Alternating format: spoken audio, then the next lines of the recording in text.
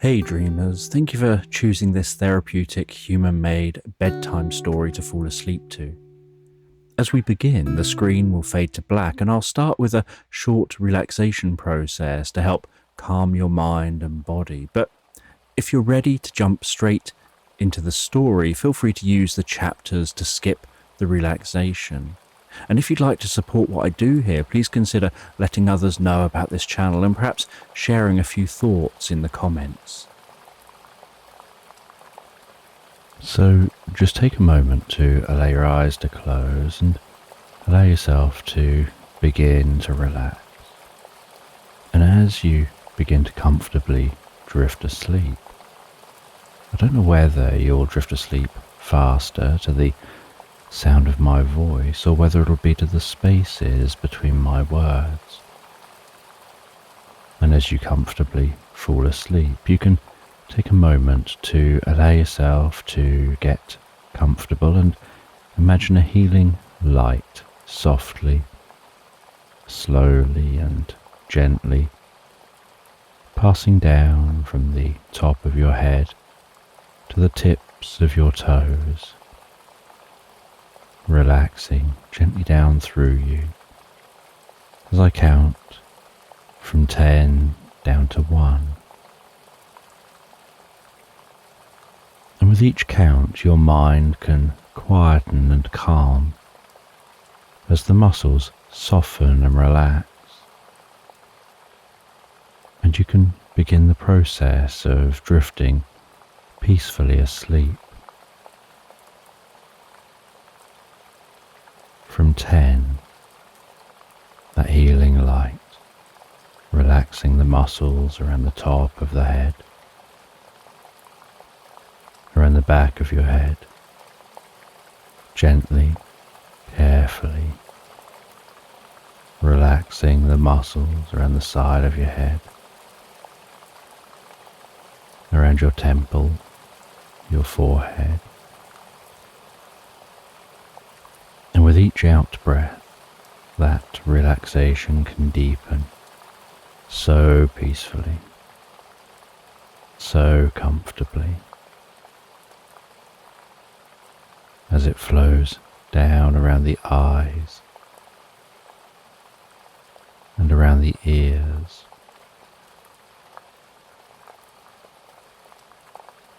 9.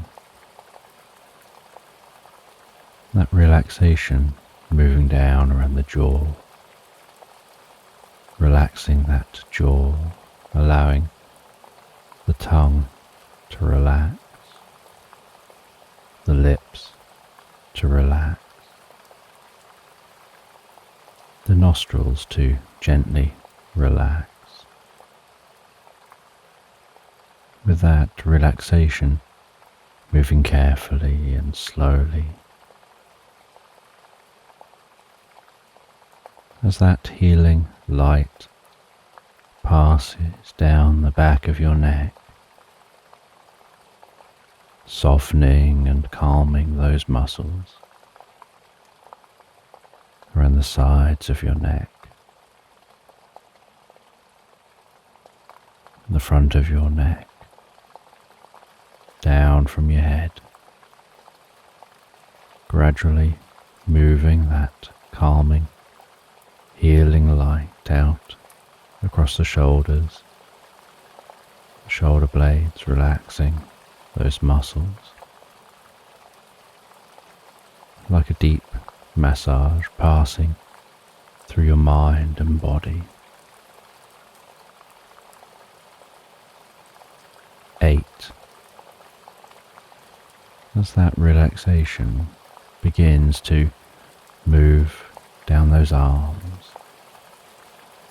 and I don't know which arm the relaxation will move down fastest, whether it'll be the right arm or the left arm. But you can be aware of that healing light spreading gently down those arms, around the biceps, triceps,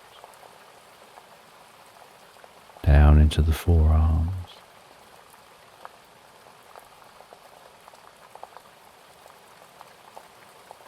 seven, moving all the way down to the wrists, the palms of the hands, down to the fingertips, and perhaps as that relaxation continues through those arms, with each out breath, the arms begin to feel heavier or lighter, or some other sensation as relaxation sets in. And you know the process for sleep is that the body begins to relax, and while the body becomes physically relaxed, so the mind begins to drift and dream, initially to brief reveries, before settling on the first dream of the night. 6. And that healing light can spread down from the shoulders and down around the chest, the upper back, softening and relaxing those muscles, gently calming the breathing, helping you drift deeper and deeper into the experience.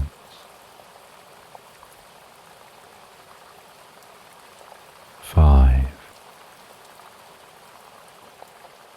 The healing light moving down towards the stomach,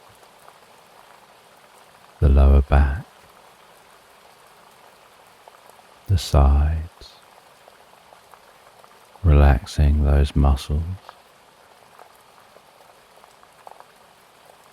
bringing a deep sense of peace and calm to your upper body, releasing any tension, perhaps occasionally finding yourself shifting just a little to get yourself more comfortable.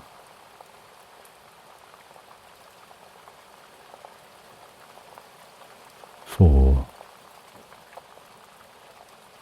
With that relaxation spreading down around your buttocks, down into the upper parts of your legs,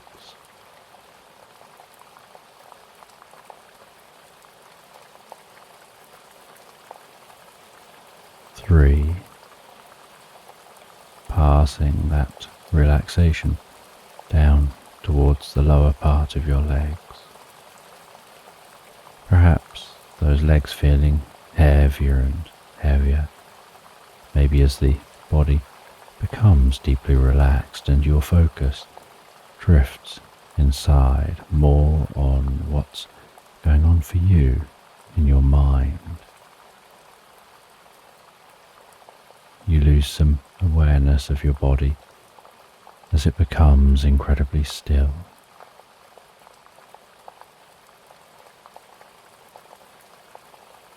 2. The relaxation spreading down to your feet, calming, softly relaxing all the way down to the tips of your toes. 1. As a final wave of relaxation pulses gently through you from the top of your head, down through your body, all the way down to the tips of your toes as your mind begins to drift and dream and wander into tonight's sleep story. And as you relax into tonight's sleep story, you have a sense of sitting in the most beautiful garden, and you're writing in a journal, and your mind is absorbed in the writing. And as you're writing, so there are sounds around you. The gentle rustling of leaves in the trees and the bushes. The soft singing of songbirds.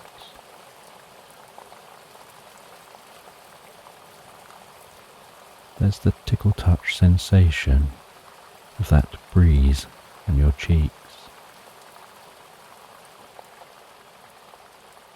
offering that cool touch to your skin.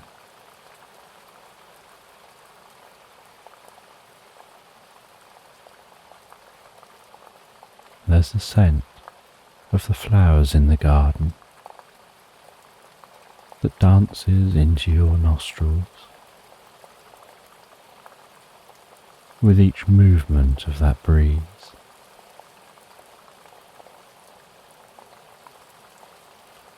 And occasionally you take some sips of a cool drink, feeling that cool drink on your lips, in your mouth, and the way it passes down your throat into your body.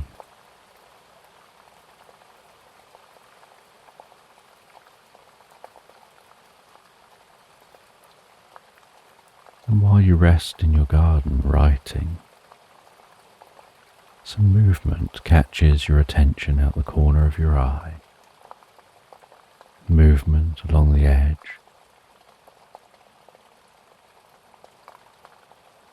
Of one of your flower beds in the garden. And so you glance up and you see a rabbit slowly hopping along the side of the flower bed. Its white tail flashing at you with every hop.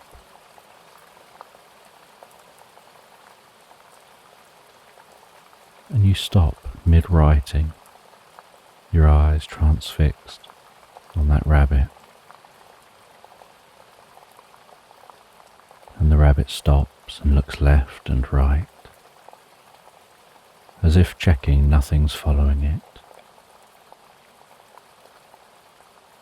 And then hops carefully through the flower bed, as if trying to make sure it doesn't damage any of the plants, and disappears under a bush. Then you hear a slight hum and fizz, and a flash of blue light.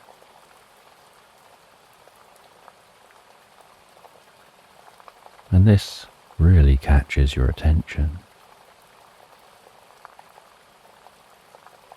So you close up your journal.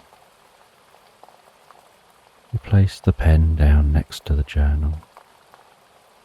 You walk over, keeping your eyes on where that rabbit went.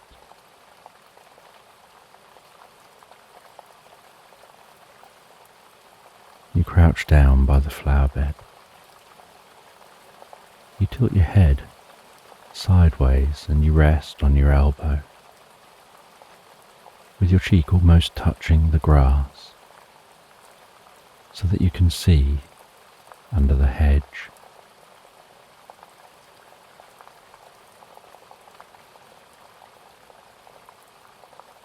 And you see what looks a little bit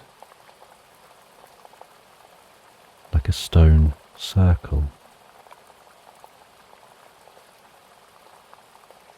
And you don't remember seeing this before.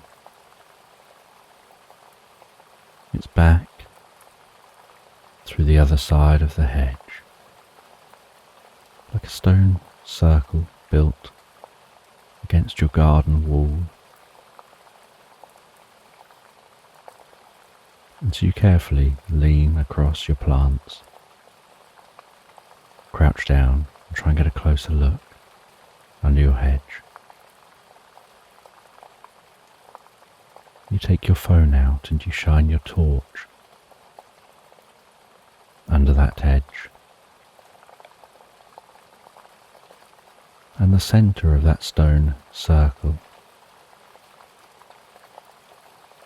looks darker than the space around it, as if somehow the space within the stone circle itself is absorbing some of that light that's falling on the brickwork of the wall, falling on the stone of that circle, but not seeming to fall with the same intensity. On the brickwork you can see through the stone circle, and you move your hand with the phone closer to the stone circle, stretching under that bush.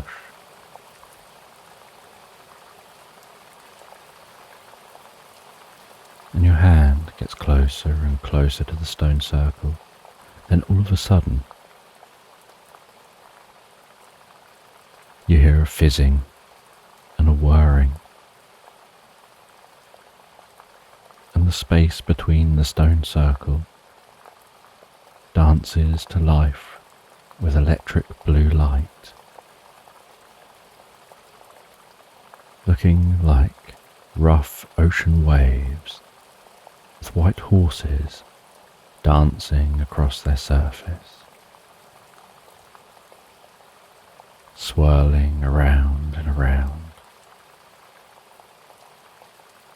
And that electric blue suddenly explodes out in your direction, and almost as fast as you can perceive, it spreads up towards you, up beyond your arm, over the whole of you, and in a bright flash of white light, suddenly the whirring and all the sounds are gone, and the white light clears in an instant, and you find yourself on a meadow, high up on a hillside, looking over strange land you've never seen before.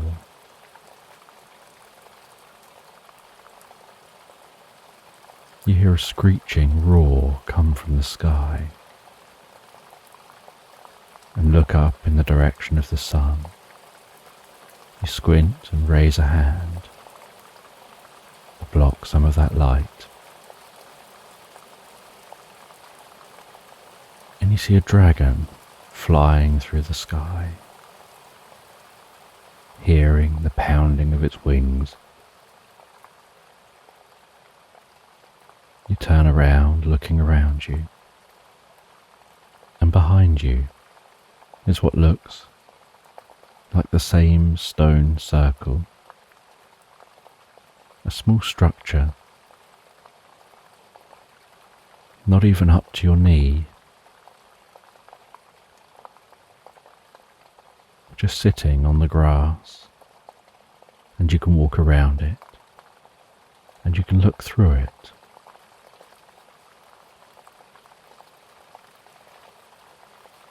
And in front of it,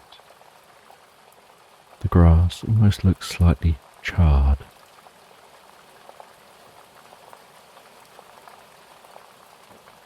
And you walk through this meadow.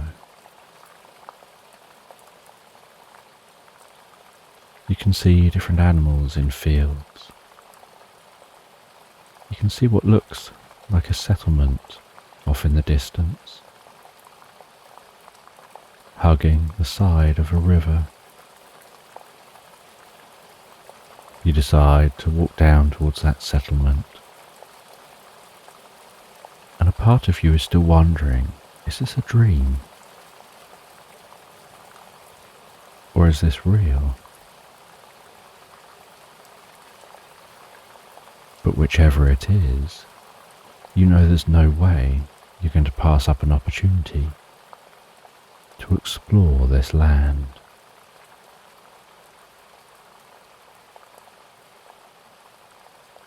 And so you descend down those hills,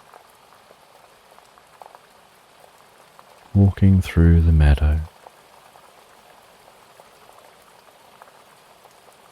You see butterflies flitting from plant to plant, only they're butterflies you've never seen before. There are butterflies that are like glowing purple light. Butterflies with electric blue glowing light for wings. There's butterflies with multicoloured wings. And all these insects seem to have light for wings that seems to take the shape and form of regular wings. And it doesn't look like bioluminescence or like light reflecting or being on the wings. It's as if the wings have no substance other than light, and somehow the light is holding its shape. The shape of those wings. And the wings are doing the same job as regular wings. They flap the wings to take off from plants, fly to other plants. And you walk slowly up to one of the plants and up to one of the butterflies. You crouch down to get a closer look. And as you look closer,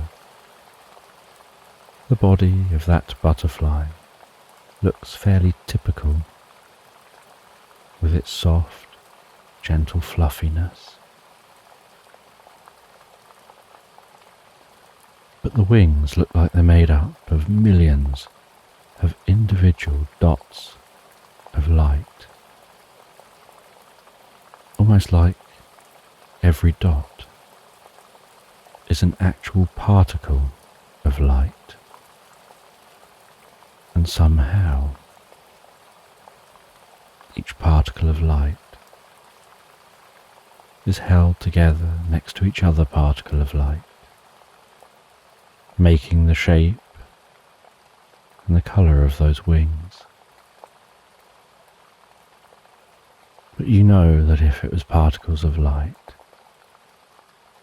they'd be too small to see.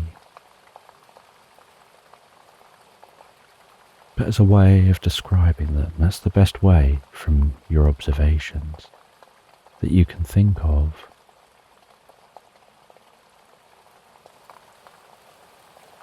And you walk away from the butterfly and continue your journey. But a part of your mind is continuing to ponder how these wings are made of light.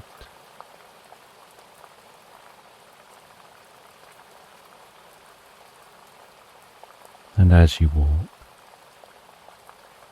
you notice there's what looks like a bridle way passing through this countryside that leads to the road that leads to the town. So you begin to head down towards that bridle way. Walking down towards the bridle way, you see in a field what look like sheep.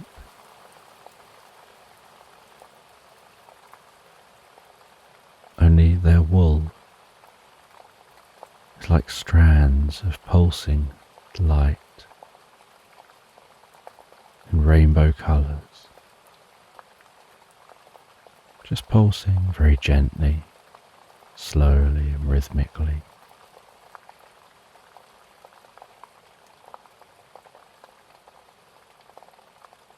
and those sheep are grazing like any other. And you walk along this bridle way, crunching gently on the stones underfoot, and walking across areas that are like solid, dry mud, where each footstep almost echoes through the ground and reverberates up into your body.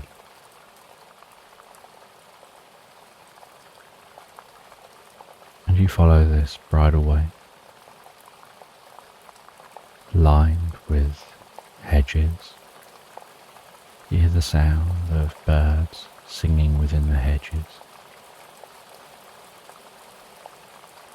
and they have a similar sound to starlings singing in hedges. So you stop for a moment, see if any will come out of the hedges.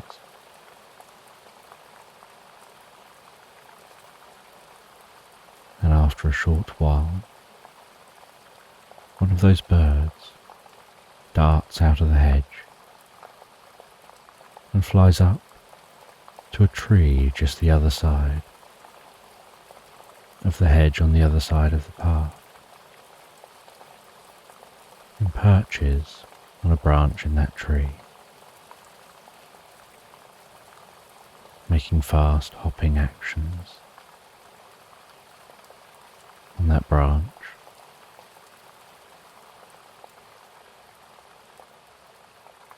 And as with the butterflies and with the sheep, the bird's feathers seem to be made up of light. And these birds have an oily green look to them, with the light almost shimmering and sparkling as they move.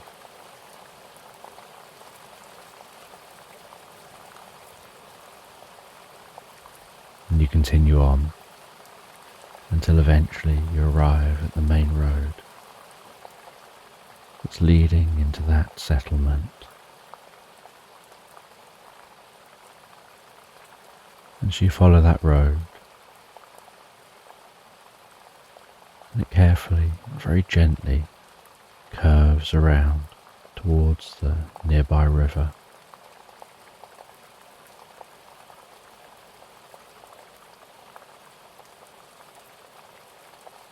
You head over a stone bridge that crosses that river, smelling the freshness of the water as it flows underneath, hearing the bubbling, trickling sound of that water,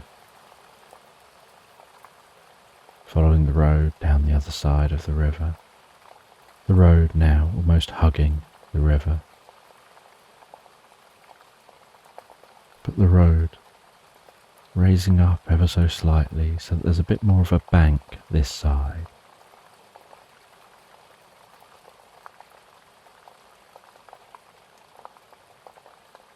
And you follow this road towards that settlement, unsure what you'll find there.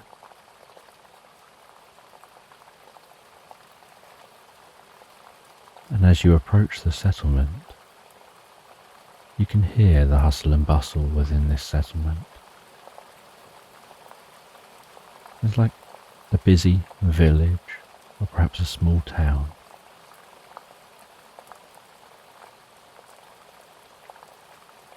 And as you get closer, you can see that there's a market through the centre of this town.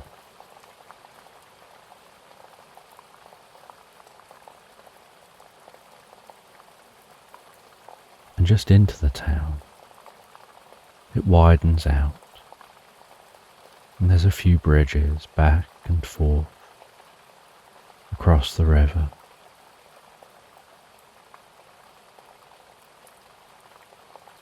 And near the entrance to the town is a watermill.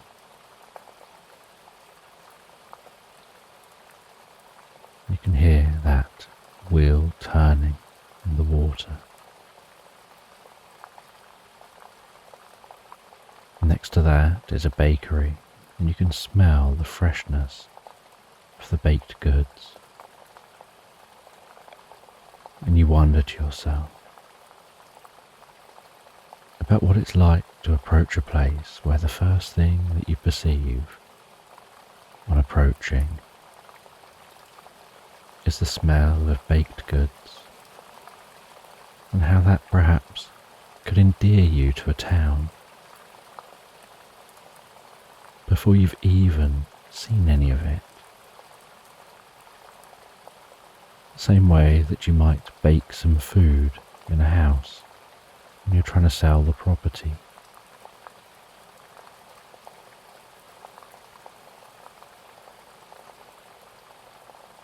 And there are a number of other different shops and market stalls selling different foods, different dyes, different clothing, different bric-a-brac.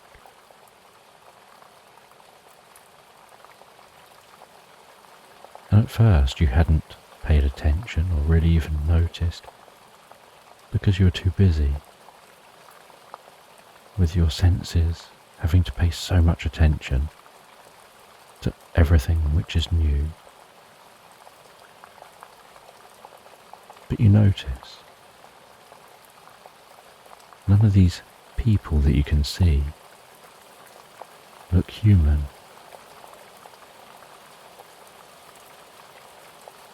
You're only going from what you know from different things you've read. But as you look around, you'd probably describe some of these people as being dwarves, maybe others as being elves, some as being fairies, maybe some as being trolls. And there's a number of different looking people. You wouldn't even know how to describe them. And you don't even know if your first impressions are correct of those who you are describing to yourself.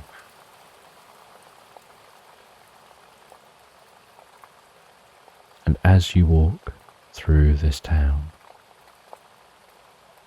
along the cobbled streets, you notice the way everyone stops talking as you pass by. Not out of rudeness, but out of curiosity, as if they've never seen anyone like you before. And a small old lady with a green face and pointed ears and a purple worn hat approaches you with a wicker basket full of fruit. She grabs some of the fruit from the basket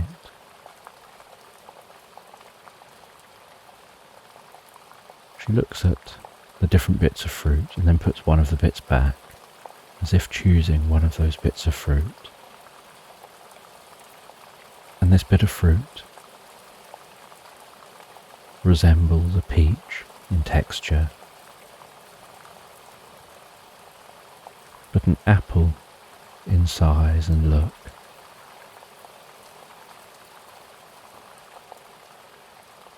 And she thrusts her hand with that fruit out towards you, with the friendliest of smiles and the kindest of eyes,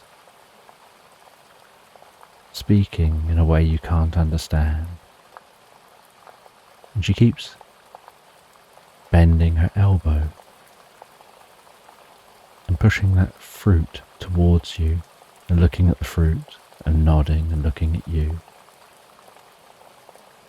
and pushing that fruit towards you more so.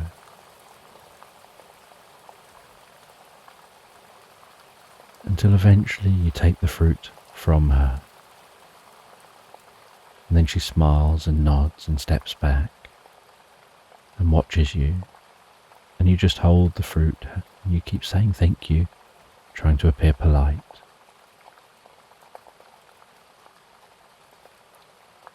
And she mimes taking a bite of it and keeps pointing to you, and then miming taking a bite, then pointing to you. Then she takes your hand so gently, placing the palm of her hand softly under your hand, moving your hand up towards your mouth, while with her other hand gesturing, eating again.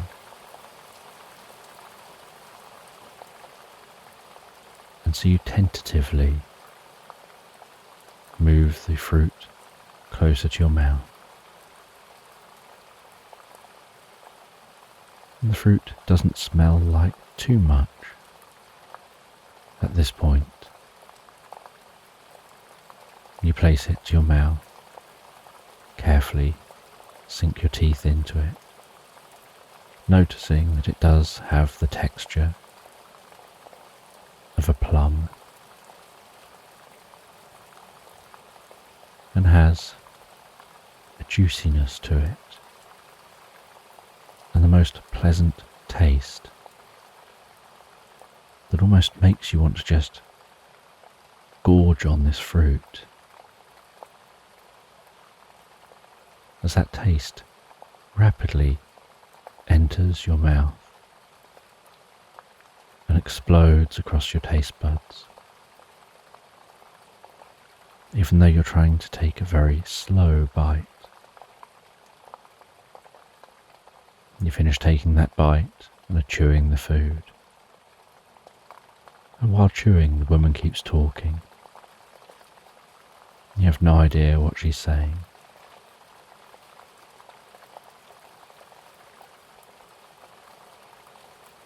And gradually, you think, there was a word that I understood, and another, and another. And these words are few and far between among what to you sounds just like gobbledygook. Until, as you swallow that bit of fruit and take another bite, deciding that anything that tastes this good must be perfectly fine to eat, you realize you can understand this woman. She's talking with the friendliest of voices and accents, almost like a grandmother might talk to you.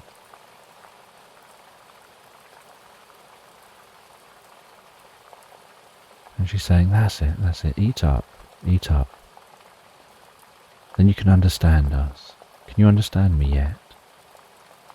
Let me know when you can understand me, when you've eaten enough to be able to understand. And you say that you can understand her. And your first question is, why? Where is this place, and why can you suddenly understand her? And she chuckles slightly. She tells you that this is a mythical land. It's a land of magic and mystery. It's the land where all magical beings in your realm come from. And that this fruit contains something which makes it so that all beings who consume the fruit can universally understand each other for the duration of that fruit being consumed and passing through their body and absorbed into their body.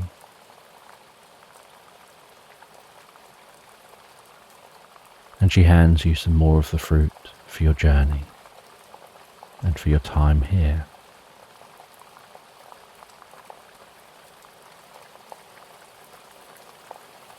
And she asks who you are and where you came from.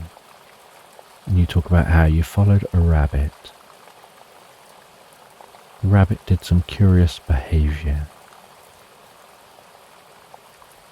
And you took a look at where the rabbit went, under a bush.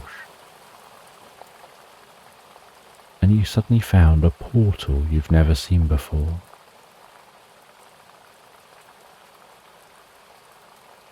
And somehow you were zapped through the portal into this land. And you could see this town down by the river.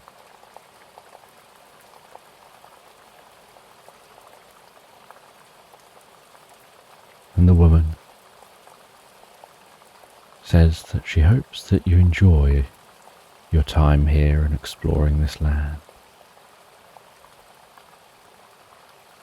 And that she's curious who the rabbit was. And you ask, what do you mean who the rabbit was? It was a rabbit. And she says, sometimes when we visit your realm, we have to disguise our true identities.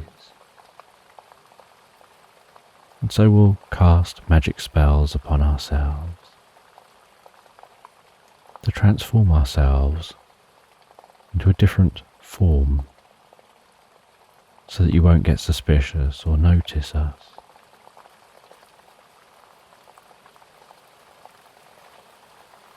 And the woman says goodbye as you continue to explore the market and explore through this town. Only now, all of that chatter that you could hear is suddenly words you can understand.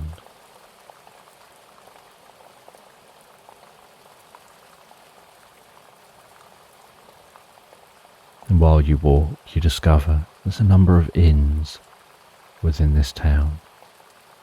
And outside some of the inns, the locations that look like stables.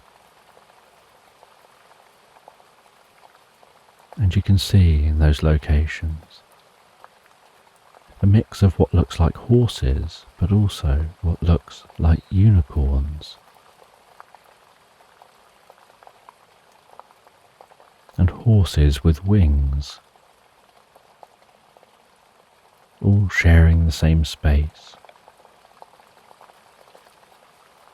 with food laid out before them to enjoy, while their companions are off doing whatever they're doing.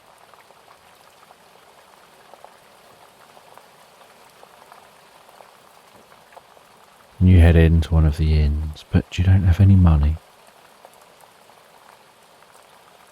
At least not any currency you think would work here.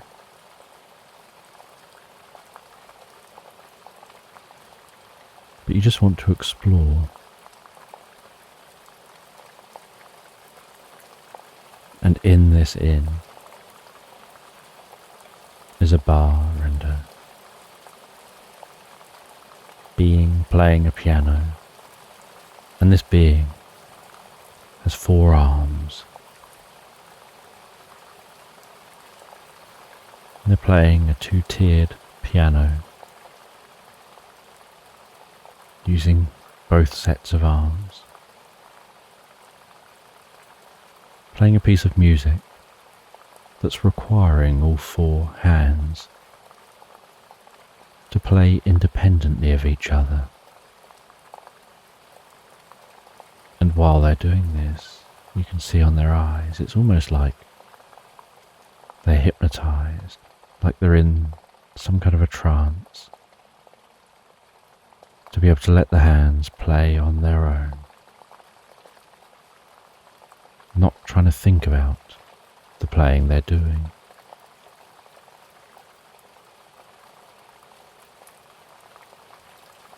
And you can smell the smell of beer and other alcoholic scents, just like in any other bar or tavern. or inn that you may find.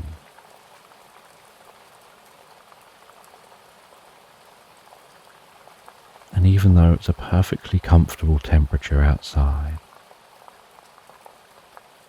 it's dimly lit on the inside. There are candles up around the room, and there's a log fire burning in a fireplace, and it feels so cozy and comfortable.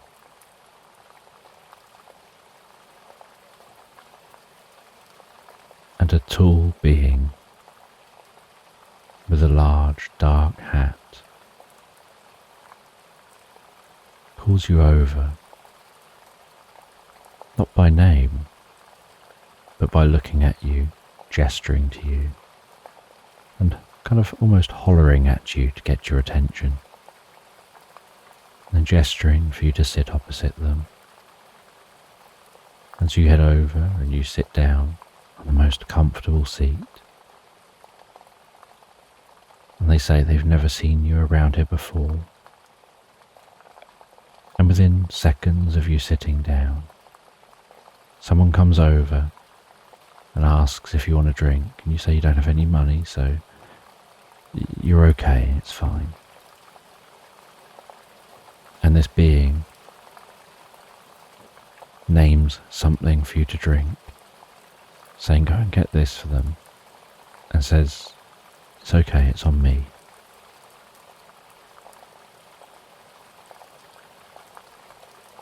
And the server places down a little mat for the drink, nods gently and heads off. And this being begins to talk to you. They ask you who you are and where you came from. You're very different to anyone they've ever seen here. They don't really get people from the human realm coming here. You tell your story of following a rabbit. They say they think they know who the rabbit may be.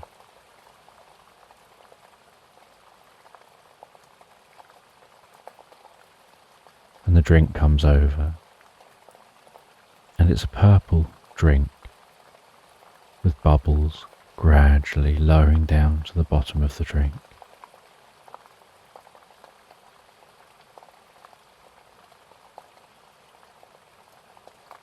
And there's a straw in the drink, and the glass seems to be getting cooler and cooler. You take a sip of that drink, feel its coolness pass through your body, as you also feel your mind feeling a little energized.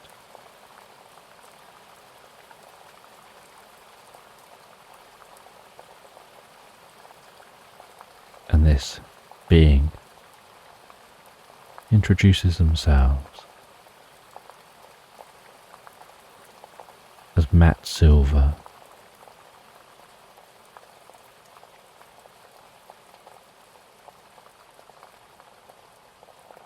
They say that they're an elf. Many generations ago,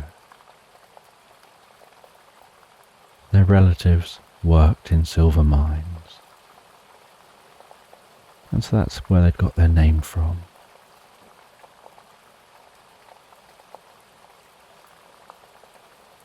Now, nobody really has to do any work.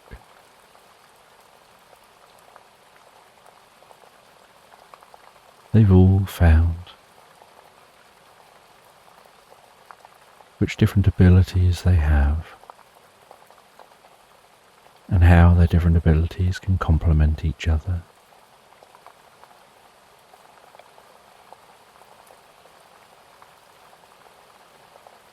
And they don't get paid in money.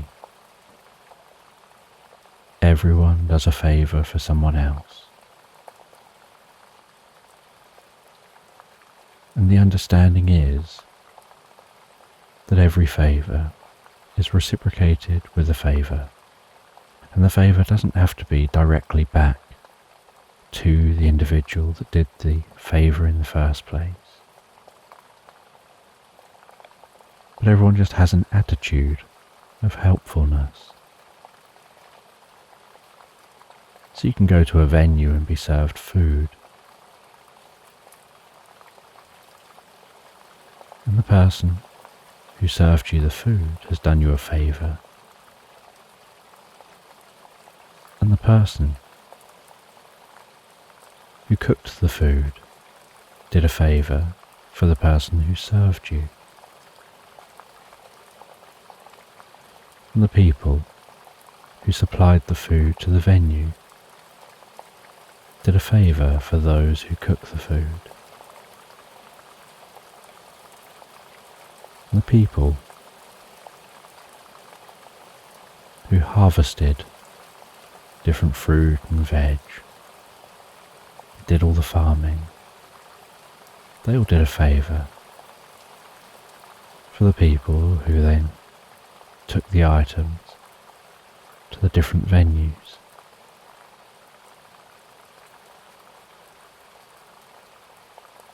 And so it's everyone's job to just do favours for each other, to be helpful where you can, based on your skills and knowledge and expertise.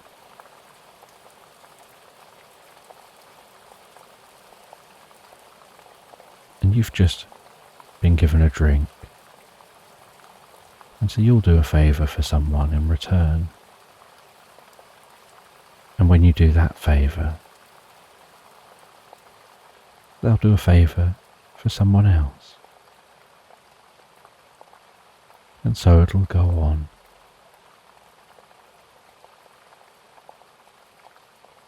And you continue to drink that drink, and you ask, but how will I know what favour I'm supposed to do? What if it's a favour I don't want to do? And they said, it's not a favour you don't want to do. It's always something that you're comfortable doing, something you're happy to do. Because what makes us all happy is that we're all doing jobs that for one reason or another makes us happy to do, even jobs that people might think, that sounds unpleasant. You still get people thinking, but I'll do it for you, because I know it means so much to you, and that makes me happy, that I've done something that makes you happy. And so whatever the reason, however it comes about, what you'll choose to do for someone else will be something that you're okay with doing.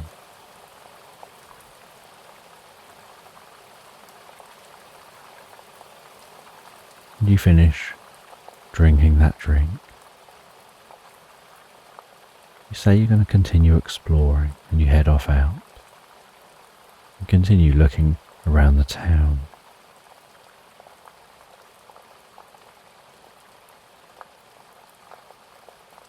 And as you explore,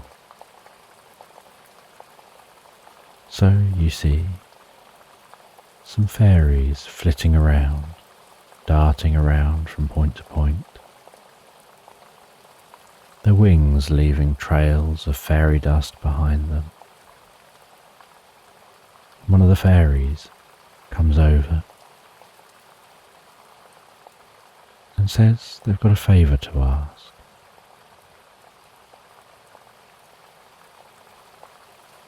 They'd quite like it if you'd go and deliver something for them, for they're only small, and so you'll probably be able to deliver it much quicker. And then just come back and let them know you've done that.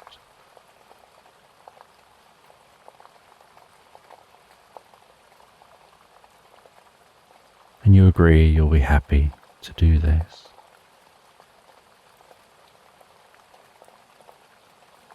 And they fly off into a building. They come back with what looks like a scroll, with a ribbon wrapped around it. And they say they'd like you to deliver this to a specific address beyond the woodland, to a troll who lives in a cabin at the foot of a cliff. And the back side of the cabin is embedded within the cliff.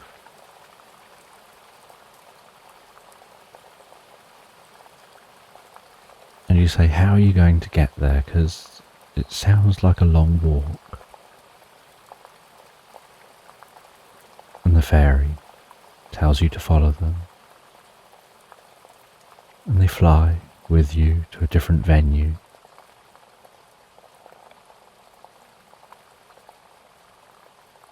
And there are many creatures in the stables. And they say, can my friend here borrow a unicorn to deliver something for me? And the person at the stables agrees.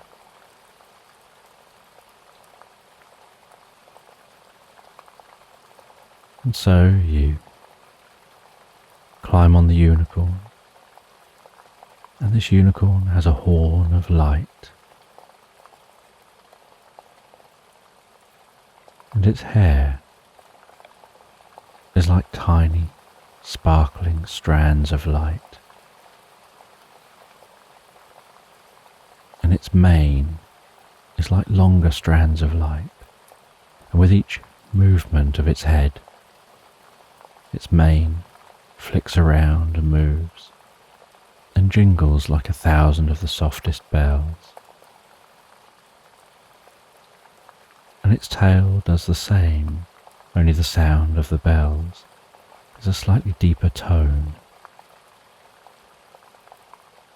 And you nudge the unicorn slightly, and the unicorn begins to walk out of this town.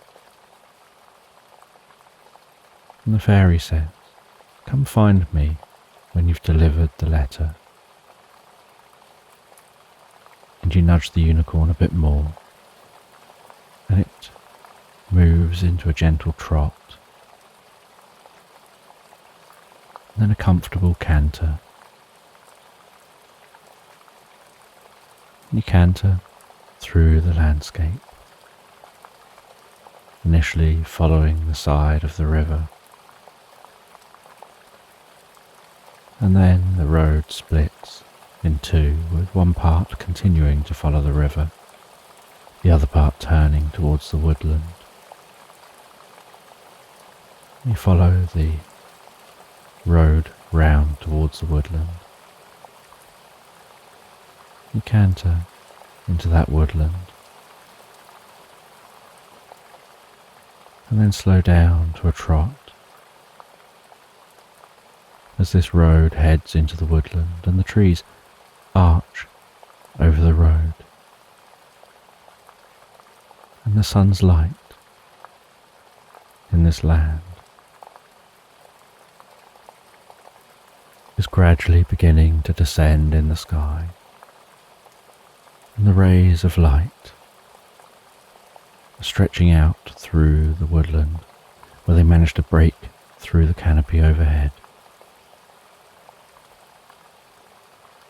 illuminating dancing dust motes.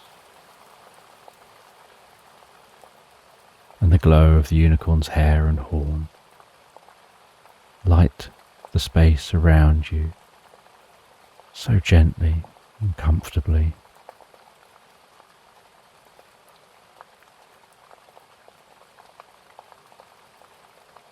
And after passing through the woodland, you can see the cliff. You head round towards that cliff. You see the gentle light of the windows of a cottage. You head over towards that cottage. You dismount from the unicorn, head up to the door, And as you get closer, you notice how small the door really is. So you have to crouch down just a little to knock comfortably on the door. You wait for a moment as you hear movement inside, and then latches going, and then the door creaking open. And the troll answers the door. You say you've been asked to deliver this letter from a fairy in town. You hand over that letter.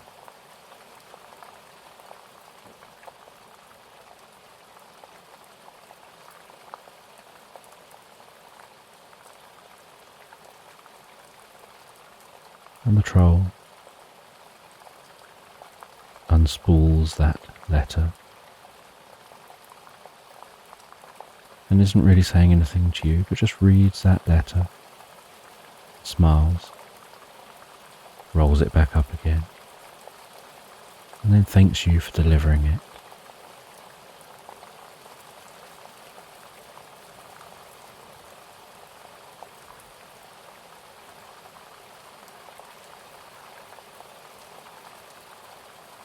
And it's beginning to get late. And so the troll, noticing this, asks if you'd like to spend the night.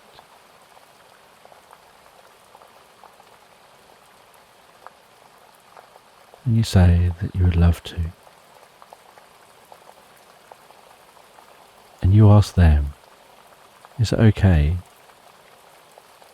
if you see what they've got in their cupboards, and you perhaps cook a meal for them as thank you? And they say that would be fine. And so you spend the night, you cook a meal, making the closest you can to a meal you're familiar with, that you really love cooking, even though the ingredients are slightly different to what you would normally use. And yet you still enjoy that meal, and the troll seems to enjoy the meal.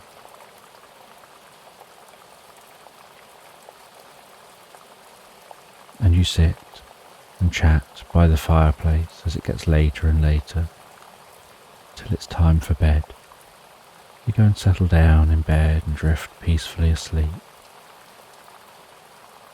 And the next morning you awaken, and the troll hands you a letter to return back to the fairy.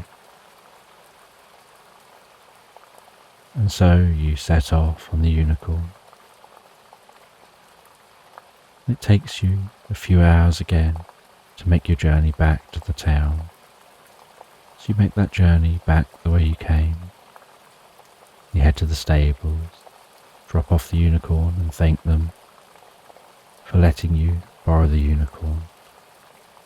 You go and find the fairy and deliver the letter from the troll. And the fairy thanks you for your kindness. You head back through this land, thinking you should really head home. You don't fully know how that portal will work. And as you're walking through the town,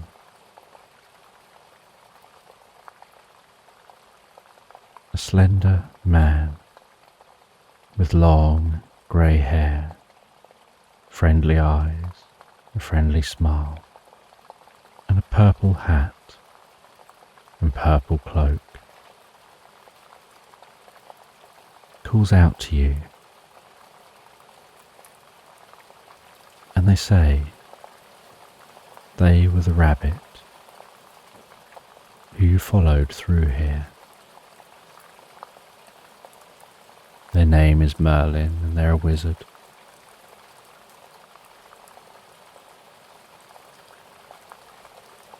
And they were travelling back and had changed their appearance in the hope that they wouldn't be noticed heading through the portal. They tell you that That portal has been in that location for thousands of years, even longer than the wall and longer than the bush,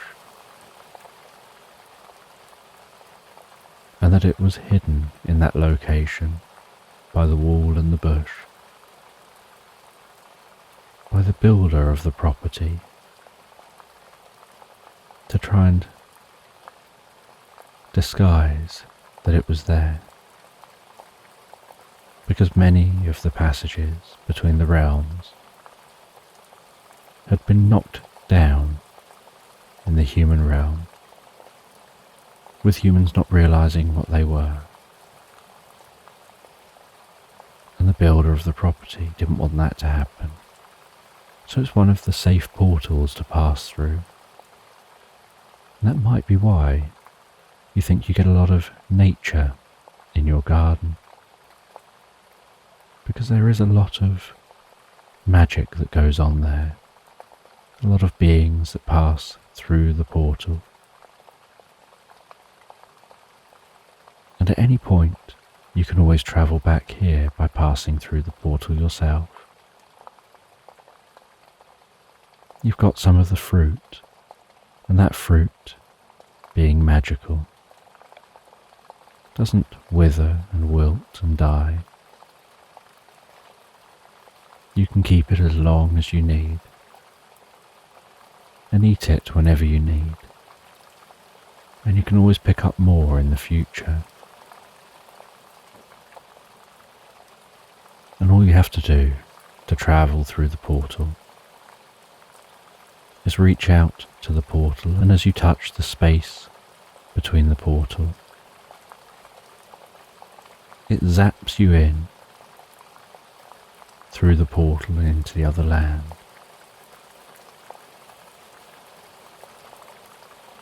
And you head off from Merlin. You find your way back up to that meadow. You see the portal on the ground. You crouch down and reach out to the portal. An electric blue light engulfs you, and a flash of white light fills your field of vision, and as it clears, you find yourself crawling out from under the bush. You decide perhaps you're going to have to neaten these hedges up if you're going to use this portal more, to make it a bit more comfortable when you exit. You check your phone and see that although you've just had all that time in the other realm, no time here has passed.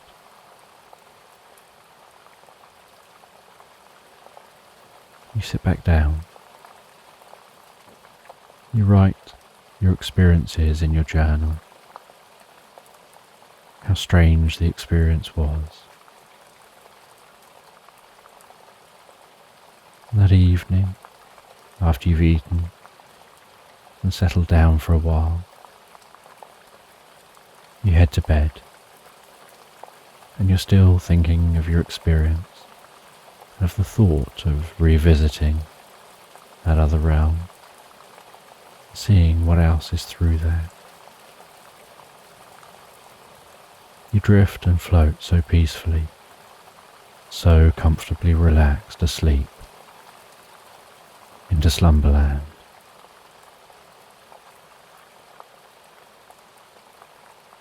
So just take a moment to allow your eyes to close and allow yourself to begin to relax.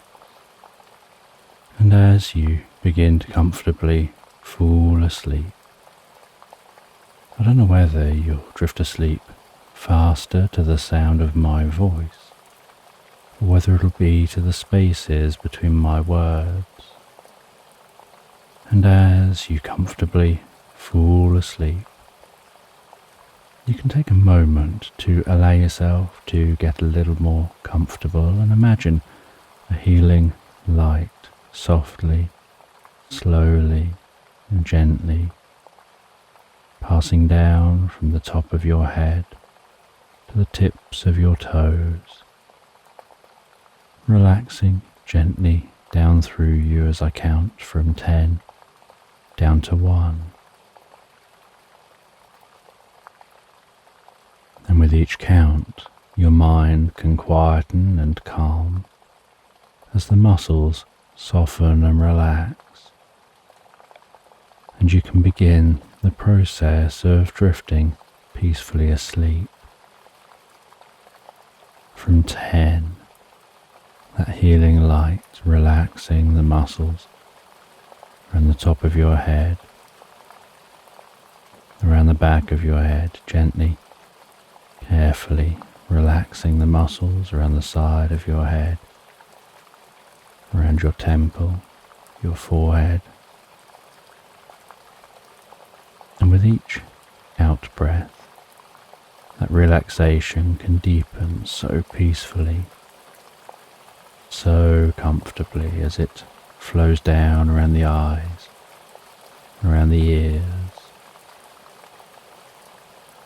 9. That relaxation moving down around the jaw, relaxing that jaw, allowing the tongue to relax, the lips to relax, the nostrils to gently relax. With that relaxation moving carefully, slowly, as that healing light passes down the back of the neck, softening and calming those muscles. Around the sides of the neck, the front of the neck, down from the head,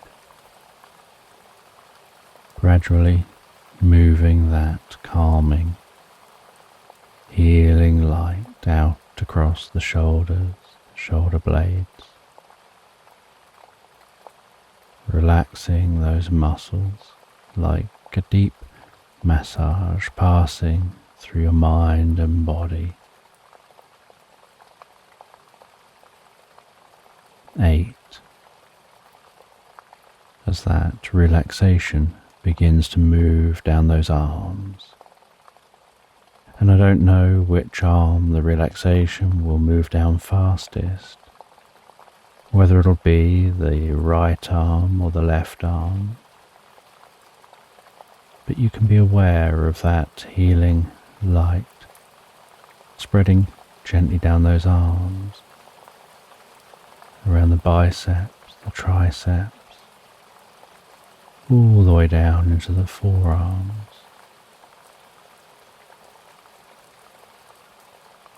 7. That relaxation moving down to the wrists, the palms of the hands down to the fingertips. And perhaps as that relaxation continues through those arms, with each out breath, the arms begin to feel heavier or lighter, or some other sensation as relaxation sets in. And you know the process for sleep is that the body begins to relax, and while the body becomes physically relaxed, so the mind begins to drift and dream. Initially to brief reveries before settling on the first dream of the night. And that healing light can spread down from the shoulders and down around the chest, the upper back, softening and relaxing those muscles, gently calming the breathing, helping you drift deeper and deeper into the experience.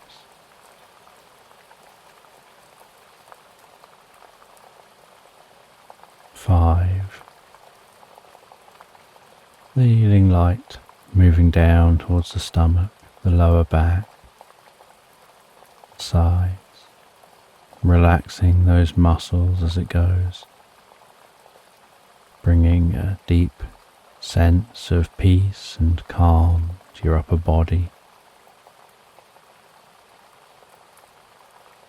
4. Releasing any tension, perhaps occasionally finding yourself shifting just a little to get a little more comfortable, with that relaxation spreading down around your buttocks, down into the upper parts of your legs.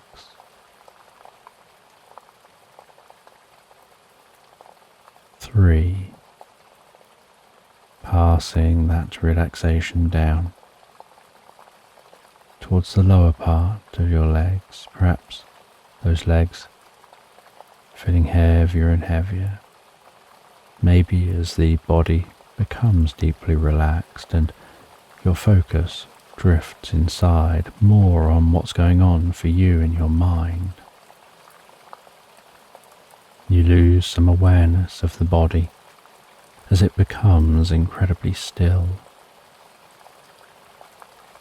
2. The relaxation spreading down to your feet, calming, softly relaxing, all the way down to the tips of your toes. And 1, as a final wave of relaxation pulses gently through you, from the top of your head, down through your body, all the way down to the tips of your toes, as your mind begins to drift and dream and wander into tonight's sleep story. And you've been staying on a short break in a cabin in the woods beside the most beautiful lake.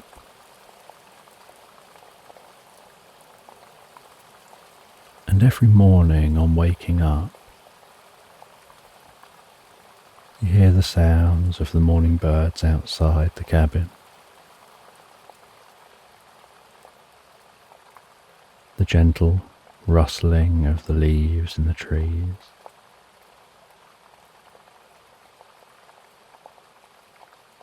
And that calm silence from within the cabin. And the temperature here within the cabin is just right.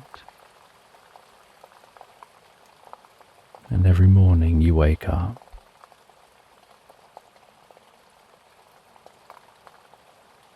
you climb off the bed, walk through the cabin to the main living space, which is an open plan kitchen, dining room and living area.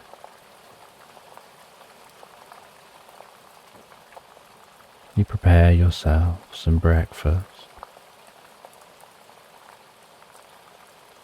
and sit down in a comfortable chair in the living space, enjoying that breakfast and a drink.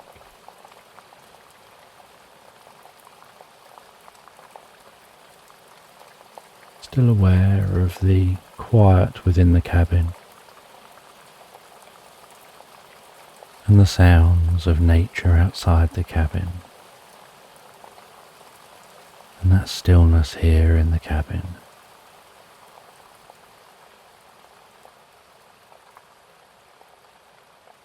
And being in this cabin is like being embraced in the most loving hug.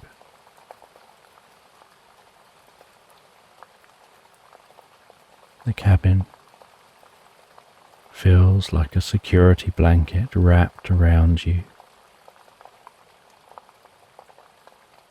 The walls lined with paintings of the local nature.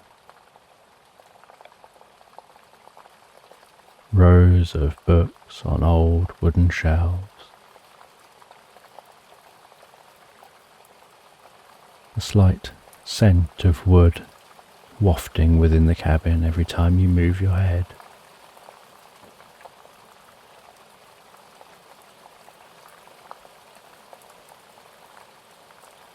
And after enjoying your breakfast, you prepare yourself head out for a walk. You leave the cabin, and as you've done on many occasions during your stay, you wander down to the lake's edge, and there's a small jetty jutting gently out into the lake water. Water lapping so softly on the shore. Ripples of light can be seen across the lake. The faintest breeze gently rustling the leaves.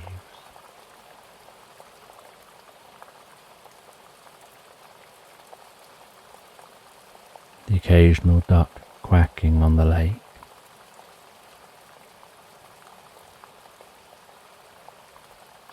And on this jetty, a small rowboat is moored, tied to the side at the end of the jetty. And walking down towards the jetty,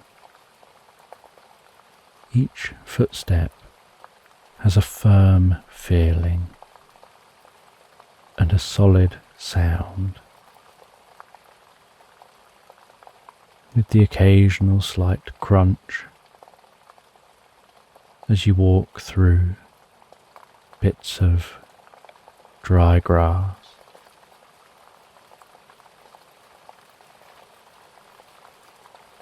And a crunching sound as you get to the stones lining the edge of the lake.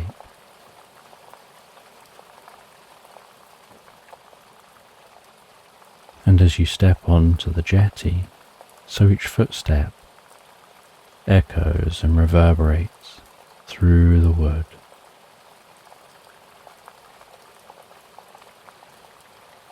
And you can smell the freshness of the water here as you walk up onto the jetty.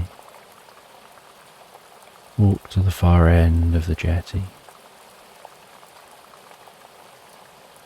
And the sunlight is just moving around, peering above the trees, starting to illuminate the jetty you're standing on. And you take your footwear off and sit down at the end of the jetty, letting your feet dangle into the cool water of the lake, feeling the sensation of that water as it flows gently across your feet, around your ankles, as it rises and lowers next to your ankles, with each wave rolling softly to the shore.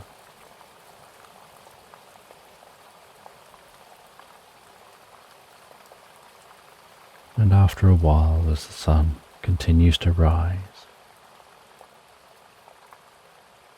you stand back up, you untie the boat, climb into that boat,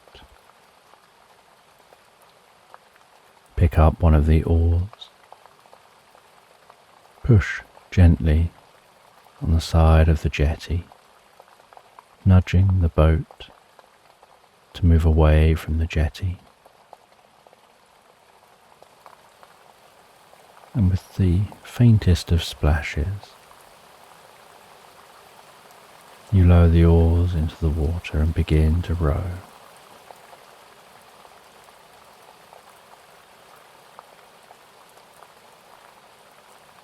And you've been here a few days and you've gotten quite a good technique of rowing the boat.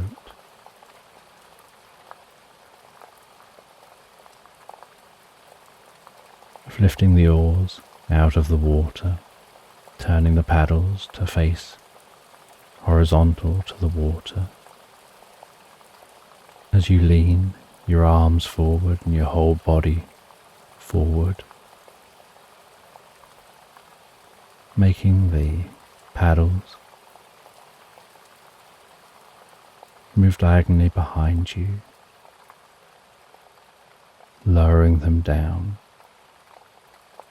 into the water, doing so at just the right angle as they enter the water, turning them to be more flat within the water as you submerge those paddles, and then moving your body back and your arms back and your elbows back as you pull the paddles through the water, propelling the rowboat through the lake.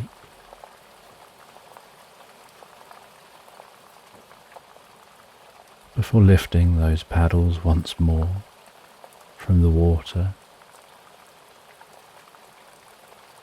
twisting those paddles, moving your whole body, your arms, and repeating this process. And there's something almost hypnotic about the rhythmic nature of rowing a boat. And you quickly pick up quite a lot of speed, seemingly quite effortlessly, as you row out into the middle of the lake. And in the middle of the lake, you pull the oars into the boat. You settle yourself down and rest for a minute, the sun rising gently. The boat wobbling just slightly on the water. The sound of the water lapping gently and softly against the side of the boat. Just enjoying these moments of peace and calm. The stillness of being out on a lake, with nothing around for some distance.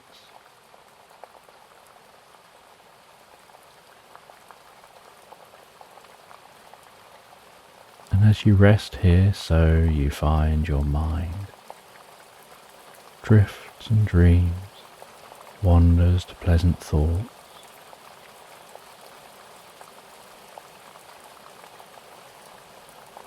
After enjoying peace for a while,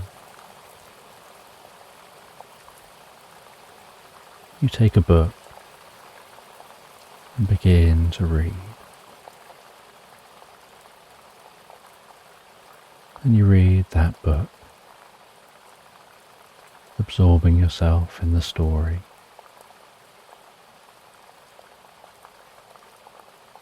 Almost becoming unaware of the passage of time.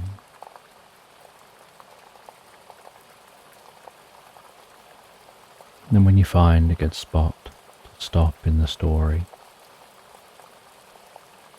and you feel like lunchtime is approaching,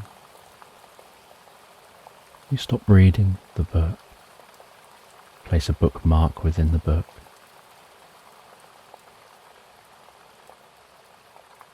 you place that book down beside you. You grab some sandwiches you've prepared to eat.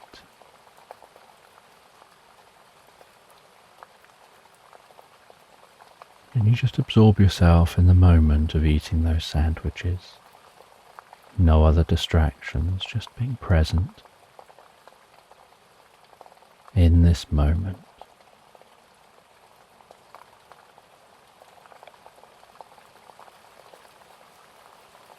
And this opportunity to escape the hustle and bustle of everyday life, to find the safety and security, tranquility within nature,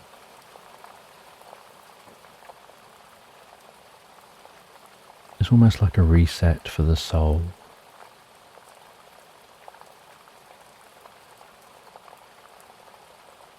And after eating the lunch, you plan on reading a little bit more before rowing back to the shore.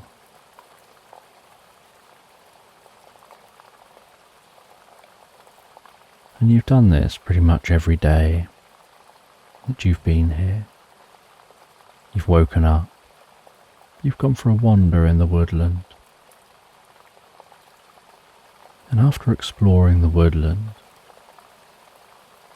around the cabin, you decided that rather than sit indoors and read, or sit under the shade of the trees in the woodland,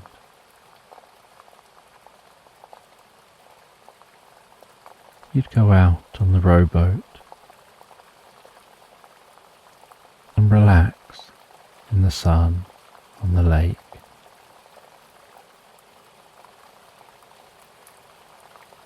Being in the heart of the sounds of nature, allowing the sounds of nature to just wrap gently around you.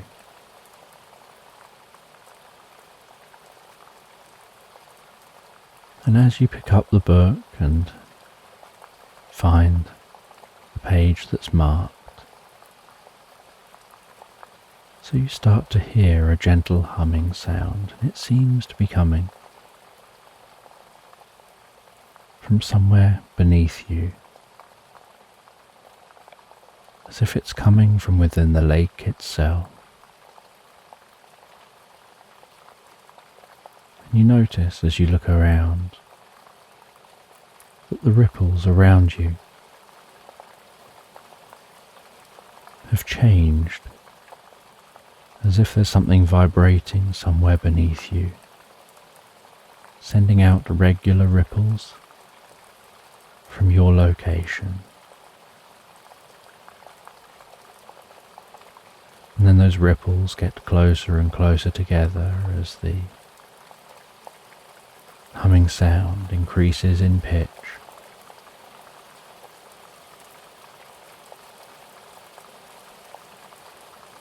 And then you start to notice a light under the water.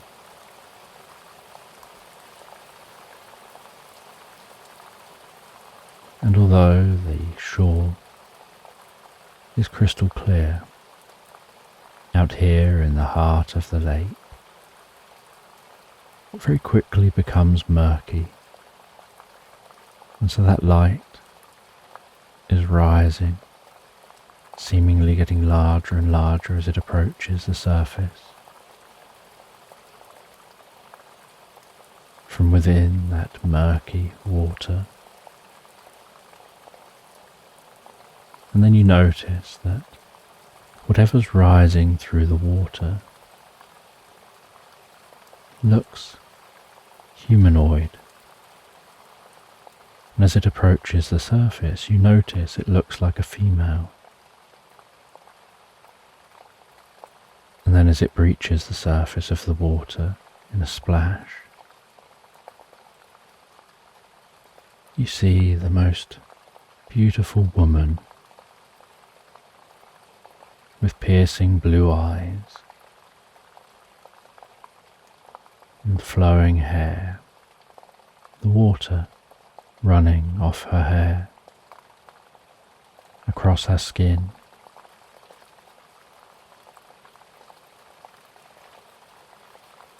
And she has the softest voice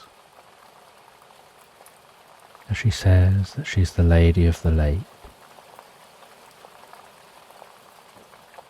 And she seems to be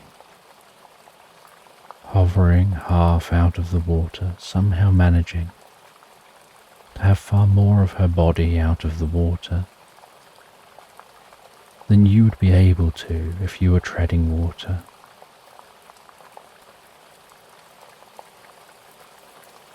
And she doesn't seem to be putting any effort into how she's out of the water.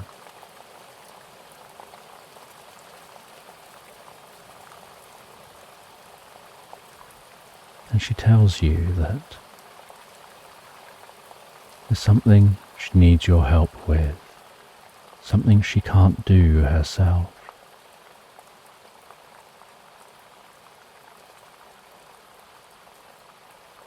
And she takes a bracelet from her wrist asks you to place your arm out. She places the bracelet onto your arm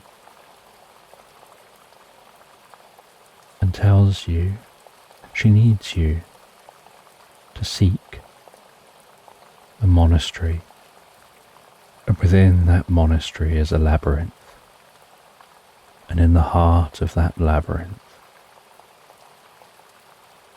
is something she needs you to get for her. Something that will restore balance between the realms. That she's not really supposed to be in this specific lake. She has another lake where she guards a sword, Excalibur. But she's found herself here, and the only way to return is to seek your help.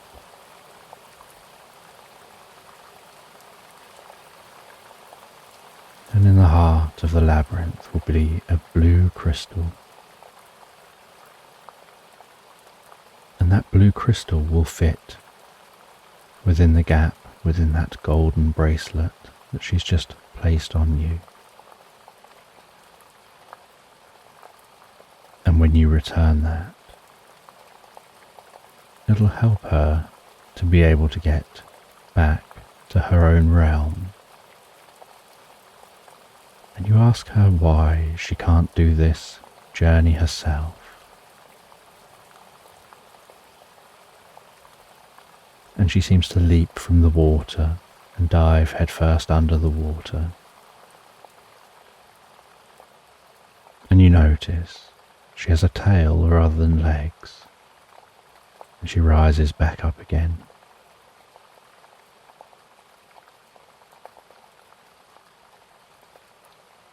And you ask, how are you supposed to find this monastery?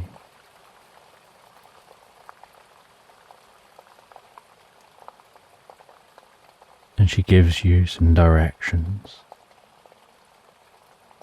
telling you where it is you need to go, and in what direction, and signs that you'll notice that will let you know you're approaching that monastery.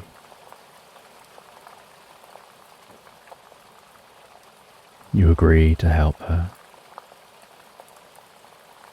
and she disappears back under the water, and there's stillness once more.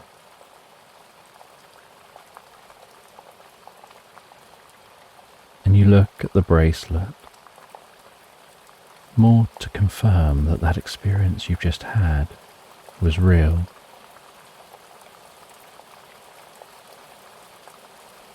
And it's already during the afternoon, and it sounds like you've got quite a way to go.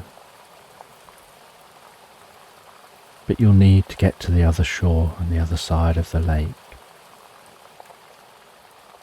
So you decide you need to be prepared, so you head back to the jetty. You head into the cabin, you make yourself some food, gather up some supplies. You grab some bits for camping, and there's still a few hours of daylight. And you decide you'll set off now, get to the other side of the lake. Walk for a few hours, and then you'll camp the night, and you'll already be in a location that'll give you a head start when you wake up to make the journey you need to make. And so once you've gathered up those supplies, you head back down to the jetty, back onto the boat, and you row that boat to the fading sun across that lake. As the low light turns the water an almost orangey colour, with light sparkling gently on the tips of the waves. You reach the far shore. You row extra hard towards a smooth part of the shore, so the boat slides up a little way onto the shoreline. You walk to the front of the boat and climb out, jumping a little to clear as much of the water as possible. Then you drag that boat up onto the shore a little further, away from the water's edge.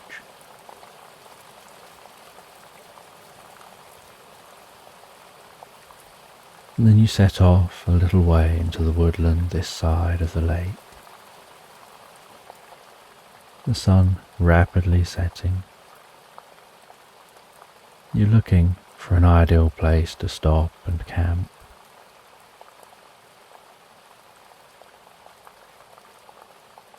And just for safety, you want to make sure that it's not too close to the water's edge, and that it's slightly up from the water. So you find a clear enough patch within the woodland. You grab a large stick, knocking everything aside, clear that patch even further.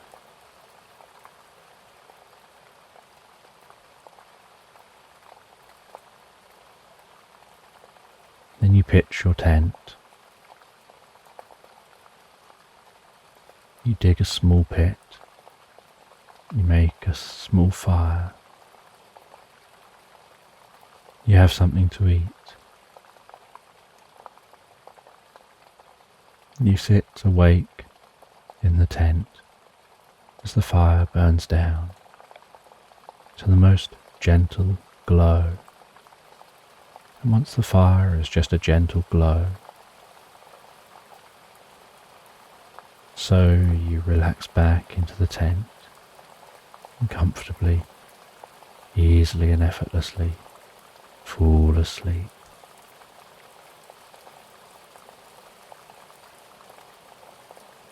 And the next morning you're awoken by the sounds of the woodland, the singing birds, the gently creaking trees, the rustling of the leaves, smelling how fresh the air smells, how cool the air is. Exiting the tent and having a stretch, and something to eat before packing everything away, covering over the fire pit, continuing on your journey through this woodland. And there is no clear path, and so you're just having to push your way through the woodland, weaving around trees, climbing over fallen logs,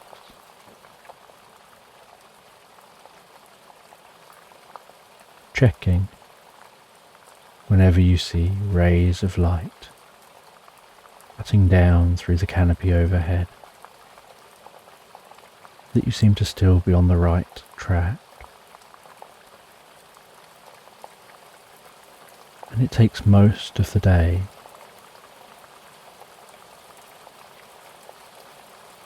before you find yourself exiting this woodland and see the most incredible, most beautiful meadow sprawled out before you. And beyond the meadow is a large mountain range.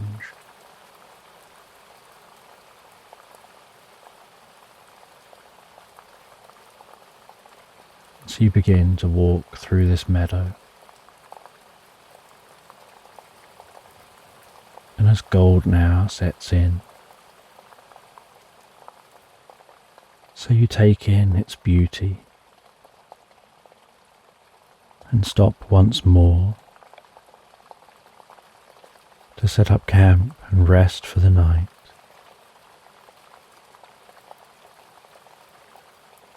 The next morning, awakening in this meadow, continuing your journey through the meadow in the direction of the mountains.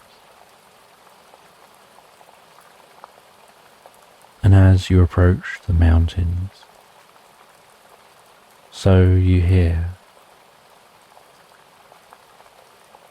the thundering sound of flowing water.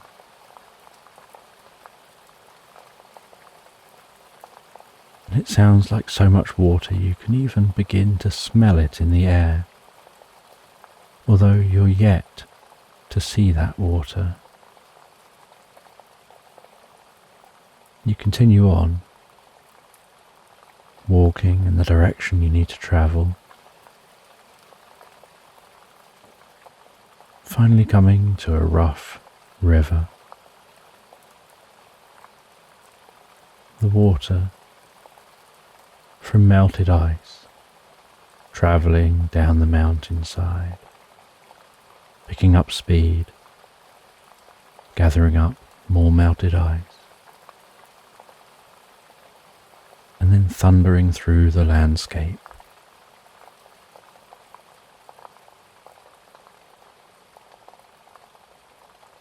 And you wander along the edge of the river, looking for a crossing. And you walk in the direction of the mountains, following the river round, heading upstream, hoping that somewhere as you get closer to the mountains will be a way to cross.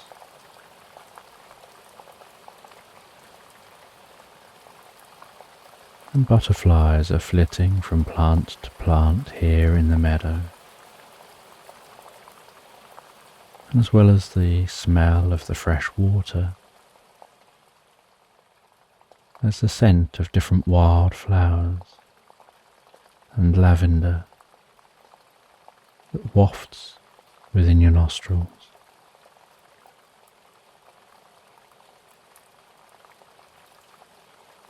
And while walking around the outside of this river, you spy in the distance what looks like a stone bridge. And as you approach that stone bridge, the first time on your journey so far,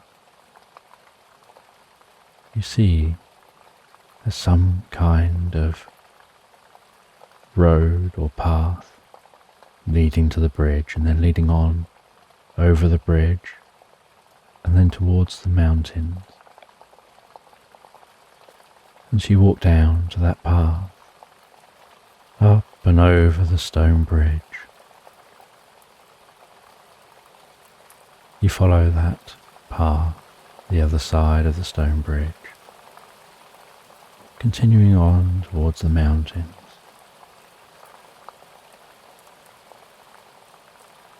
And you know which way you need to go. You're just now figuring out what the safest way of getting there is, and whether this path will take you there. And the path takes you up to the mountains.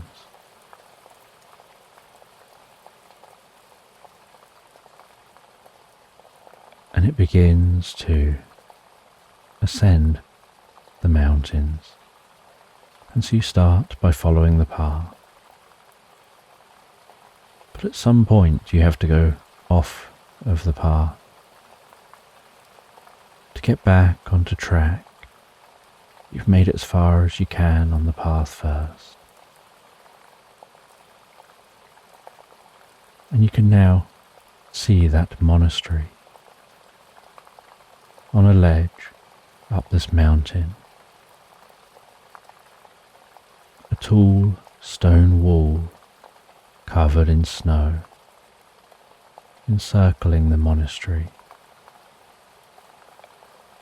And as you approach the monastery, so the wind picks up as you're raising higher into the mountain.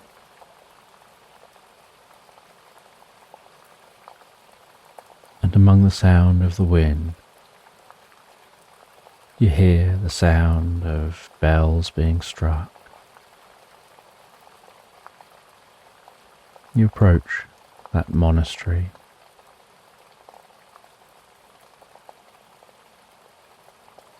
You swing the knocker at the door to the gate. Someone comes and opens that gate. You explain why you're there, saying it may sound unusual, and they invite you in. And they close that gate behind you, and you're surprised by the stillness of the air here within the walls of the monastery.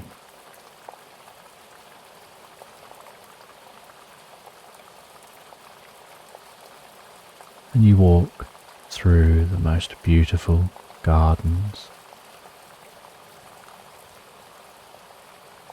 and carefully raked sands,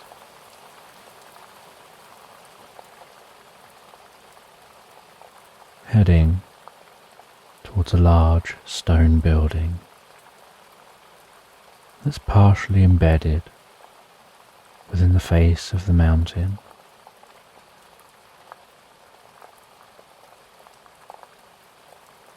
And they open the door, invite you in. And you walk up to somebody sat in a chair, and you explain to them why you're here. That you need the blue crystal. And they say that to get that blue crystal, you're going to have to descend into the labyrinth, navigate the labyrinth and find it for yourself.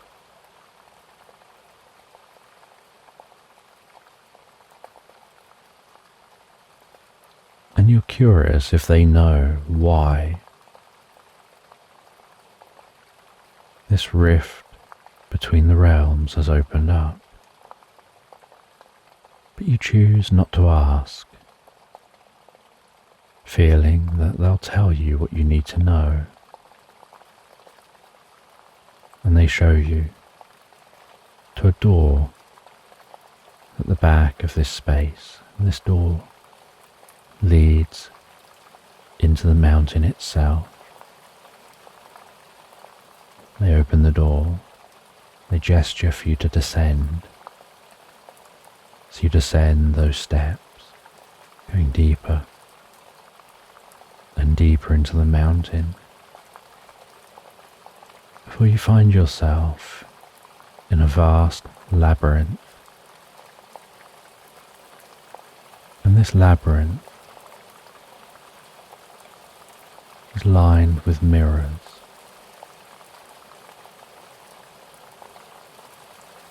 And there are lights lining the labyrinth.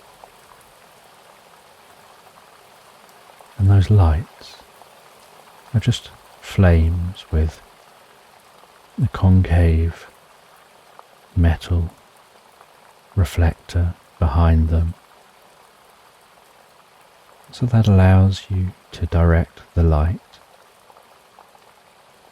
deeper into the labyrinth, helping it remain light between one light and the next.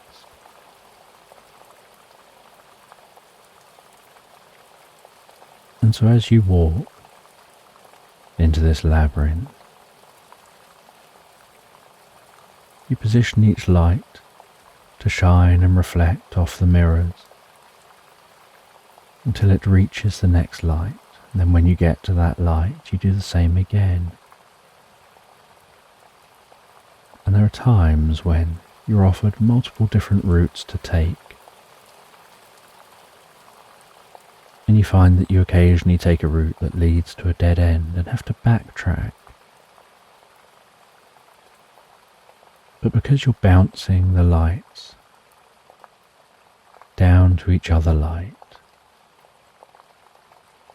You know where you've been, and you know the one true route.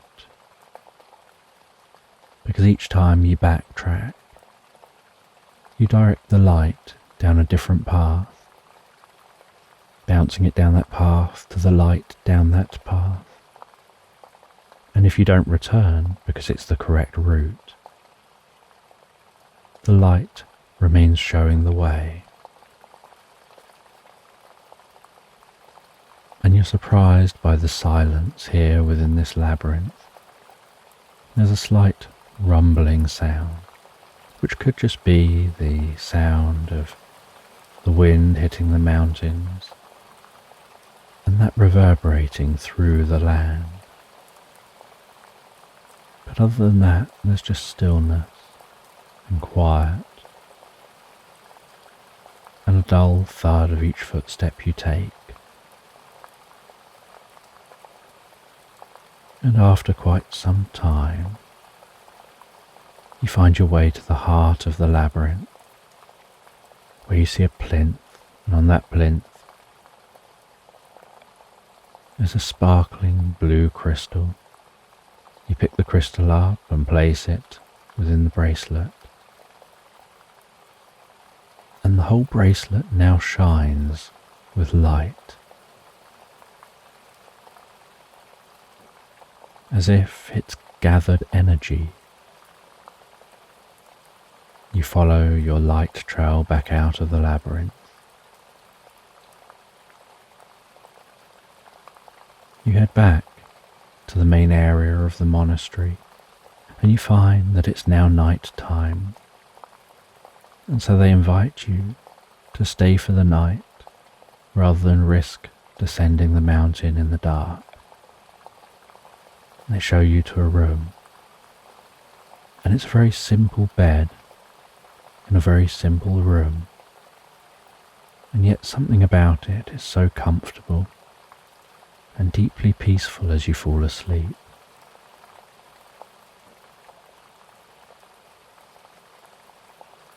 And the next morning you're woken very early by the sounds of bells being struck. You leave the monastery, descend the mountain, finding your way back down to the meadow over that bridge. Walking through the meadow and the woodland, packed your boat on the shore of the lake. And you have to stop at times to rest and sleep, but eventually you get back to that boat by the lake. You climb into the boat.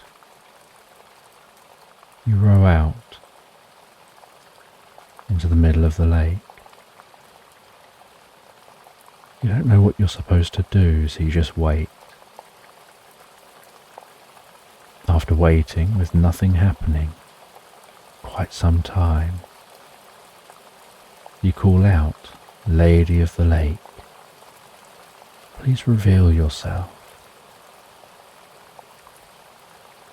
And you wait some time and still nothing.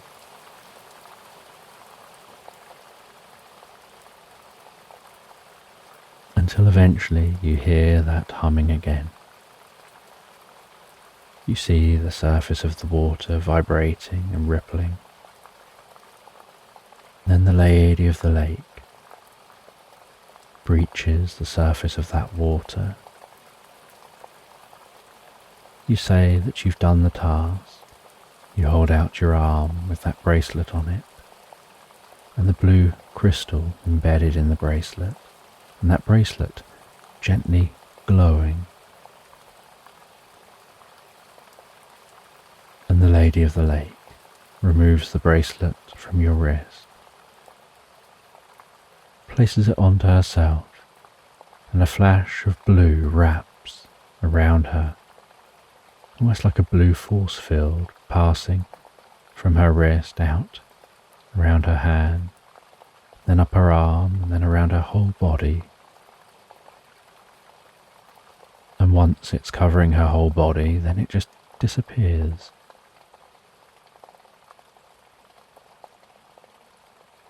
and she says it's still there. It's just now complete, and she can now return. The path back to her own lake is now accessible.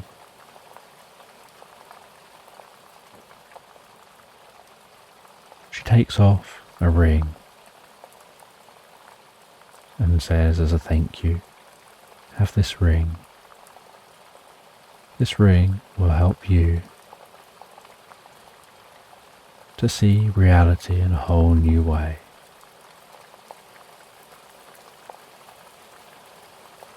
To feel a deeper connection to reality.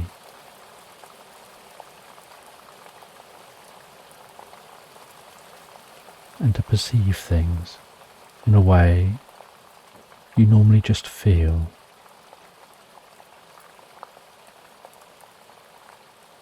And you place that ring on your finger as the Lady of the Lake descends beneath the water, and a flash of electric blue appears under the water just for a moment, and then there's stillness and silence.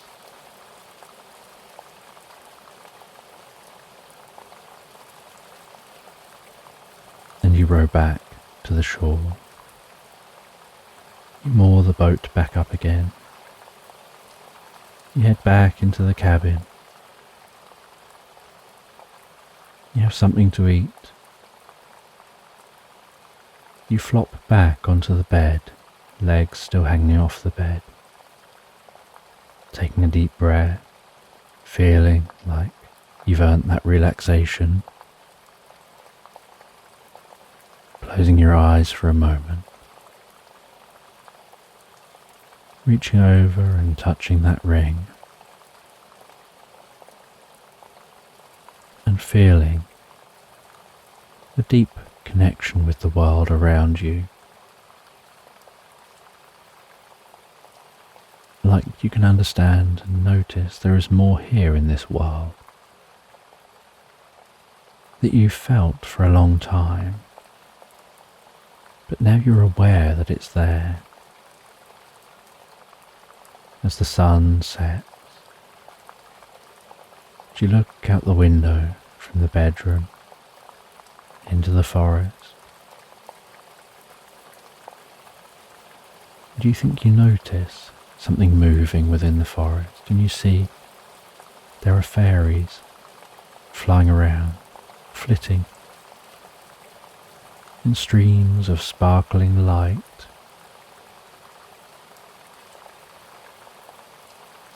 And you realize that there's far more to reality than you'd ever perceived before, and you're going to have the opportunity to explore this. And with a smile, you get ready for bed, settle down in bed, and you feel so calm and contented and sleepy already. You don't even read any book before falling asleep. You just rest down on the pillow and easily and effortlessly drift and float deeply asleep into Slumberland.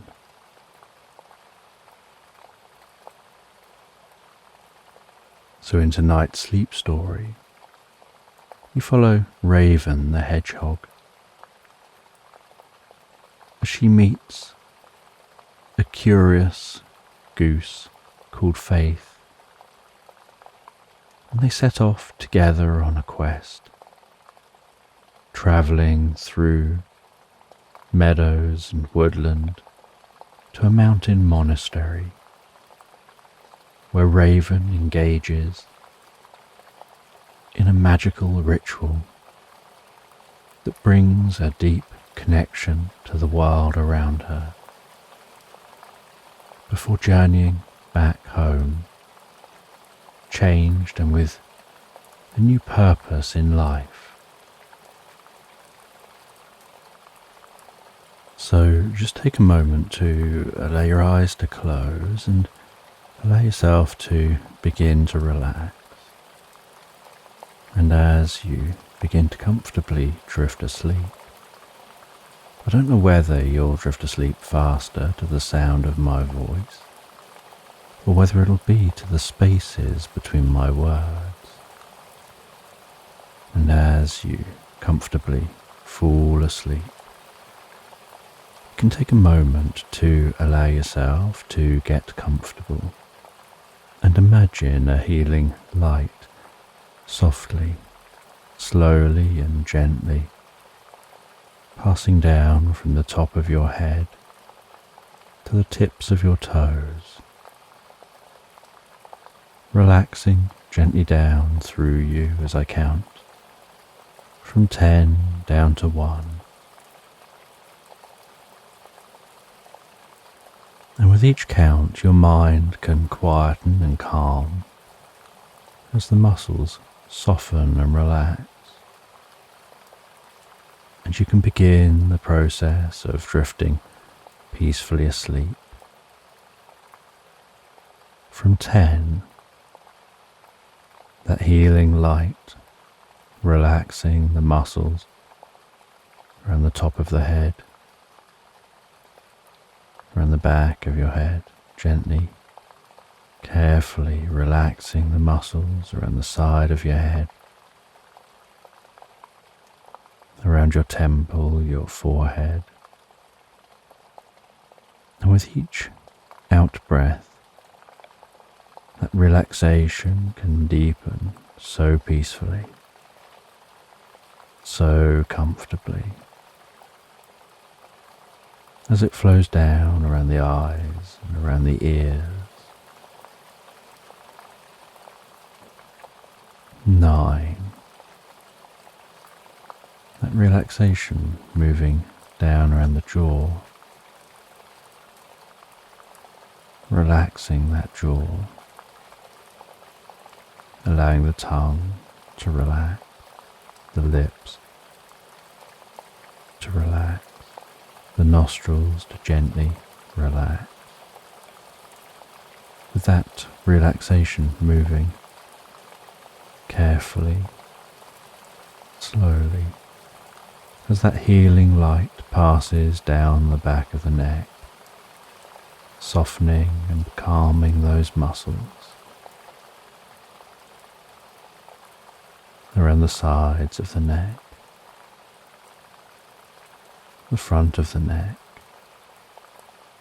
down from the head, gradually moving that calming, healing light out across the shoulders, the shoulder blades, relaxing those muscles like a deep massage passing through your mind and body. 8.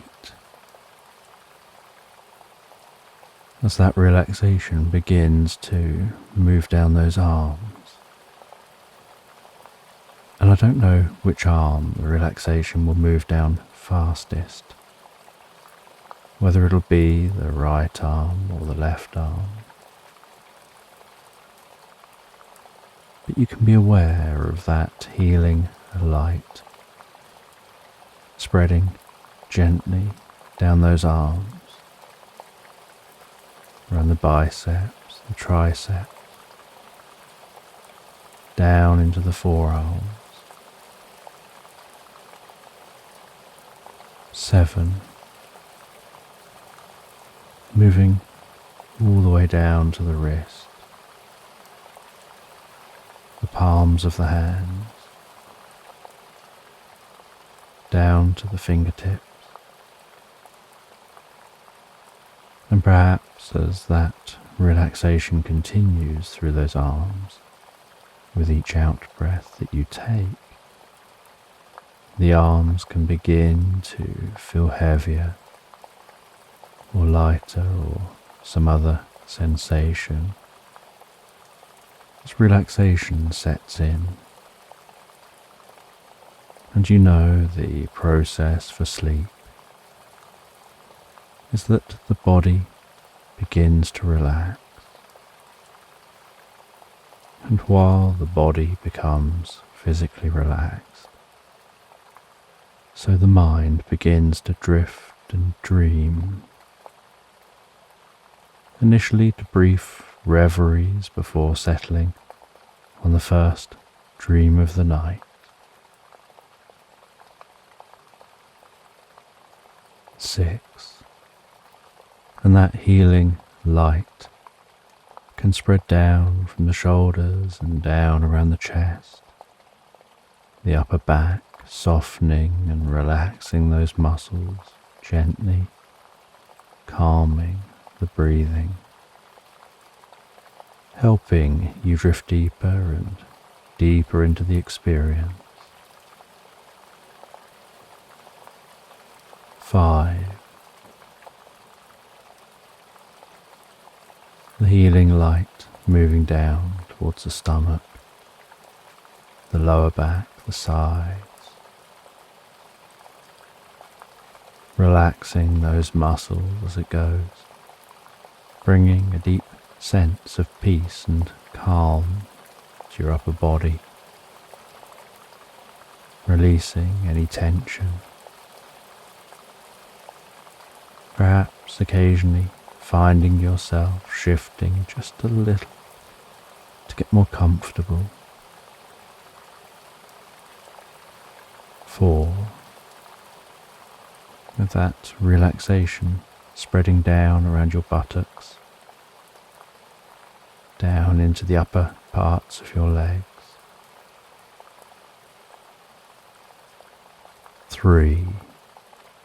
Passing that relaxation down towards the lower parts of your legs, perhaps those legs feeling heavier and heavier. Maybe as the body becomes deeply relaxed and your focus drifts inside more on what's going on for you in your mind. You lose some awareness of the body as it becomes incredibly still. 2. The relaxation spreading down to your feet, calming, softly relaxing, all the way down to the tips of your toes. And 1. As a final wave of relaxation pulses gently through you, from the top of your head, down through your body, all the way down to the tips of your toes, as your mind begins to drift and dream and wander into tonight's sleep story. And the mist clung firm, like a stubborn blanket refusing to lift from a sleeping landscape. As the morning sun lightly raised its head above the horizon, Raven the hedgehog wandered out from beneath a hedge on the edge of the meadow, wading through the mist as it parted around her in soft, slow, ethereal ripples. Raven headed through the meadow to the herb garden for something to eat. She prepared her food and then thought about what she'll do with her day. She decided that she'd clean some of her most precious items in the stream at the far side of the meadow. She headed back home, placed her cart outside of her home. The cart had wheels made of densely woven grass and sticks for spokes, and twigs for the body and handles.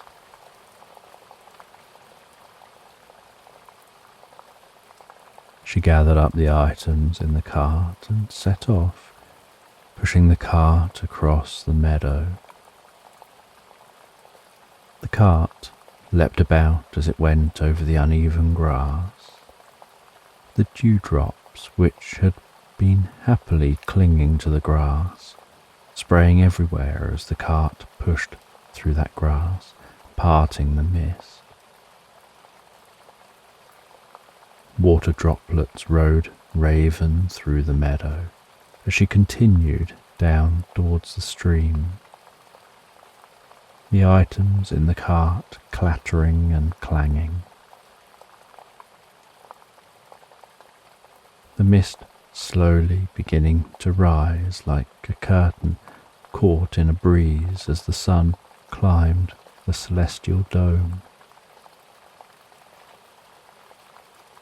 As Raven neared the stream, she could hear its gurgling hidden in the mist and smell the increasing freshness of the air. The rattling reeds lining the stream gradually revealed themselves waving above the mist, signalling the stream's location.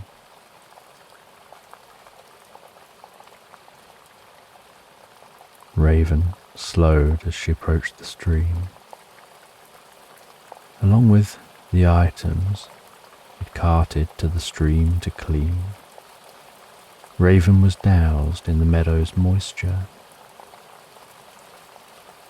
She unloaded the cart onto the bank of the stream, placing everything in the order she planned to clean it.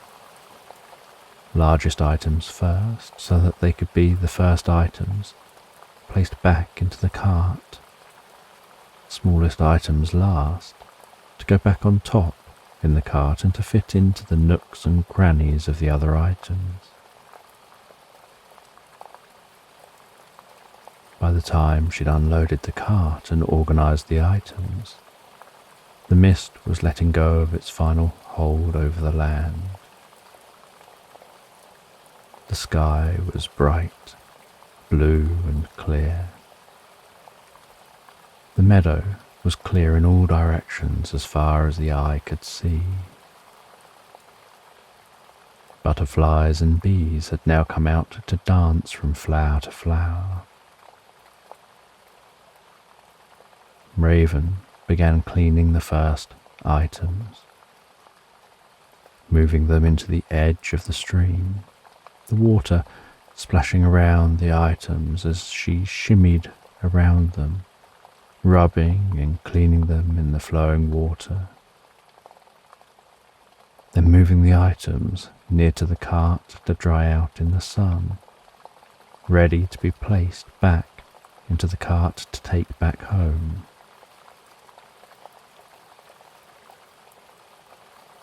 About halfway through the items, Raven was scrubbing an ornate golden goose egg. She'd received this egg as a gift many years before from her good friend Bear the seagull from Senegal, who claimed the egg was magic. Bear found the egg buried in the heart of a stone circle that was thousands of years old.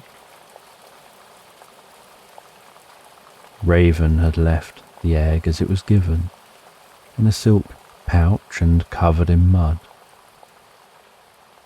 She decided now was the time to clean it. As she scrubbed the egg, she thought she noticed it move. At first, she didn't know if the egg moved itself, or if it was just the water, or perhaps even movement of the stones beneath the egg that moved the egg. But then it moved again, then started to crack.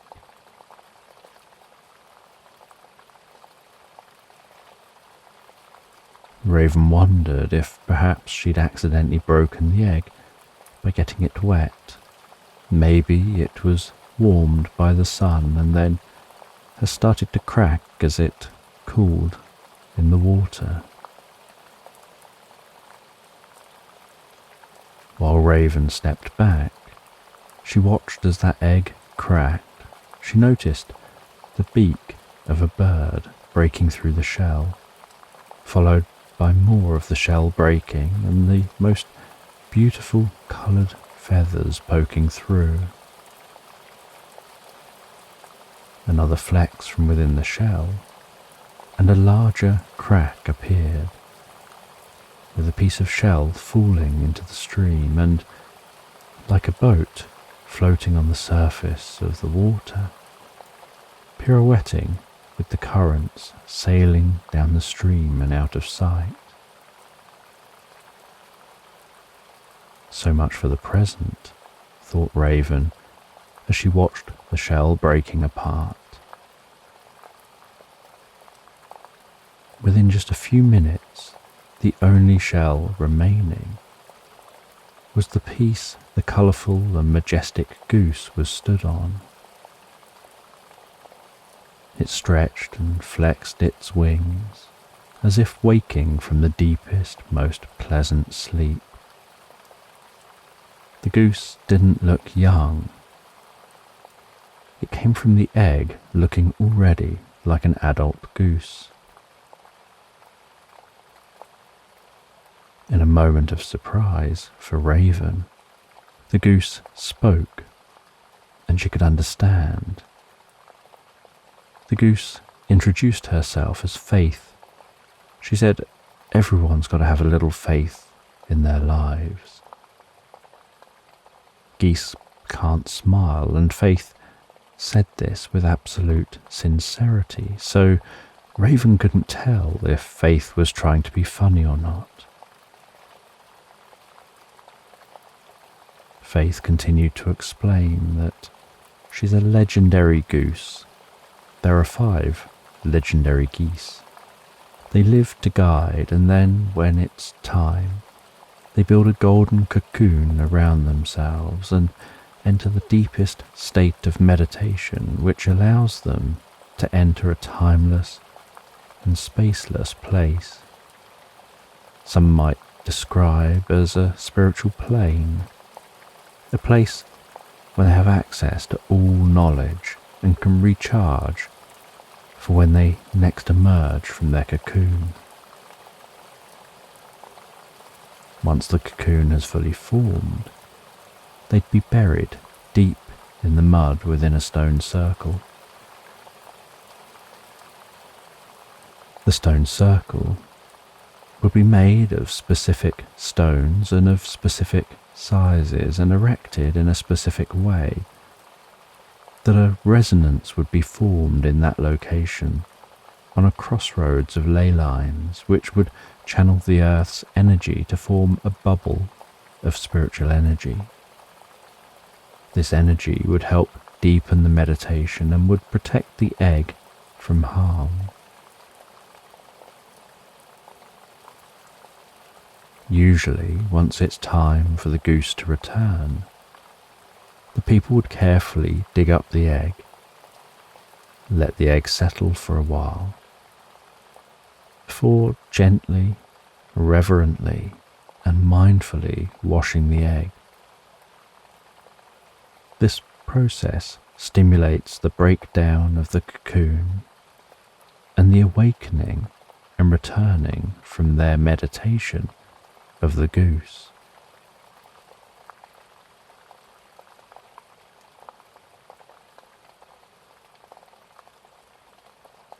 Raven apologized for triggering Faith's awakening, stating that she didn't know. She was just trying to clean the egg. She didn't realize it would wake a goose. She said, if you've been transported here, a long way from where you were buried, and awoken here by me at this time, does that mean you've been woken at the wrong time by the wrong being in the wrong place? Faith explained there are no mistakes. There is no wrong time or wrong place or wrong being. I awaken for the right being at the right time in the right place. I am here.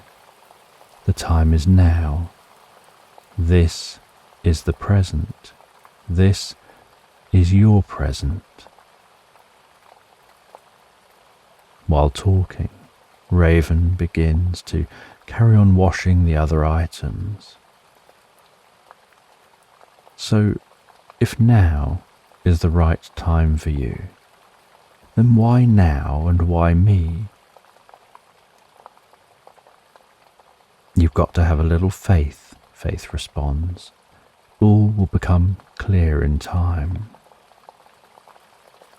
Raven finishes cleaning all the items and places them all, minus the egg, back onto the cart and begins dragging the cart back up through the meadow to her home. The sun sits comfortably overhead as they walk. On arrival home, Raven unloads the cart, putting everything back where it belonged in her home, while still talking with Faith. She's curious what guiding Faith is here to do.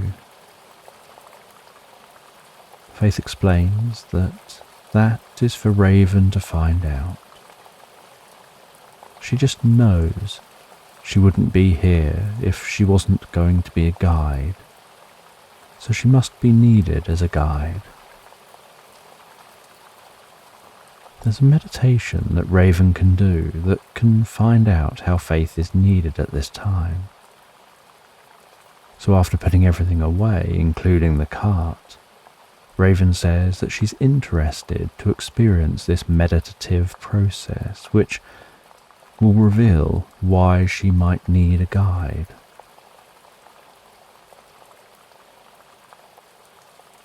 Faith instructs Raven to sit quietly on the edge of the meadow.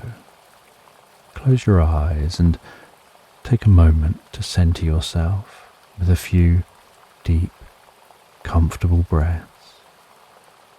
Breathe in comfort and relaxation, and breathe out any tension and worries. That's it. Notice the sounds around you. Feel a connection with what you can hear, with the sound of the rustling of leaves in the trees and bushes, the sound of birds singing, even the sounds of butterflies and bees flapping their wings. Perhaps noticing the very faint, distant sound of that stream at the far side of the meadow. That's it. Just let your awareness expand through the meadow and beyond. Start to notice the threads of consciousness which weave all things together. Notice how the seed of consciousness is contained within every single atom.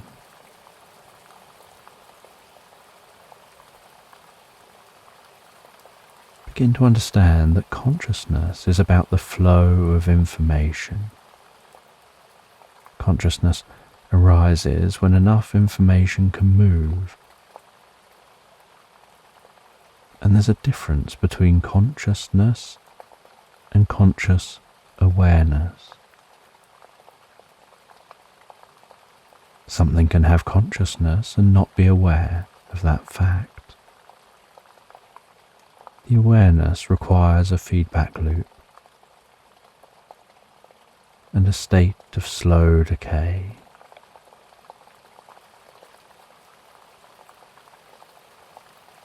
Raven absorbs herself in the meditation, in experiencing that connection with the world around her.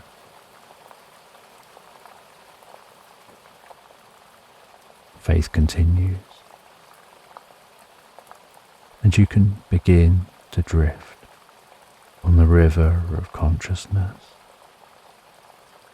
flowing through the landscape in a way you never have before.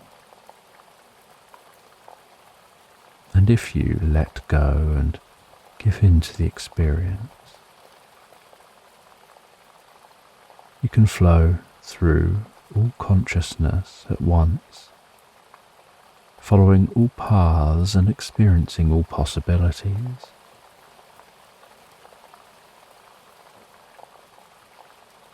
Like entering a flow state where you're so absorbed in the present, you aren't paying attention to how you're doing what you're doing. You're just doing.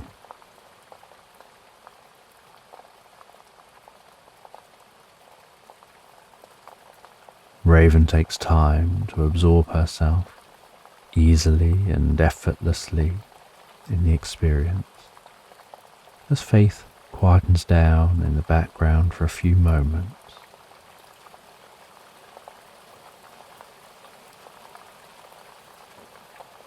That's it.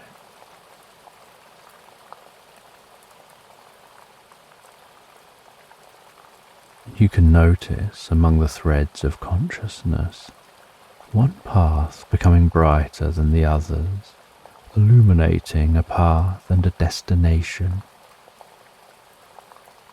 You won't know what that one path has relevance to, but you will discover it.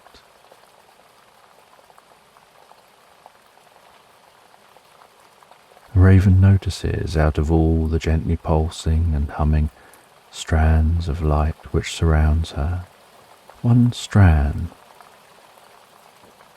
begins to pulse brighter and louder, forming a path through the landscape to a bulb of light in the distance beyond her reach.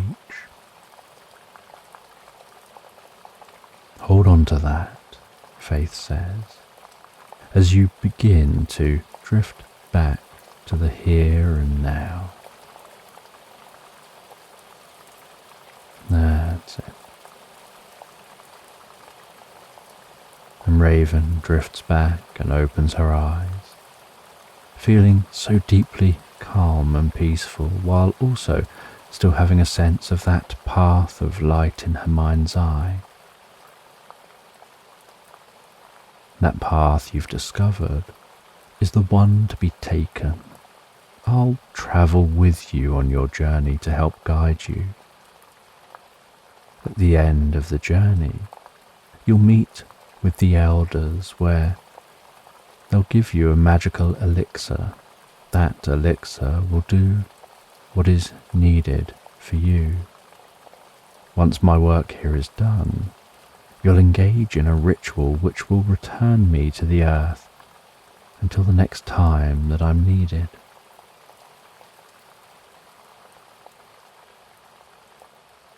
Raven invites Faith to stay for the night.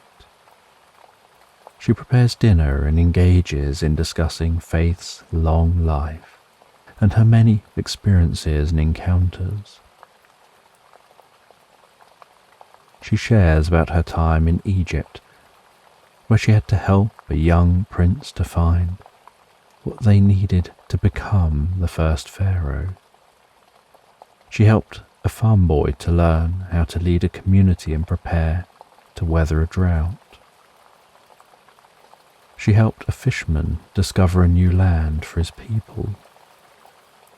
She helped a woman to understand the power of the earth's lines of energy and how those lines can be stitched together through the use of standing stones, positioned strategically on crossroads of the lines. That woman was able to spread this knowledge through her community, to build the first stone circle, and then through other communities, construct stone circles around the globe.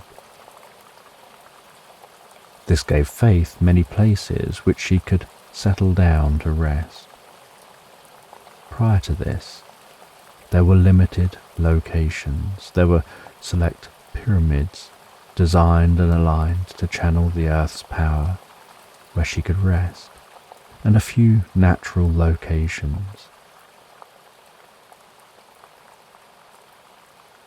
Faith explained that it isn't about the flow of energy, but about the flow of information, and those locations have high informational flow, making those places a conduit for accessing universal knowledge.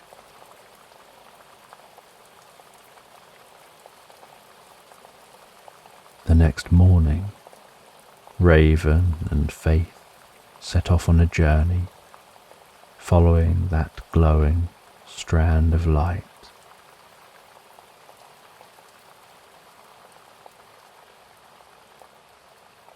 As they walked, so they talked on and off, with long periods of almost contemplative silence and periods of deep and meaningful conversation. They headed through the meadow. They began to follow the stream, meandering through the meadow, before turning into woodland.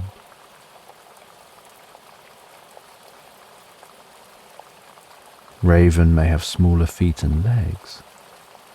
She's much more used to walking through this landscape. Faith had to waddle through. She could fly to where they were going, but she would arrive long before Raven, so she decided to walk.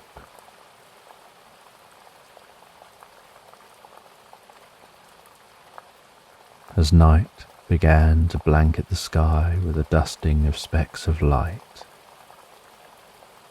the pair decided to stop and rest.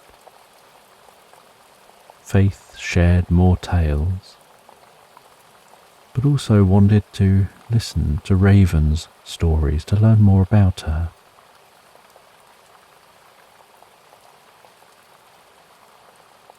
And long after the landscape had fallen asleep, Raven and Faith finally joined it, both drifting into the most pleasant dreams and deep reveries.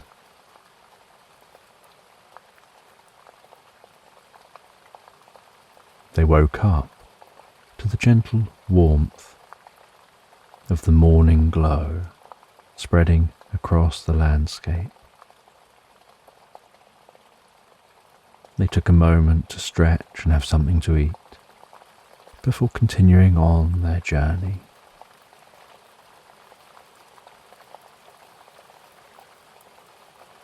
Raven continued to hold on to the instinctive sense of where to go, as if that glowing thread was woven into who she was as a being.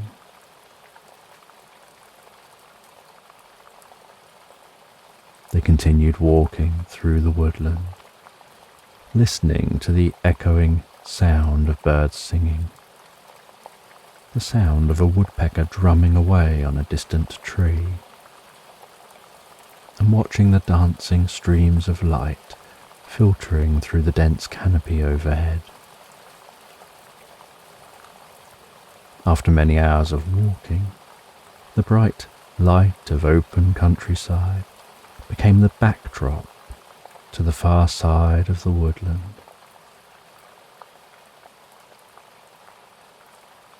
And the pair continued to walk towards the light, eventually exiting the woodland, looking over rolling hills made up of a patchwork of fields and meadows. Sheep and cows filled the fields, while many of the meadows contained rabbits and deer eating the grasses and wildflowers. Raven scampered over to one of the rabbits and explained that they were on a mission following an invisible path. But strangely, the path seems to have an unusual vibe in this location. Almost like there's more than one way to go, with one way being quicker than the other. The rabbit shared that there's actually a secret tunnel buried deep inside one of the rabbit's burrows. And if you're willing to dive into a rabbit hole, perhaps that secret tunnel is the quicker route to take. The rabbit showed Raven and Faith to the rabbit hole and said, "Head down there and take a left turn. There you'll see right in front of you a small wooden door. Pass through that door and perhaps it'll be the fast track you're looking for." Raven and Faith wander along the rabbit hole, each step reverberating along the walls of the hole, until they eventually reach a crossroads.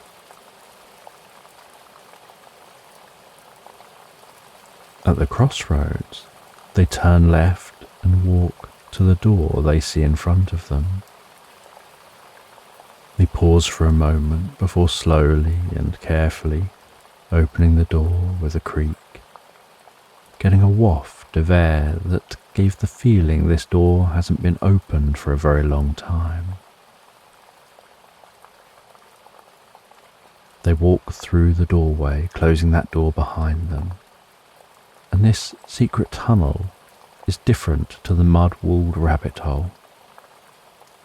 The walls are smooth and grey with the texture of freshly moulded clay, each footstep offering just a dull thud.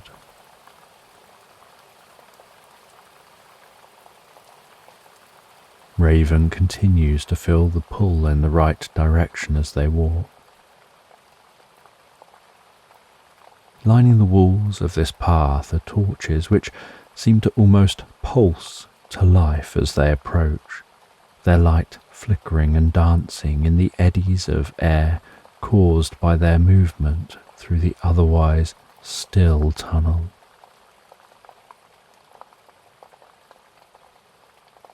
Looking forward into the darkness, it looks like there's so far still to travel, so it comes as a surprise when, after what feels like not that long has passed, they notice a door faintly illuminated in the distance. They arrive at the door, and as they open that door, they're greeted by nighttime in a meadow, looking towards the shadow of a tall mountain range, only noticeable by the absence of stars the mountains are blocking.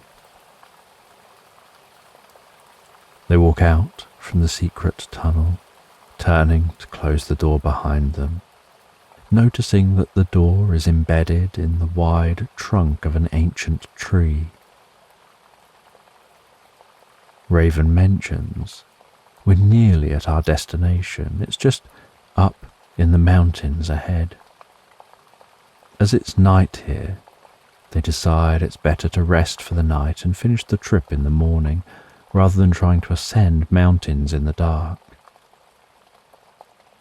The next morning, the two travellers begin their mountain ascent, following a winding path which weaves up the face of one of the mountains. They can see what looks like a monastery carved into the rock of the mountain itself. "That's where we're headed," said Raven to Faith.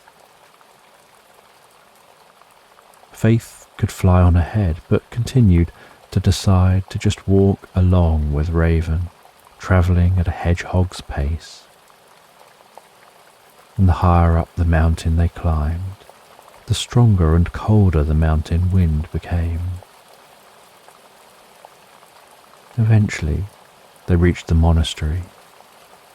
The entrance to the monastery was a grand wooden door with a thick, giant knocker and thick metal studs. And Raven tapped gently on that door. and in comparison to the sound of the mountain wind which was shuttling across the landscape and thundering past their ears, the tapping barely makes a noise.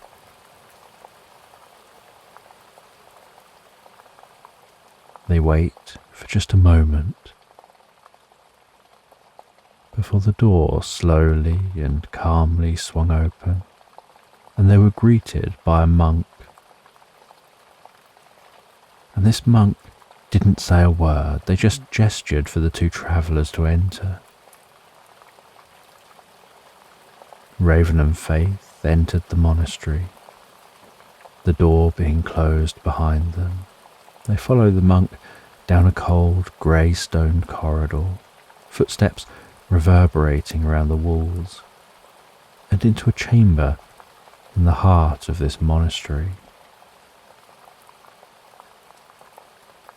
Within the chamber sat a circle of chanting monks sitting around a pool of water, the water vibrating in resonance with their chants, creating somatic patterns. As their chants and tones shifted, so the patterns in the water changed. Raven was guided over to the circle of monks. They didn't pay her any attention, they just continued with their chanting. The monk crouched down to Raven's height, picked up a small sacred cup, held it by the lip of the cup between the fingertips of their left hand, while placing their right hand palm up underneath the cup and resting the cup gently upon their palm. They turned the cup 120 degrees clockwise, released their fingers back to the starting position,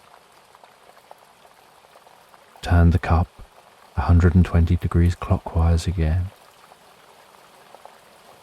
repeated the process of moving their fingers back, starting position, and turned the cup 120 degrees clockwise one final time, before sliding their left hand gently down the side of the cup, moving the cup slowly towards Raven. Raven took the cup from the monk.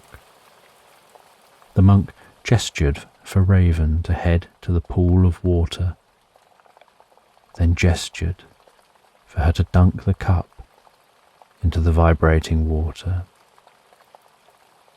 She dipped the cup under the water, filling the cup and raising it back out of the water. The monk then gestured for her to drink the liquid.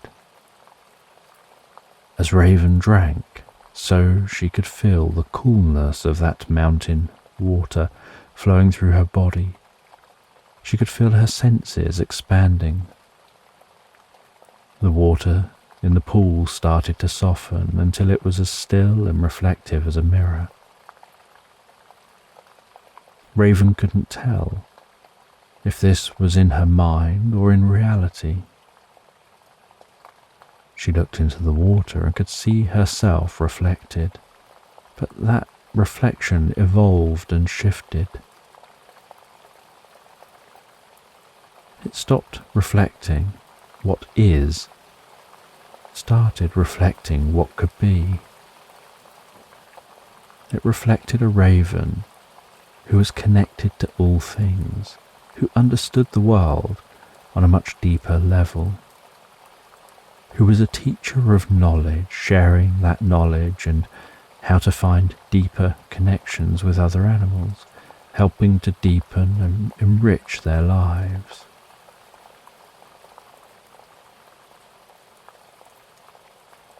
She watched as swirls of light and colour slowly fill the pool behind the reflection of herself.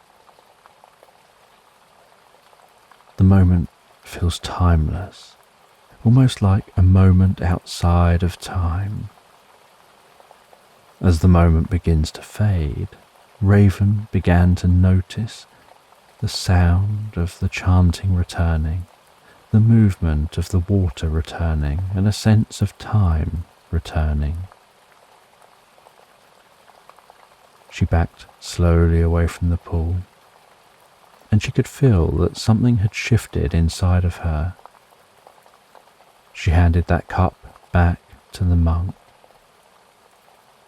and Faith said, "It's time to go, time to head to the location where you'll perform the ritual which will return me to the earth until I'm next required." They left the mountain monastery and made their way through the cold, walking back down the mountain. At the foot of the mountain, they decided to stop for the night, as it had been a very long day. They discussed what had happened, the experience Raven had had. Faith shared her thoughts on it. She said that very often the being who needs the support doesn't realize they need it. They don't realize there's a special path for them to tread. And often, even after they start on their new path, they don't know the impact they're going to have. They just feel a calling, almost like a drive in a direction of change. The next morning, they began their travels to Stonehenge, and it was a long walk south that took them many weeks to complete. But in that time, a deep bond formed between the two of them. At Stonehenge, Faith walked into the heart of the stones. Raven took her position in a specific location outside of the stone circle, and she began the ritual which involved reciting a specific incantation, followed by performing specific gestures and movements in front of the sun. With this, a humming built up from within the stones, followed by an electric blue pulse that struck at the heart of the circle. Faith began to glow blue as she curled up, and a golden shell began to form around her body from the base upward. And the process took a few moments to fully form that cocoon. And once formed, the electric blue strands of light began dancing on the ground beneath the egg, churning up and vibrating the mud as the egg slowly and carefully sunk beneath the surface back into the earth. And once fully covered, the light immediately disappeared in a flash of silence. Raven stood watching nothing happening for a moment and reflected on her time spent with Faith. Everybody needs faith in their life, she said to herself as she turned and began the long journey home. In a moment of rest during her journey, while she was pondering her experience and her connection with all things, she felt a presence, Faith. She noticed that Faith was here. Faith was a part of all that can be connected with. Faith is always with you. Faith is journeying through universal knowledge, learning, developing and preparing for when she's next needed, while Raven continued to journey home. And once finally home, looking forward to taking on her role as a teacher and a guide in her own right, Raven rested for a while, ate some dinner, took some time to read before heading to bed, feeling that pleasure of settling down in your own bed after time away, and finding it so easy and so effortless to drift and float peacefully asleep into Slumberland.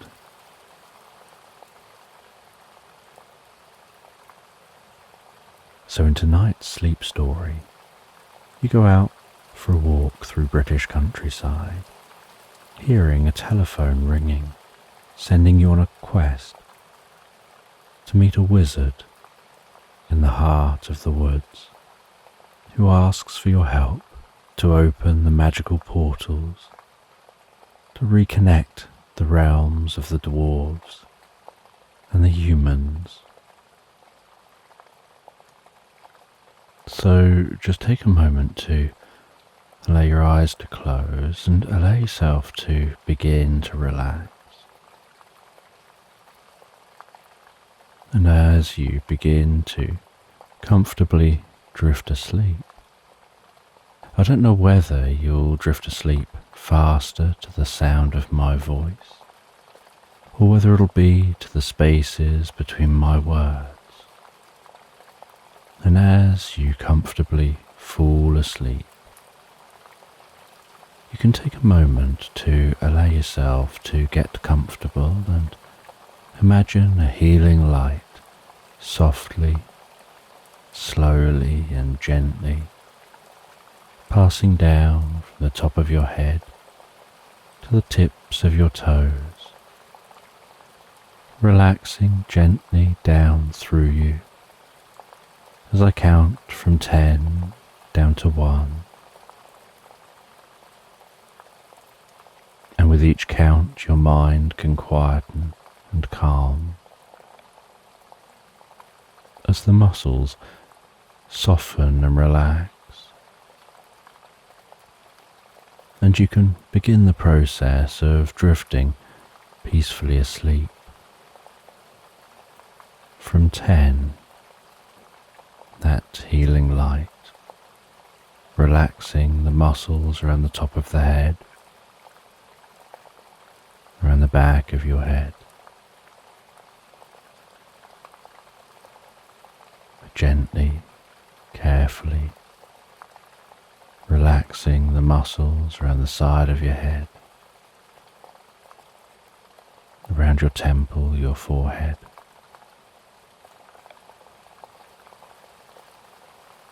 And with each out breath, that relaxation deepens so peacefully, so comfortably,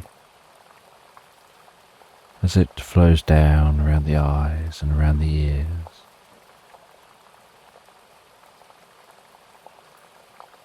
Nine. That relaxation moving down around the jaw,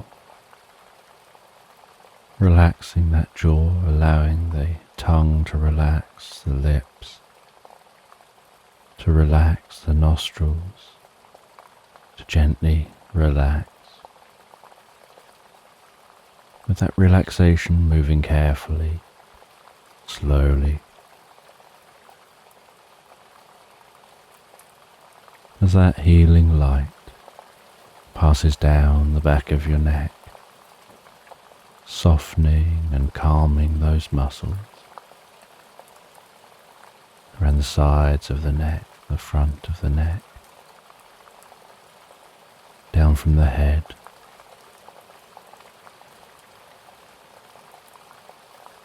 gradually moving that calming, healing light out across the shoulders, the shoulder blades,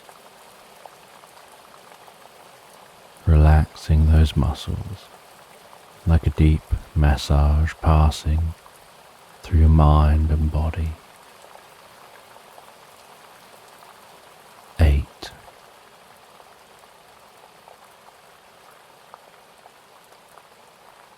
As that relaxation begins to move down those arms, and I don't know which arm the relaxation will move down fastest, whether it will be the right arm or the left arm. But you can be aware of that healing light spreading gently down those arms, around the biceps, the triceps, down into the forearms,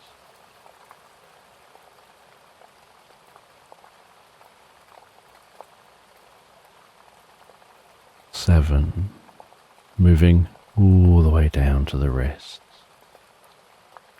the palms of the hands, down to the fingertips.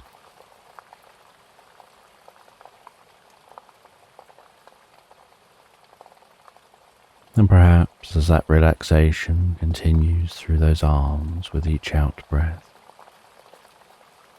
the arms begin to feel heavier or lighter, or some other sensation as relaxation sets in. And you know the process for sleep is that the body begins to relax, and while the body becomes physically relaxed, so the mind begins to drift and dream. Initially to brief reveries before settling on the first dream of the night.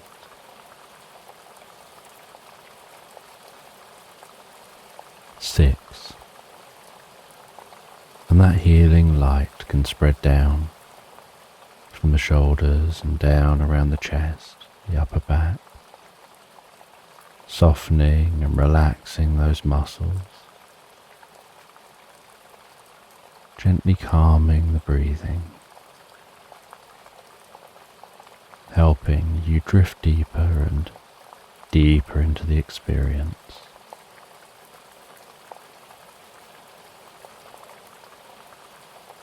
5, the healing light moving down towards the stomach, the lower back, the sides, relaxing those muscles as it goes, bringing a deep sense of peace and calm to your upper body, releasing any tension, perhaps occasionally finding yourself shifting just a little to get a bit more comfortable.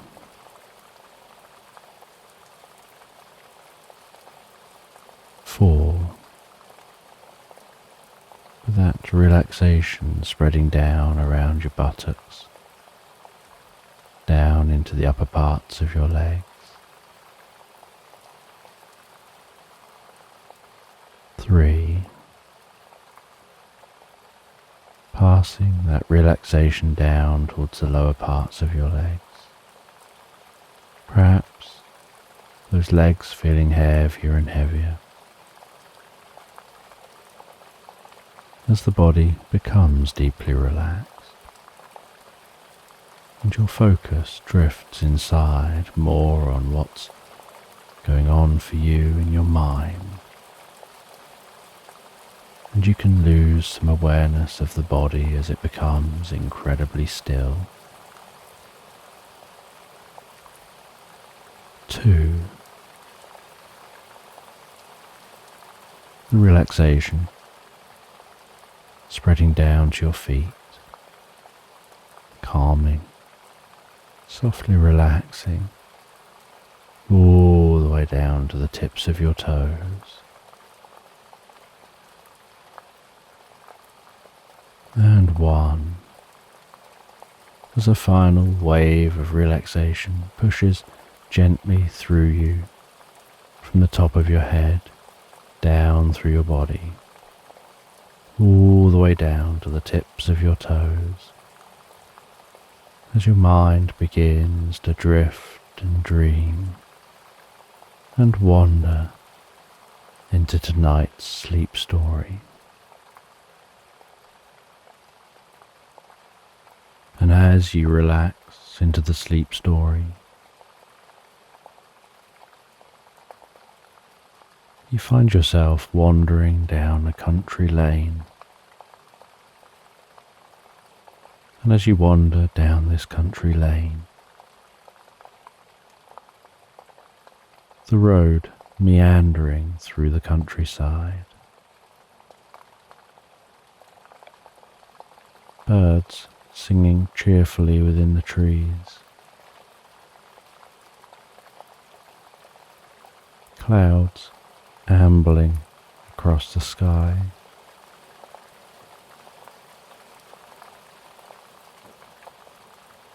You see a red phone box in the distance.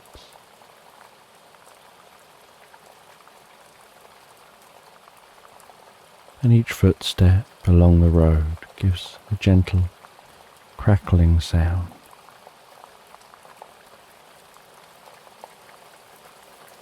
Each stride brings you closer to the heart of this landscape.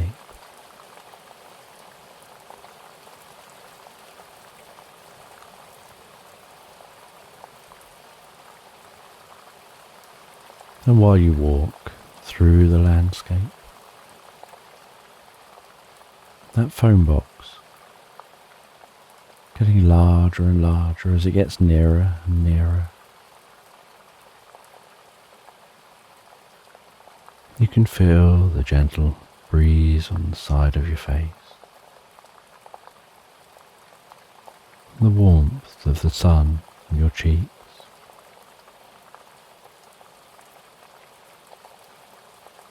Hearing the rustling of the wind blowing through the tops of the trees.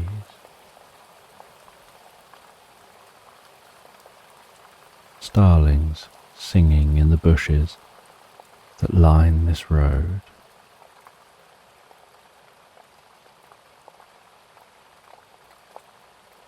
And as you near that phone box, you can hear the sound of it ringing.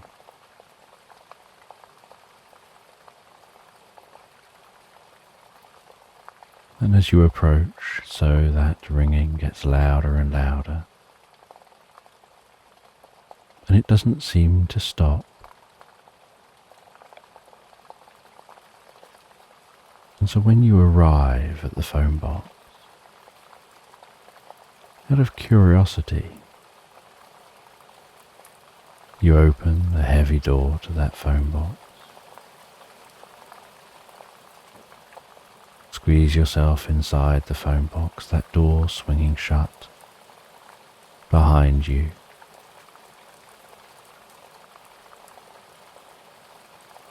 And then slowing down to close very slowly behind you the last few centimeters.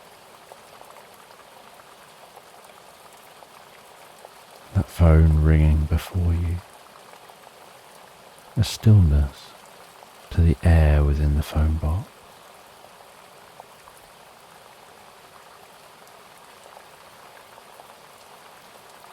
A lack of echoing within the phone box, almost like the walls are swallowing the sound. With curiosity, you pick up the receiver. You hold it to your ear as that ringing stops. You hear a bit of static followed by a voice. And that voice is the kindest, most friendly sounding voice, asking you to come and visit. Suggesting that you walk down the road a little further and then turn off and head through the woods.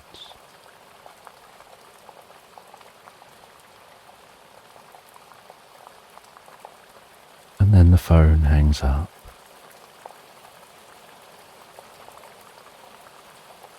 And so you place the receiver back down.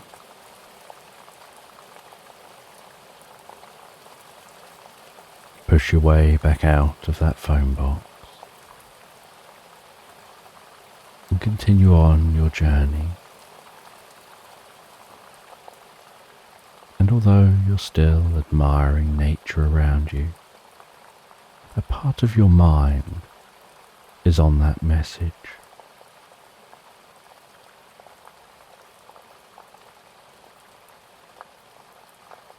whether whoever made that phone call made it specifically for you or anyone who was walking past that phone box.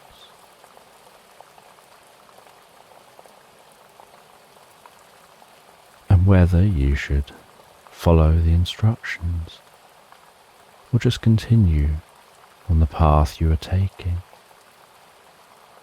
Your plan was just to be out walking for a while.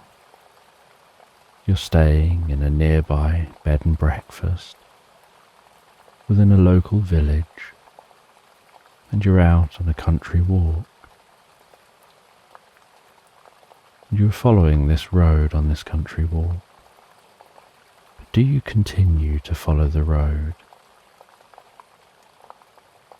Or if that turning exists into the woods, do you take that turning and head through the woods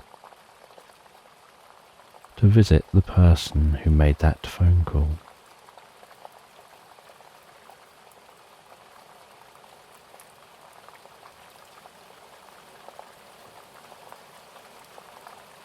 And while you walk, so you see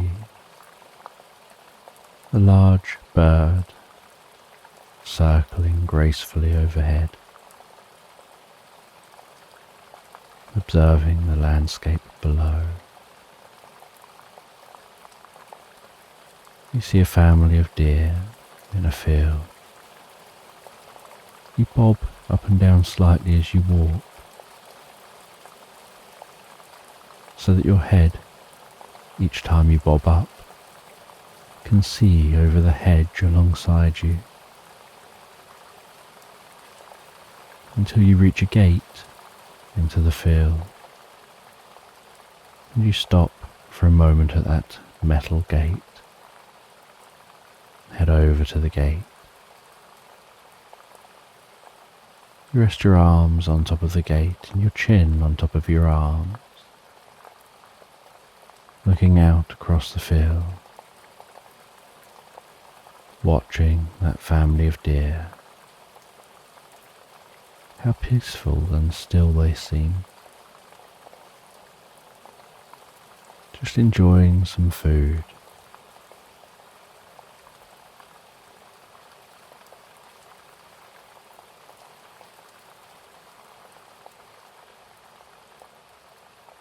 And you can feel the warmth of that metal through your sleeves that's been gently warmed by the morning sun.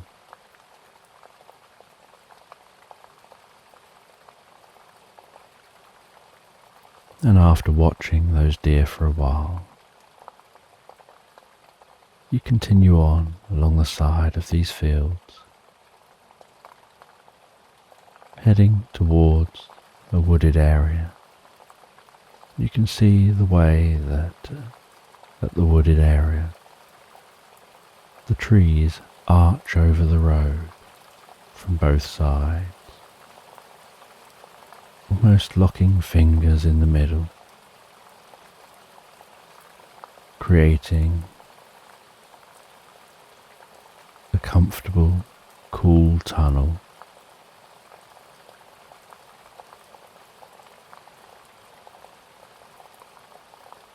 With just the occasional dancing dappled light working its way down through the tree leaves.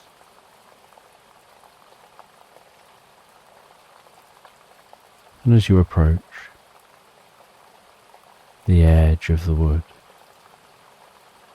so you notice that there's a fence running alongside the wood on either side of the road.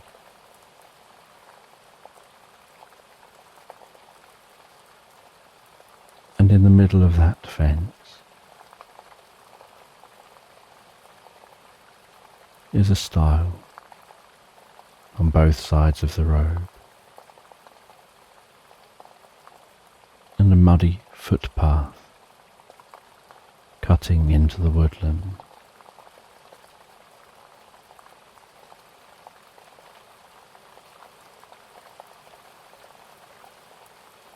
And so you continue on getting closer and closer to that gap in the fence, thinking to yourself about whether to veer off into the woods or just keep moving forward. But as you reach that gap in the fence, so your curiosity gets the better of you, you climb over the stile, jump down onto the mud,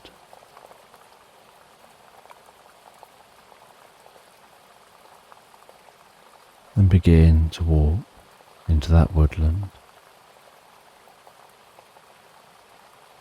And each footstep now gives off a dull thud rather than that slight crunching sound of walking on the road.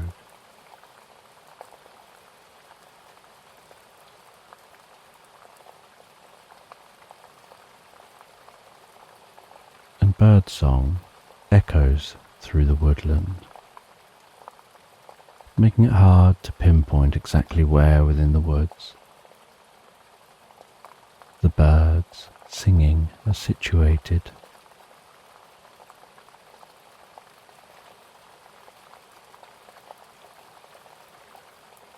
And all around you is the sound of the rustling leaves overhead as the wind blows a breeze across the tops of the trees.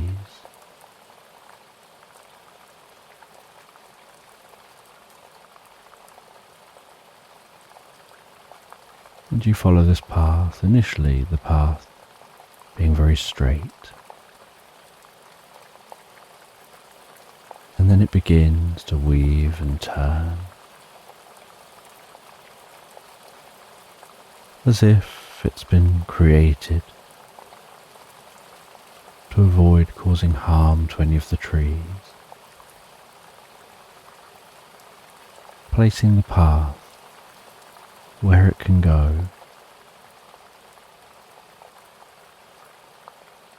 that fits around the nature that's already here.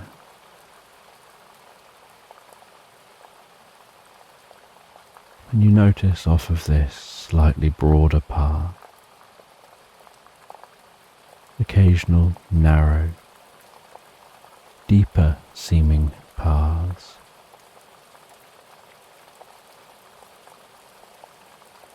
often flanked with ivy and leafy plants that manage to grow in the dimly lit woodland.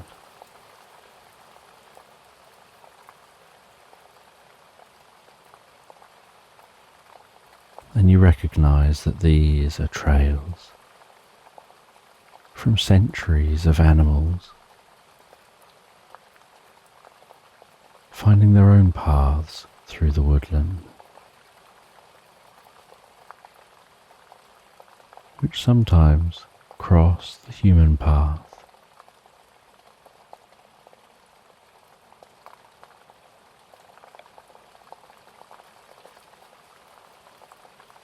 And while you continue to walk, so you start to notice the uncertain outline of a cabin within this woodland.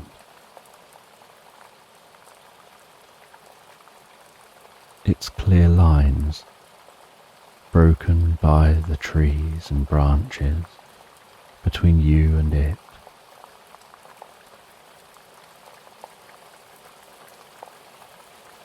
And the cabin seems to be built of the same wood of the woodland, helping it to blend in.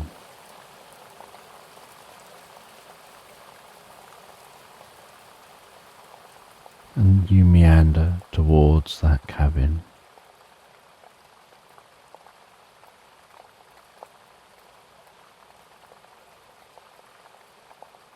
And you're curious who will live there, and interested to find out whether they are the ones that definitely made the phone call, and why you.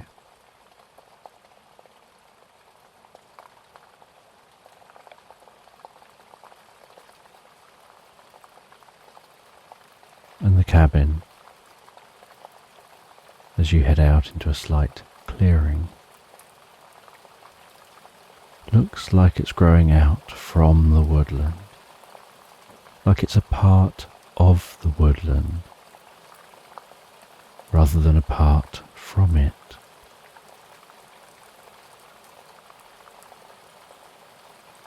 And you walk up to the door. You reach for the knocker on the door, fingertips pausing for a moment, and then taking hold of that cool knocker, feeling the weight of that in your hand, and tapping it gently against the wooden door. The sound reverberating through the wood. And then you step back and wait. And you don't have to wait long before you hear movement within the cabin.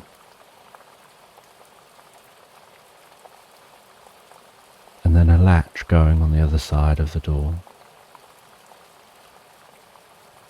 And then the door, carefully and slowly,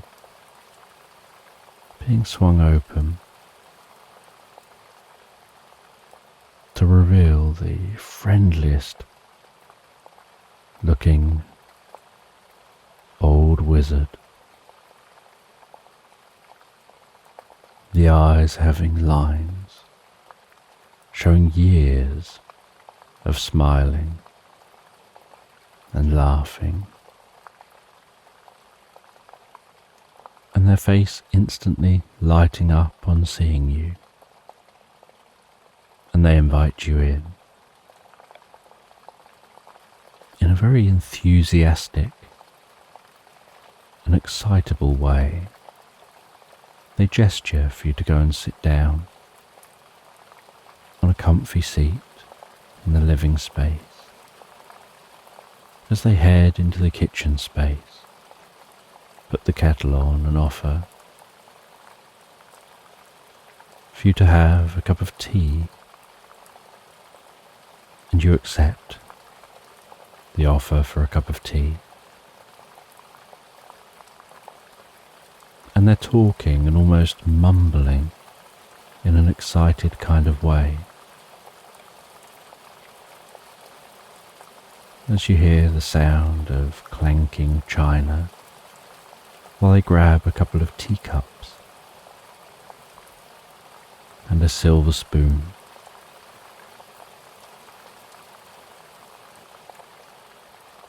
And they grab a teapot,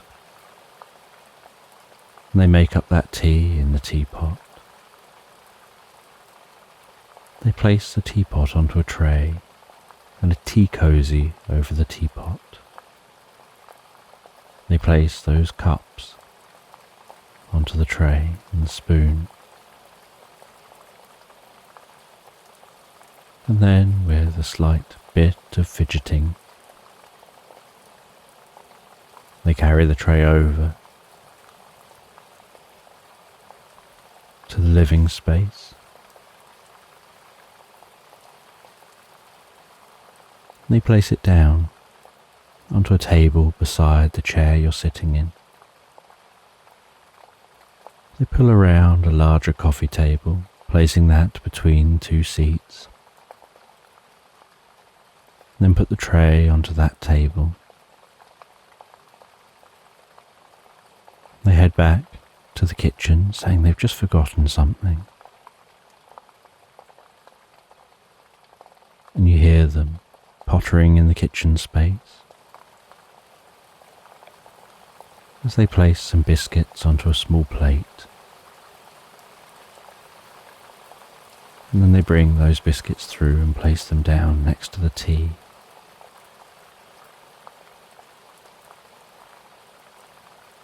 And they seem so excited to see you, although you've never seen them before.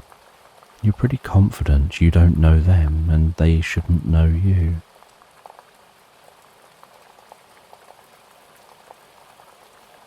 And they jiggle the teapot slightly. And they say, I'll just let it brew for a little while, as they sit back in their seat. And they start asking you questions about what brought you to this area. How are you?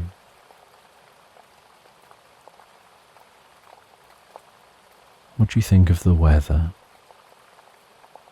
How have you found this place so far?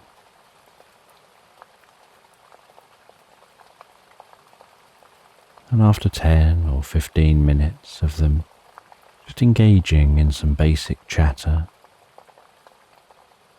with you answering some simple questions, still curious why you're actually here,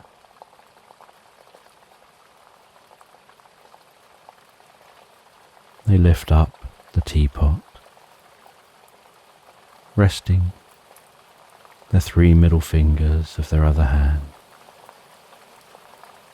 on top of the centre of the teapot on the lid, and carefully tilt that teapot and pour the tea into the cups.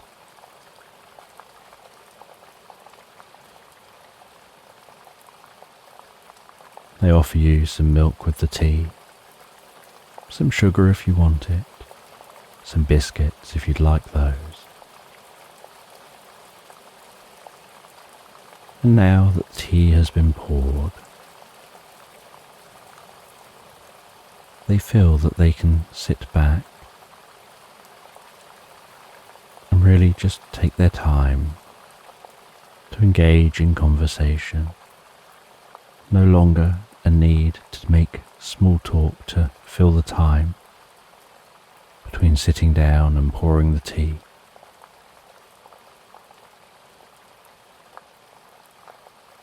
They say that they had heard from a friend about your arrival visiting the village,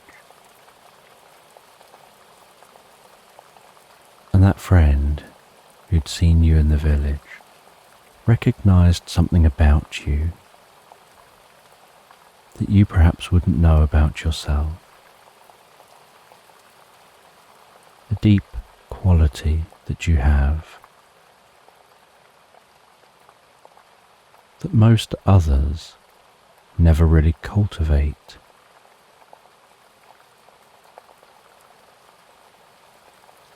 And so they knew that you were the right person.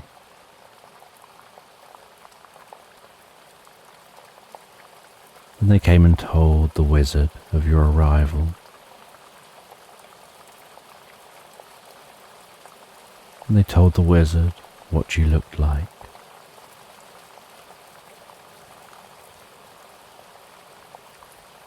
And so the wizard had put themselves into a meditative state, where they slow their mind.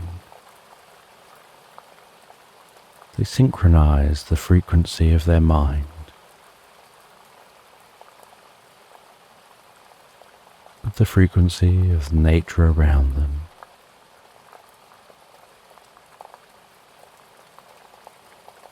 And they perform a meditation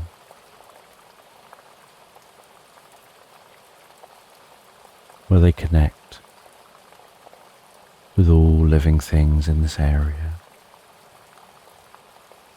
And in doing so, they can see through the eyes of birds and other animals.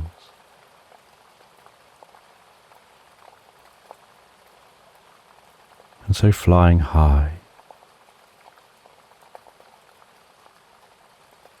as an eagle overhead, they saw you setting off, wandering along that road. And as they saw you getting into earshot of the telephone, they began to ring you to see if you would come here.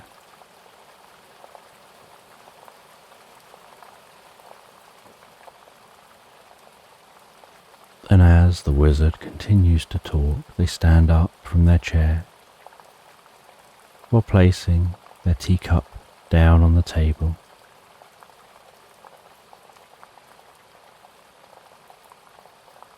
They head around the back of the chairs, heading over to a large wall of books, skimming their finger across the books as if searching.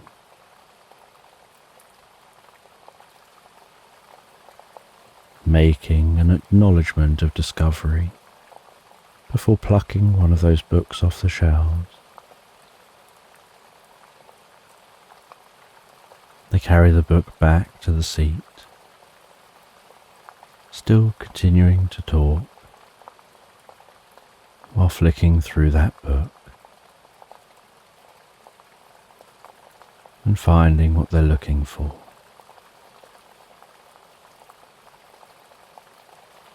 And they talk about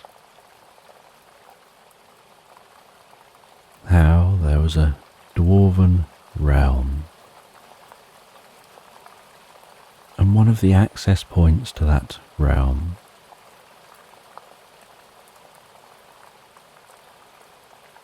was in the furthest reaches of these woods.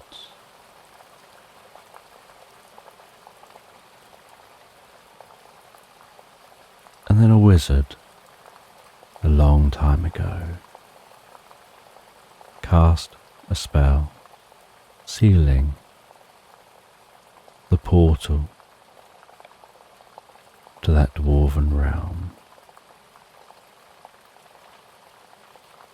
preventing them from accessing this world and from us accessing theirs. And in doing so, locking off a huge amount of knowledge and wisdom. But only the right person has the power to reopen that portal.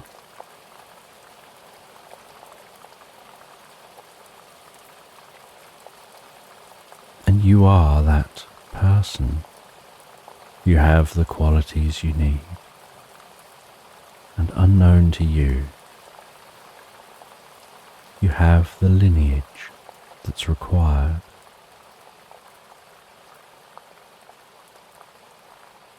And they can recognize it in you straight away, something in your eyes, in your mannerisms, in the way that you speak and focus your attention.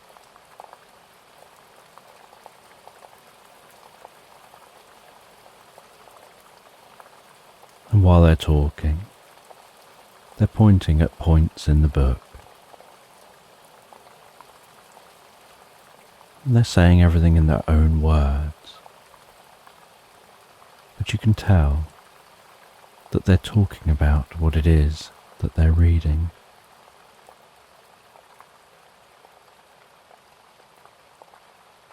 They say they'd like your help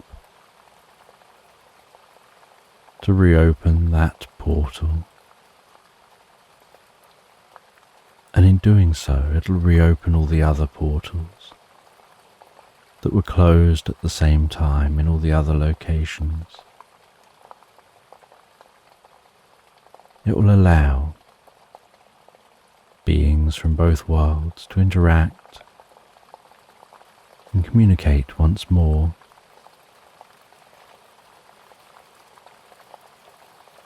It just requires you to go to the portal, perform a magical spell at the portal, and a small ritual, and then the portal should open. And they turn to a page in this old, dusty book that shows an ancient map of this woodland.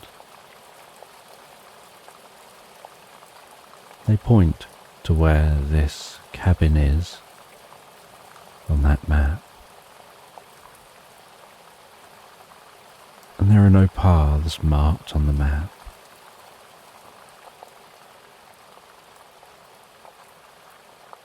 As you take a look at that map, you try and see any landmarks that could help you to know when you're heading in the right direction. And the wizard tells you the direction of travel.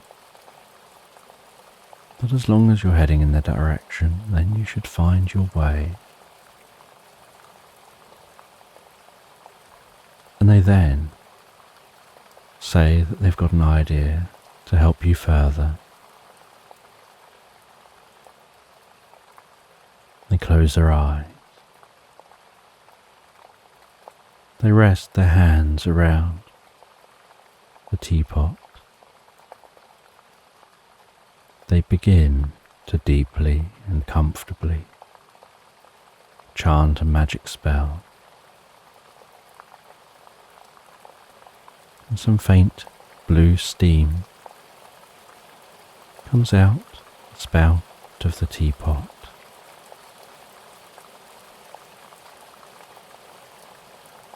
And a gentle bubbling can be heard within the teapot. And then, while seemingly staying in the same trance that they entered to perform that magic spell, they pour out another cup of tea for you. And you can see the top of the tea has fizzing, popping light. They tell you to drink that tea and that on doing so, it'll infuse within you. And you'll feel an instinctive knowing when you're pointing in the direction of your destination. And so that'll help you to find where you're going. And so you drink that tea, and it takes you a little while. And so while drinking, the two of you just chat.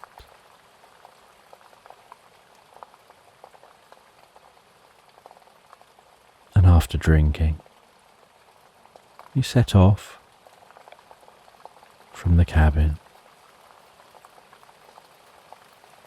You try and recall the direction you need to go. You begin walking in that direction, and there are no paths in this direction. And you can feel that instinctive sensation that you're going the right way.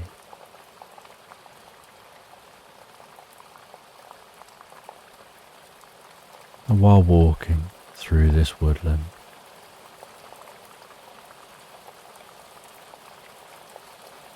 there are birds singing softly, the occasional hoot of an owl reverberating among the trees.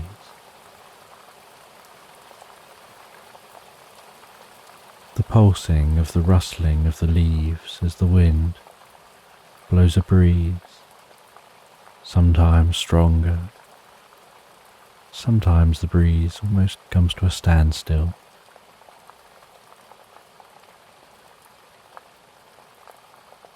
You weave yourself around trunks of trees. The rough feeling of the bark beneath your fingertips.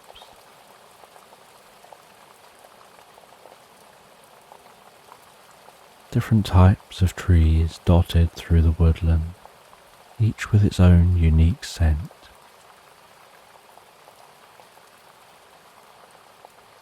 The smell of pine, the smell of oak,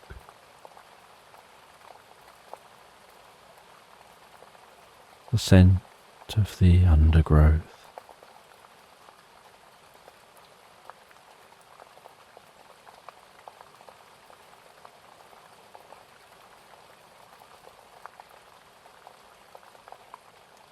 And while you continue to walk, so the day continues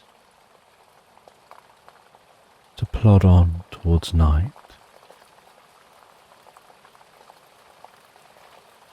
And so as the sun begins to set beyond the woodland, you stop and set up a camp. You clear a space. You dig a pit and create a small campfire. You light that campfire and have yourself something to eat and drink.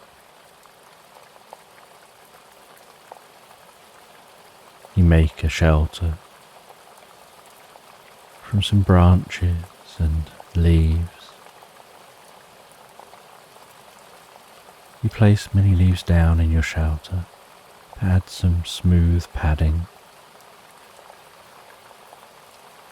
and after eating and having something to drink, you tuck yourself into your shelter and listening to the sounds of nature around you and feeling so deeply relaxed, you drift comfortably asleep.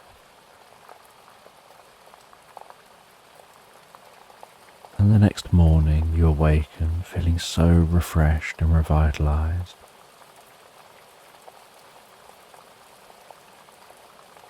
And very little direct sunlight makes it into the woodland, but the glow within the woodland gets lighter and lighter as the sun continues to rise.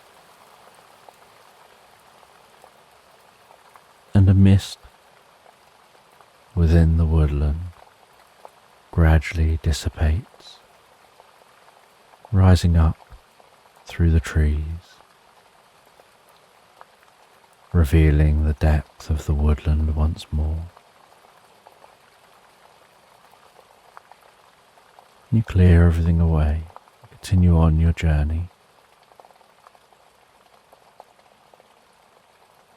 and you instinctively know the right direction to go. And as you continue walking, so you faintly hear the distant sound of flowing water. And you know that at one point during this journey, you have to follow a stream and then cross over just before the stream turns for you to remain on track. And so you begin to head towards that sound of flowing water.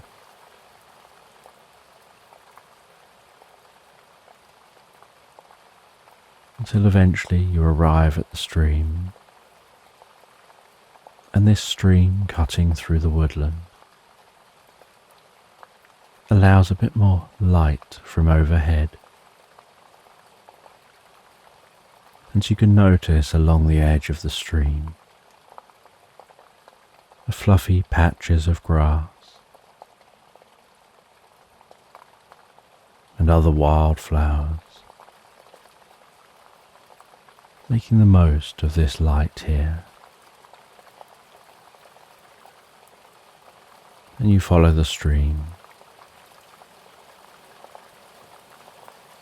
the air smelling fresher near this water. And just at the point the stream begins to turn, you know that's your cue to cross.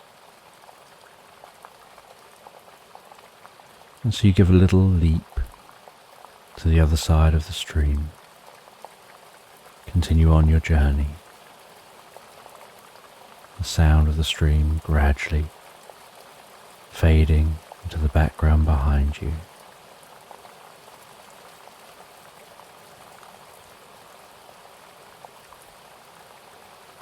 And it's still quite a walk back through this woodland, sheltered from the sunlight overhead,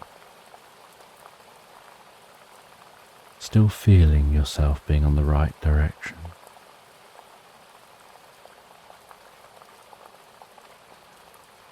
Until eventually that feeling becomes so overwhelmingly strong, you know you're about to arrive where you need to be.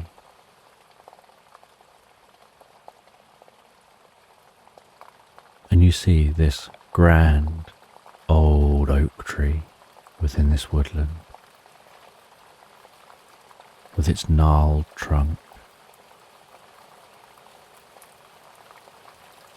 looking like it's straining under the weight of its canopy, like it's been holding that canopy up for centuries.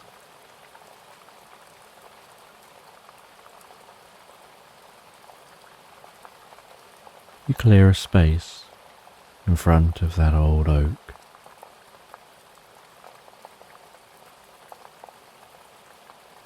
You mix up a small potion, following the instructions you were given, and you begin the ritual. You begin to say the magic spell, pausing at the points you need to pause, to drink some of that drink,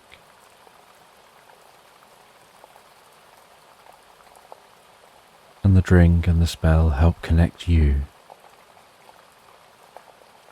with a different frequency, a frequency between realms that allows you to start to see that portal before you. It begins to form on the trunk of that old oak tree, like a slightly glowing, pulsing, electric blue, swirling tunnel that seems to be blocked off, like there's a door trapped over the front of it, and chains wrapped around that door. And you know that this is only a psychic representation to help you to understand this portal is currently trapped shut. There isn't really a door and chains blocking the portal. It's really magic which is preventing the portal from opening. And so you continue on with the magic spell. And as you do, you see those chains begin to glow brighter and brighter, from electric blue through to white, before appearing like they're becoming brittle and then breaking and falling from the door and the trunk. And the planks blocking the portal can be heard to splinter and crack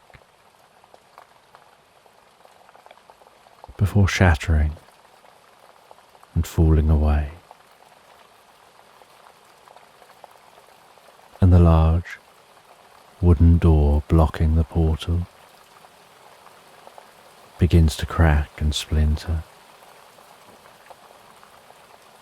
until that too explodes and disintegrates, and with a whir and a hum, the portal leaps to life, almost like a whirlpool suddenly created, where you see that increase in depth very quickly, as if sucked into the tree, into a nothingness, and a shimmering occurs around the outside of the portal. And then you see a flash of light in the heart of the portal, as if the other end of the portal is connected with the realm it was opening to.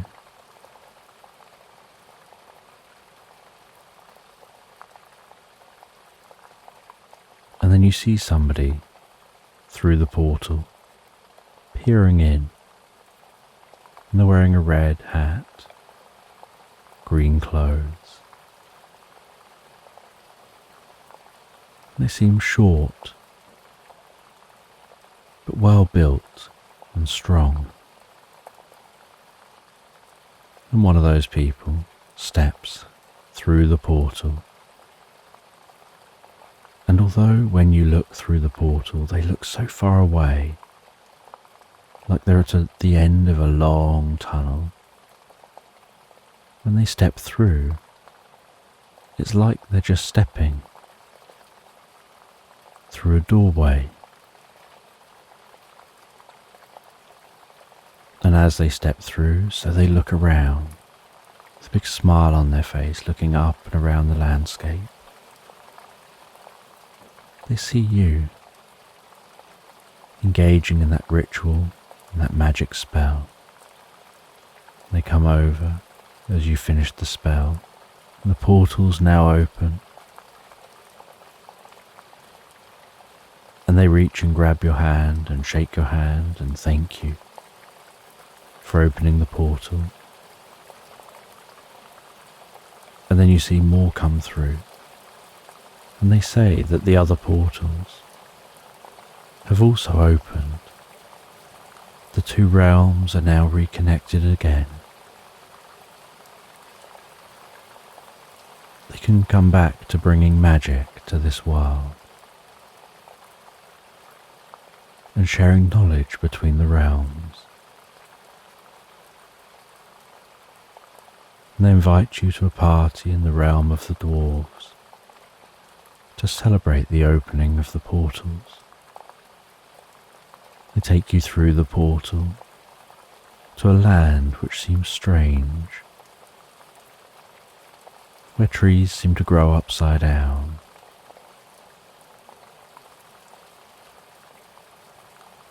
where everything is a slightly different colour to what you would expect.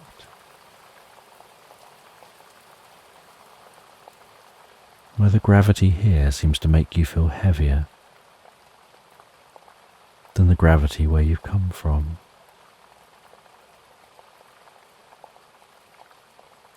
And they build a massive bonfire.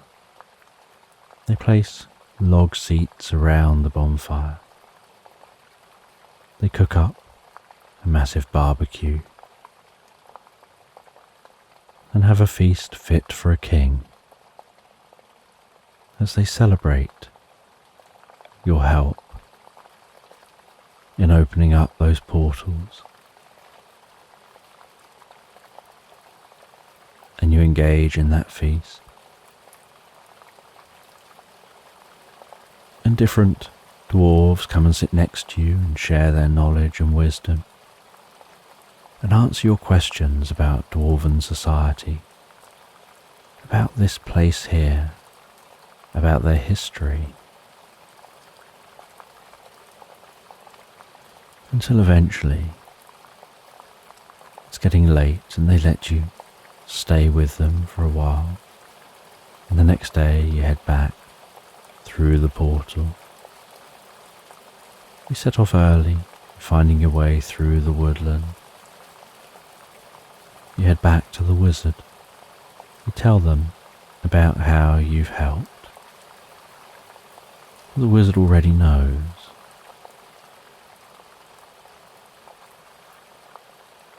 And they say they hope that you have a great rest of your holiday. You head back to the village.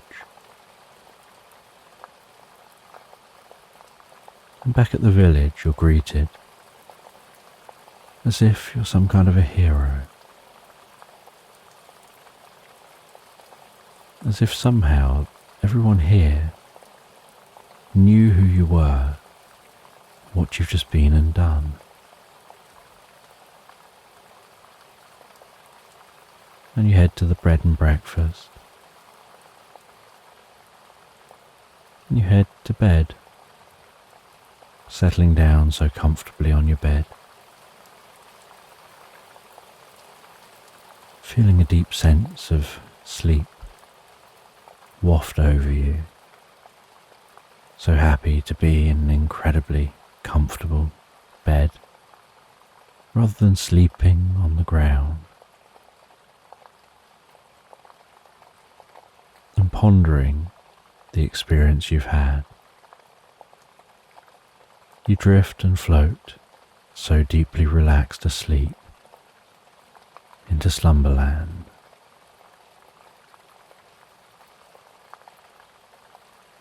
So just take a moment to allow your eyes to close and allow yourself to begin to relax. And as you begin to comfortably drift asleep, I don't know whether you'll drift asleep faster to the sound of my voice, or whether it'll be to the spaces between my words. And as you comfortably fall asleep, you can take a moment to allow yourself to get comfortable and imagine a healing light softly, slowly and gently passing down from the top of your head to the tips of your toes, relaxing gently down through you as I count down from 10 to 1.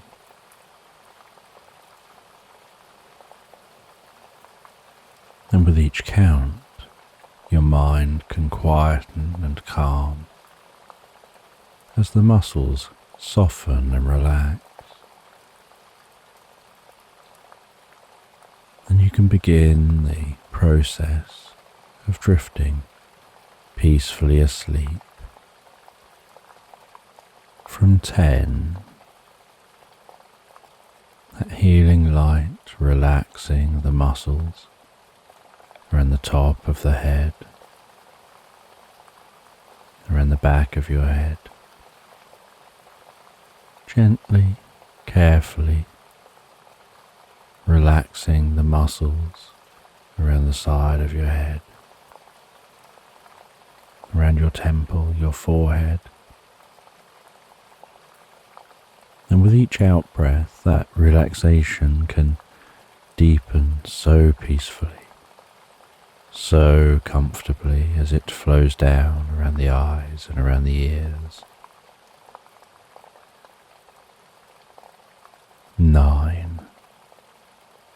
That relaxation moving down around the jaw, relaxing that jaw, allowing the tongue to relax, the lips relax, the nostrils gently relax. With that relaxation, moving carefully, slowly, as that healing light passes down the back of the neck, softening and calming those muscles, around the side of the neck, the front of the neck, down from the head,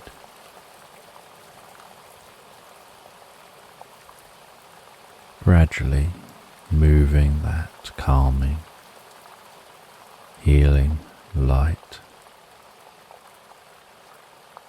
out across the shoulders, the shoulder blades, relaxing those muscles like a deep massage passing through your mind and body. 8. As that relaxation begins to move down those arms,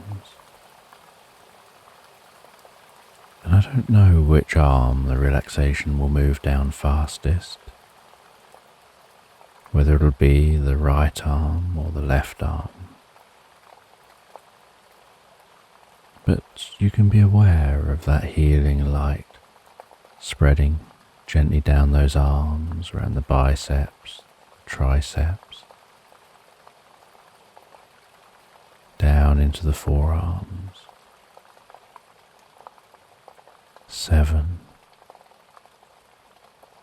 Moving all the way down to the wrists, the palms of the hands, down to the fingertips, and perhaps as that relaxation continues through those arms with each out breath, the arms begin to feel heavier or lighter, or some other sensation as relaxation sets in.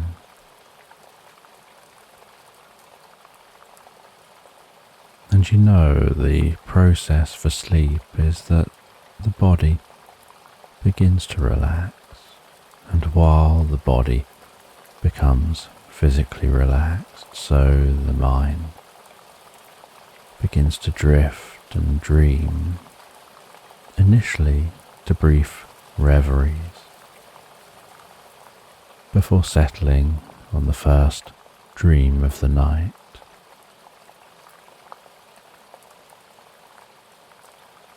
6. And that healing light can spread down from the shoulders, down around the chest, the upper back, softening and relaxing those muscles gently, calming the breathing, helping you drift deeper and deeper into the experience.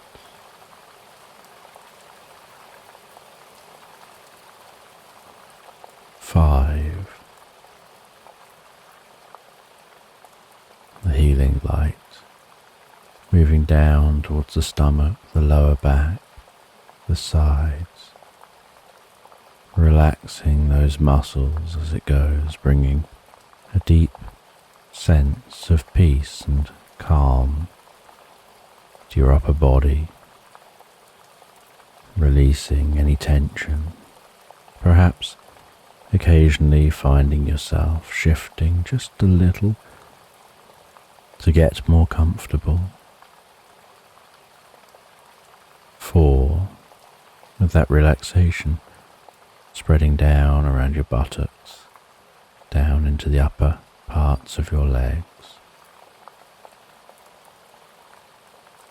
3. Passing that relaxation down towards the lower part of your legs. Perhaps those legs feeling heavier and heavier, maybe as the body becomes deeply relaxed and your focus drifts inside more on what's going on for you in your mind. You lose some awareness of the body as it becomes incredibly still. 2. The relaxation spreading down to your feet, calming, softly relaxing all the way down to the tips of your toes.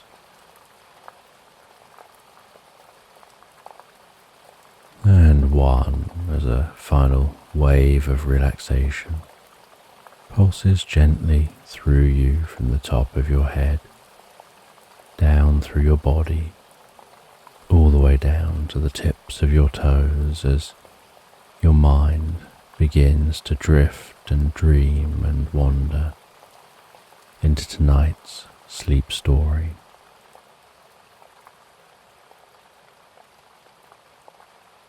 And you wake up one morning in faraway cottage, Slumberland resting in the bed beside you.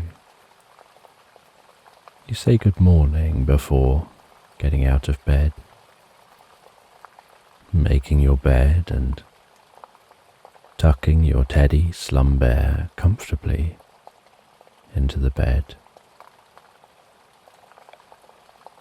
And the daylight is gently glowing through the closed curtains.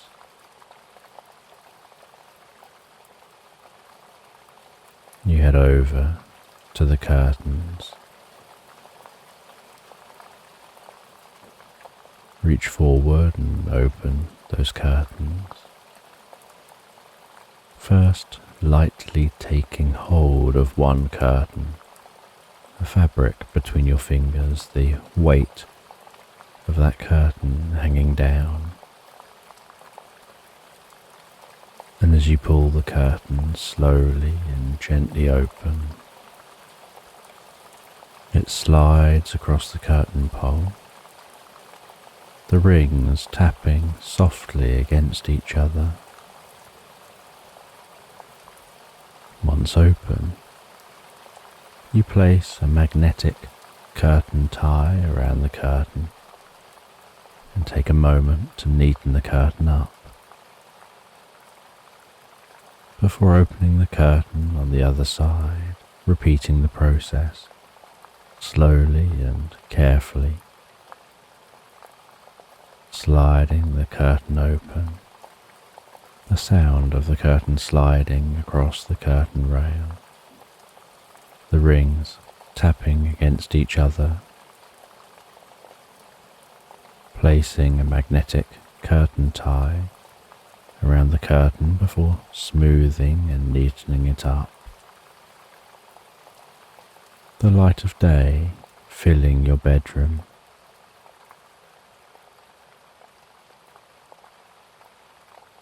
You head downstairs to the kitchen to make yourself something to eat and drink. Carry that through to the living area where you sit in the most comfortable chair to have your breakfast. And this is your first morning living in faraway cottage here in Velwyn on the northern coast of Terramesir.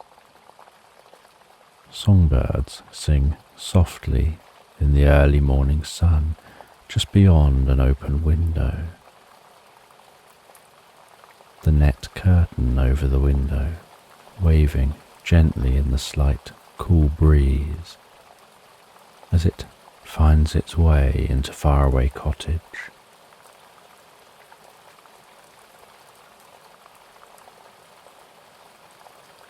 After eating breakfast, you prepare to head outside. You arrived at your new home here in Velwyn yesterday, so you haven't really explored the area. You walked through the forest valley and across the meadows down to the coast to get to Velwyn. Arriving at the town centre, finding your way from the town centre to your home, a short walk from the centre of Velwyn, but you haven't explored anywhere else yet.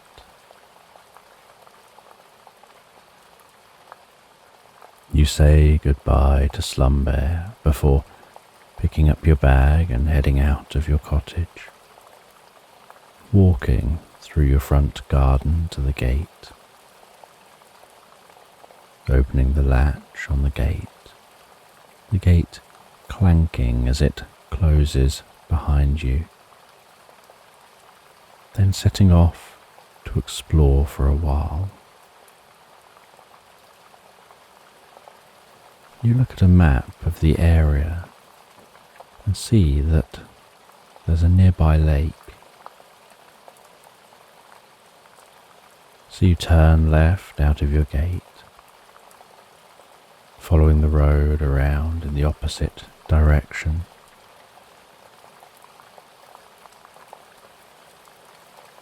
You look at a map of the area and you see that there's some nearby countryside. So you turn left out of your gate, following the road around in the opposite direction to the walk into town. You meander along this road, passing other cottages, each one well spread out from each other and each with their own unique style. After a short walk, You reach the end of the road where you see a stile. You climb over that stile, following a path into open countryside. An eagle gracefully circles high overhead, its wings spread, the tips moving slightly in the air currents as the scent of wildflowers wafts through your senses. Each footstep slicing delicately through the grasses. Butterflies and bees flitting from plant to plant. Songbirds singing in the bushes. The warmth of the morning sun tingling gently on your cheeks. The tree, standing tall in the middle of the meadow, draws your attention to its shade. You continue to walk through the meadow over to the tree, the leaves rustling softly overhead, shadows dancing underneath. The bark of the tree is smooth, cool and dark brown, with a slight spongy texture, perfect for resting back against. You sit on the ground at the foot of the tree, noticing some vibrant green songbirds with triangular yellow beaks darting around among the branches of the tree, singing the most melodious tunes in their moments of pause when they settle for a while on a branch before flitting around some more, occasionally dropping down to the ground, picking up a twig or two, or a beak full of grasses before flying that up into the tree to work on their nest. Resting your back against the tree, you take a book from your bag, shift about a little to make sure you're as comfortable as you can be, and begin to read. You read a tale about a girl and her unicorn friend. The girl, Esmeralda, befriended the unicorn a few months earlier.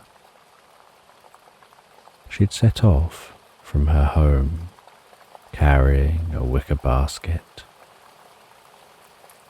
foraging for fruit, skipping joyfully into the dark wood.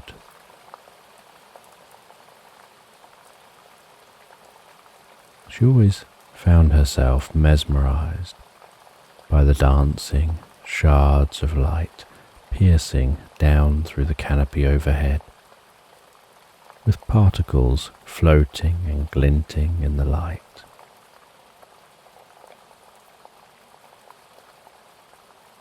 Within the dark wood were small patches of wildflowers and grasses, where ancient trees once stood but had now fallen and returned to the earth.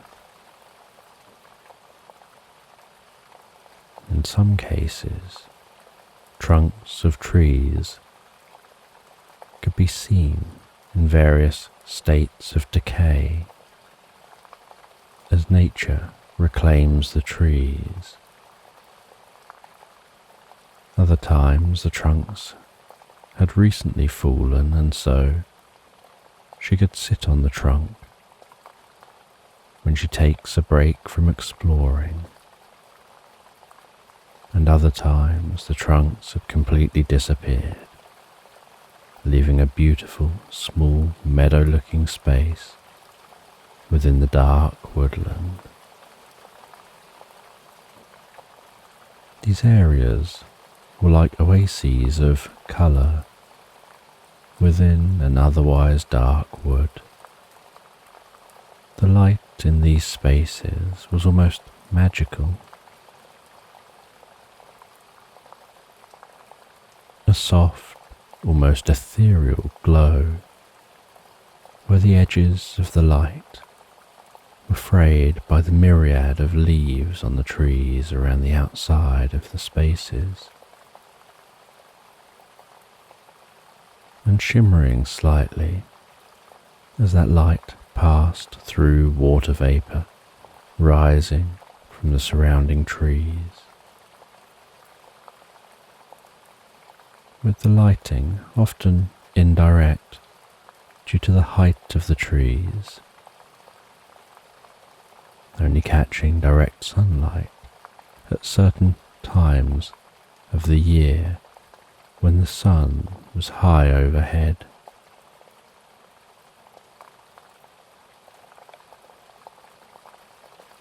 And one day, in one such clearing, Esmeralda saw a unicorn grazing in the glow of the sun, its hair glistening like a million diamonds. She noticed that this unicorn had a damaged and blunted horn, with the end third of the horn hanging off, still attached to the rest of the horn, like a snapped branch hanging from the rest of the branch on a tree. The injury exposing the nerves and flesh which grows on the inside of a unicorn's horn. Esmeralda slowly and carefully walked into the clearing, each footstep a gentle crunch underfoot. The unicorn looked up slightly, still chewing on a mouthful of grasses, but it didn't run. It let her get closer and closer, to the point she was able to rest her hand on the side of its neck. She carefully touched its horn. The unicorn flinched. She did an instinctive sympathy flinch, as if she felt some of the pain that unicorn felt.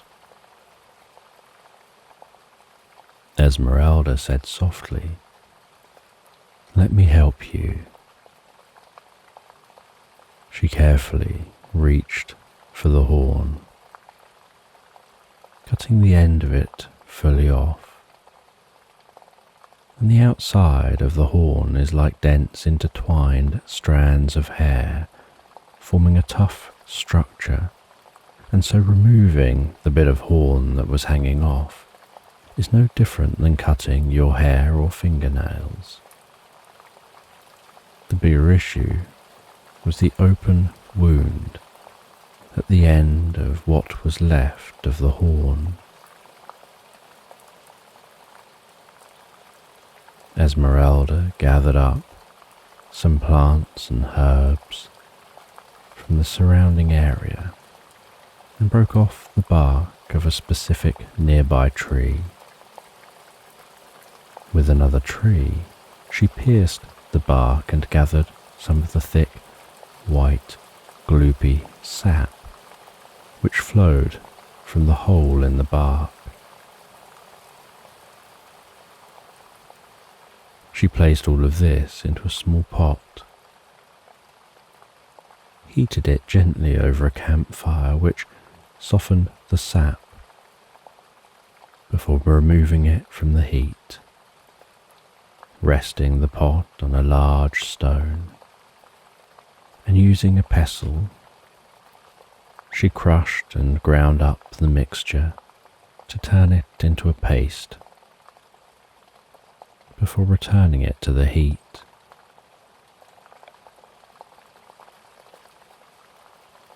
As the mixture heated up, so it thickened again, giving off the sweetest scent.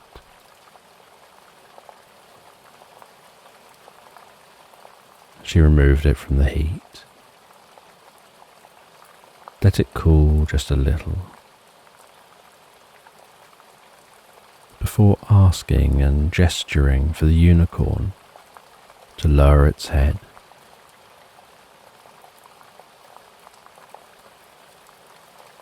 The unicorn seemed to know what was going on and did as they were asked, allowing Esmeralda to apply the ointment to the wound.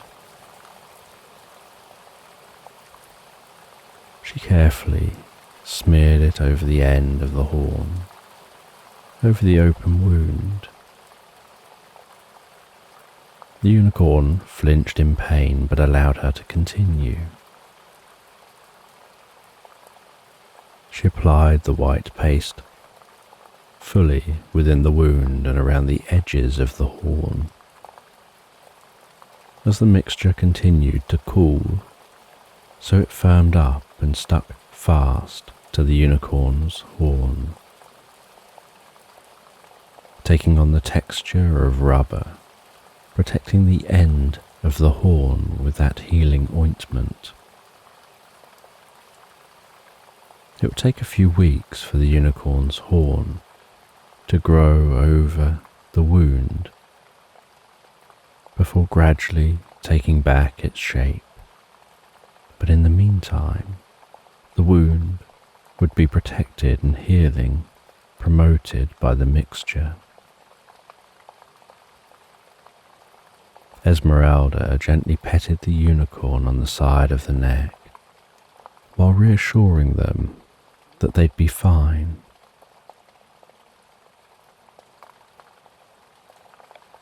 She named the unicorn Flint. Esmeralda continued to gather fruit, now joined by Flint.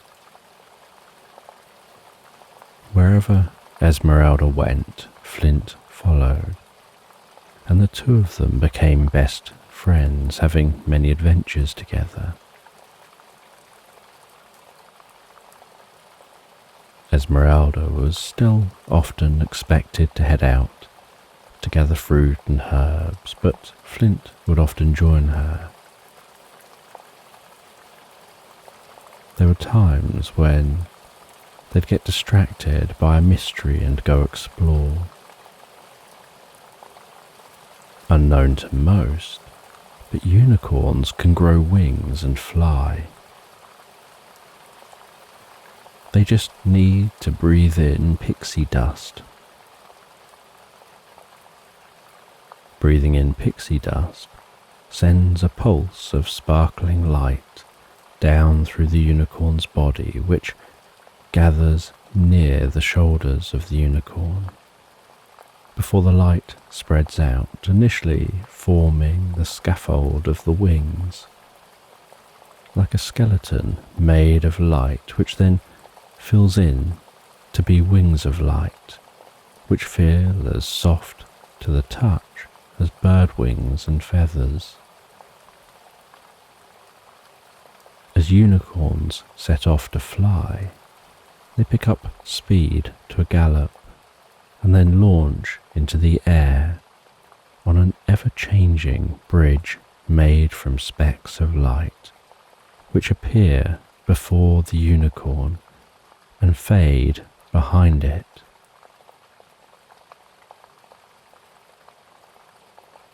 You read their latest adventure as you rest beneath the tree,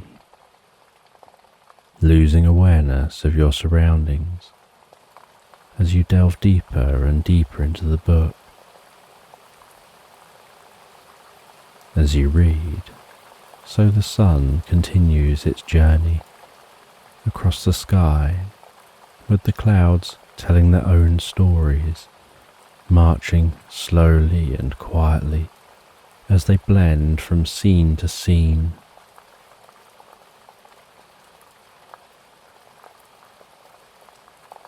As the sun bathes the meadow in the golden light of the afternoon, so you stop reading, place a bookmark into the book, and grab a snack and drink from your bag. While eating, some inquisitive songbirds drop down to the ground, a short distance away from you, cocking their heads and hopping about a little, as if to try to get your attention and food. Their eyes looking at the food as you bring it up to your mouth, take a bite and then lower it back down again. You break off a bit of the food and throw it for the birds. They tentatively hop to the food, pecking off some of that food before hopping back away from you again.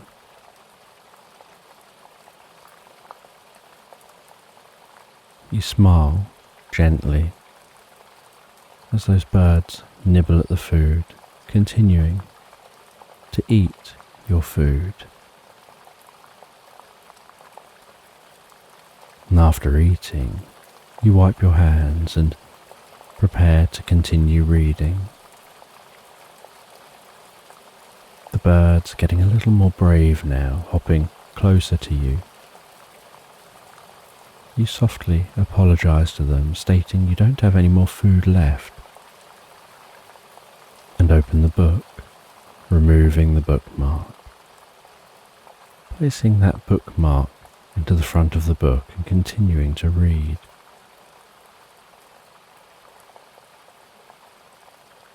The birds potter around you for a while in the hope of getting some more food, and when this isn't forthcoming, they eventually disperse back into the trees and bushes. By the time you finish the final pages of the book, the sun is creeping below the horizon and the inky darkness of night is filling the sky. You pack everything away into your bag and head home. And once home, you say hello to Slumbear, place the book onto your shelves and decide to wander into town to Grandpa's bookshop to find another book to read before bed.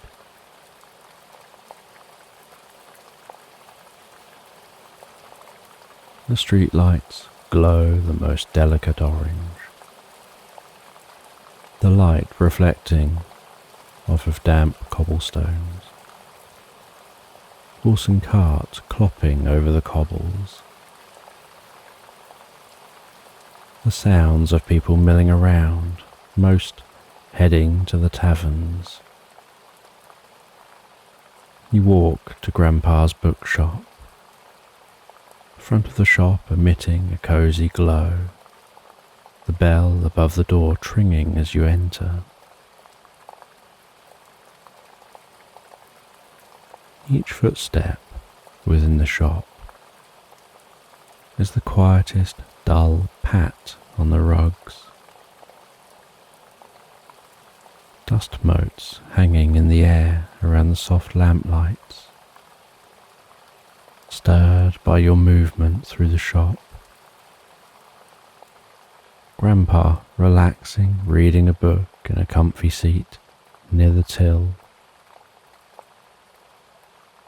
Grandpa welcomes you back, asks how you're settling into your new home. You share how peaceful and pleasant it is over at Faraway Cottage. You talk about wandering into the nearby meadow today, sitting underneath the old tree and reading the book you picked up from here yesterday. You've now finished reading that book, and so you want to find something else to read. You look around the shop, checking the different sections. You find a curious book, In Memory of Water. Grandpa explains that this is a really interesting and curious book. It's about a hilltop village where water contains memories that can be revealed in puddles.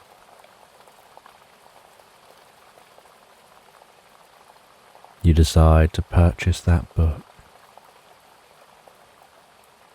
Grandpa is excited for you to read it and looks forward to discussing the book with you in the future. You pack the book into your bag and head home. Once home, you place the book on the kitchen counter and begin to make some food for dinner. The scents of the food wafting through your home, making your mouth water. You sit in the living space, eating that food, listening to some soft music, and feeling deeply relaxed. After eating, you carry the book over to your chair. You sit in the chair and begin to read that new book. And it doesn't take you long to start to feel sleepy, for your eyes to want to gently close. So you tidy up downstairs and turn the lights off.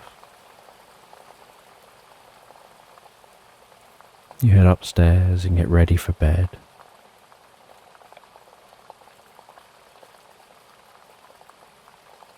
You head into your bedroom. Sit on the bed, move Slumberland over a little. Tuck yourself into the bed, sitting back against the cushions for a while as you read in bed for a bit. Before sleep begins to descend upon you, and so you close the book. You place that down on a small table beside the bed. You tuck yourself down into the bed. Turn off the light. Say goodnight to Slumberland. And drift so peacefully, so relaxed asleep into Slumberland.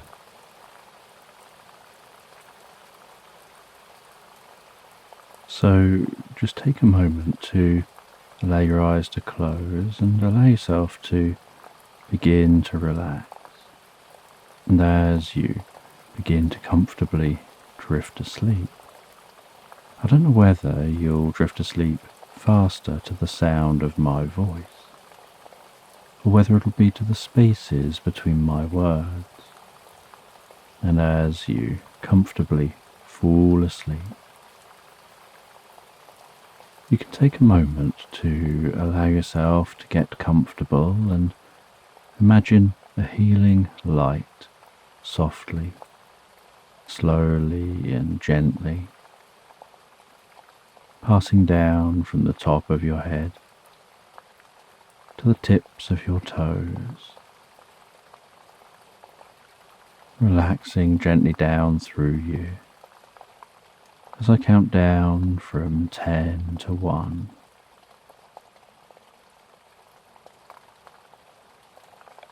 And with each count, your mind can quieten and calm as the muscles soften and relax,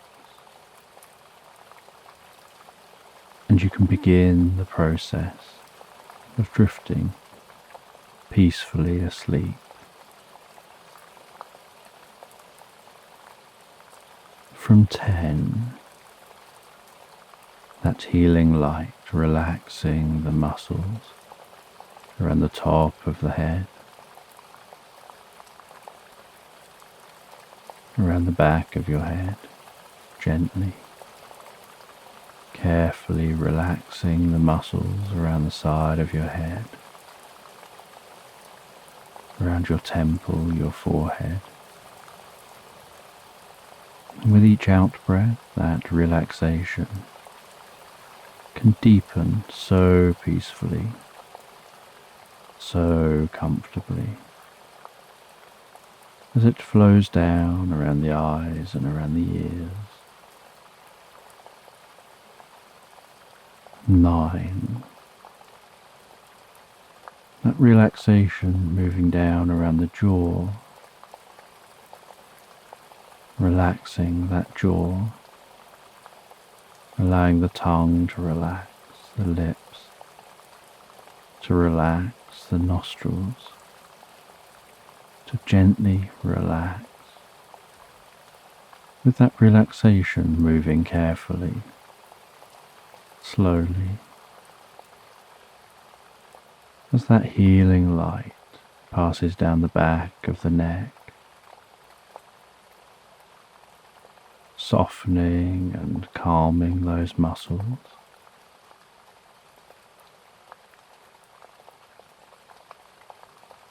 Around the sides of the neck, the front of the neck, down from the head, gradually moving that calming, healing light out across the shoulders, the shoulder blades, relaxing those muscles like a deep massage passing through your mind and body. 8. As that relaxation begins to move down those arms, and I don't know which arm the relaxation will move down fastest, whether it'll be the right arm or the left arm.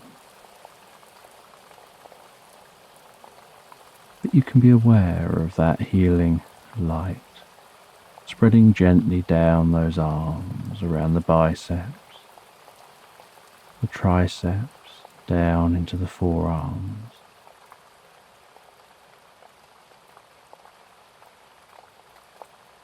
Seven. Moving all the way down to the wrists, the palms of the hands, down to the fingertips. And perhaps as that relaxation continues through those arms, with each out-breath, the arms begin to feel heavier or lighter, or some other sensation as relaxation sets in. And you know the process for sleep is that the body begins to relax, and while the body becomes physically relaxed, so the mind begins to drift and dream, initially to brief reveries, before settling on the first dream of the night.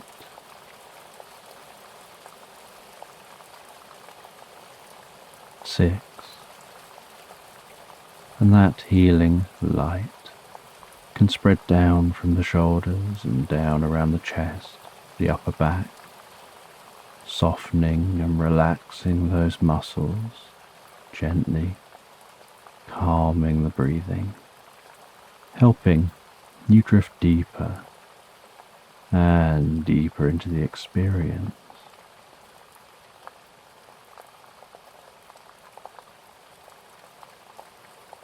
5.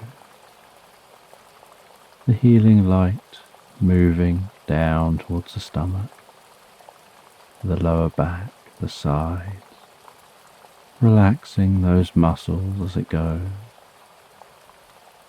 bringing a deep sense of peace and calm to your upper body, releasing any tension.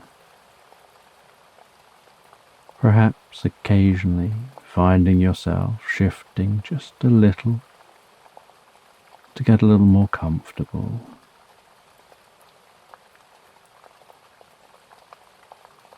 Four, with that relaxation spreading down around your buttocks, down into the upper parts of your legs. 3, passing that relaxation down towards the lower part of your legs.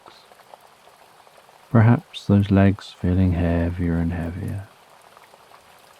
Maybe as the body becomes deeply relaxed and your focus drifts inside more on what's going on for you in your mind. You lose some awareness of the body as it becomes incredibly still.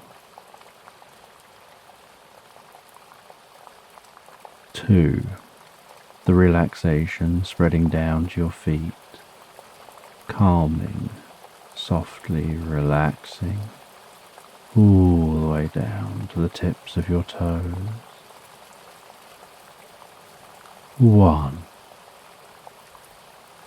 as a final wave of relaxation pulses gently through you, from the top of your head, down through your body, all the way down to the tips of your toes as your mind begins to drift and dream and wander into tonight's sleep story.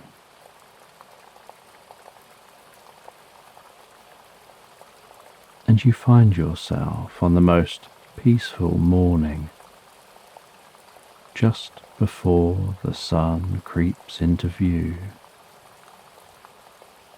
walking through a mist-filled meadow.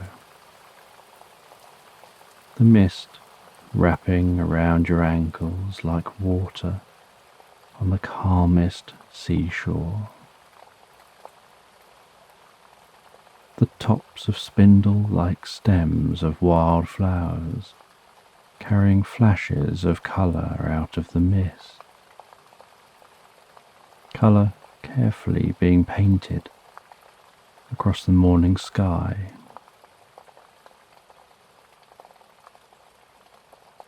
The sound of each footstep seemingly held within the mist as morning songbirds wake from their slumber, singing notes of joy to the morning sun. Each step that you take through the viscous mist makes the mist slowly swirl around your legs. In the distance, you can see a family of deer grazing, their noses disappearing into the mist as they enjoy the moist grass hidden beneath the undulating milky white layer. As the first rays of sunlight creep up over the horizon, so the mist begins to evaporate. Soft, fuzzy clouds rising gently into the air, slowly revealing the landscape, bathed in the golden light of morning.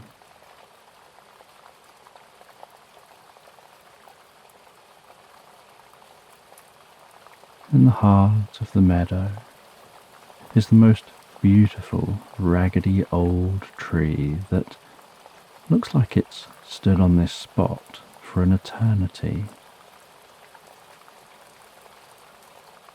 Branches growing in every direction, crisscrossing each other, a dense canopy of leaves and thick, slightly bulbous trunk, as if the tree has started to sag under a lifetime of holding up its own weight.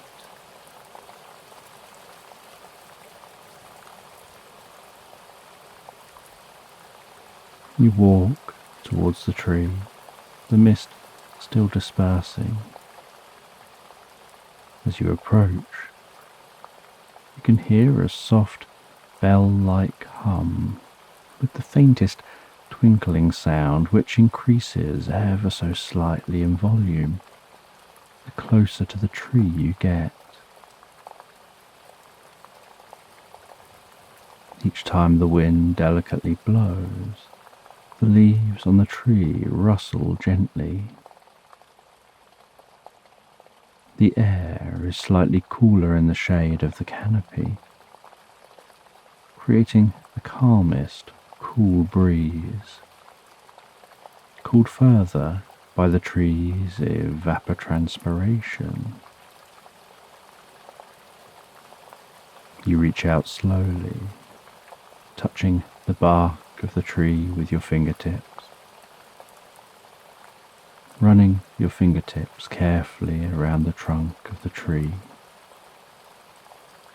feeling the rough yet slightly soft and cool texture of the bark.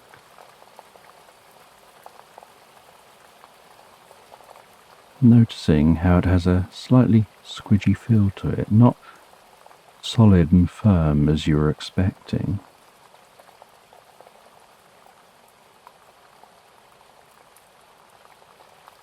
In the coolness under the tree, as the sun continues to climb into the sky, you decide to stop and read a book. You sit down on the ground with your back against the trunk. Take a book out of your bag and begin to read. And as you read, you have moments where you're so absorbed in the book you become unaware of the sound of the rustling leaves or the feeling of the cool breeze.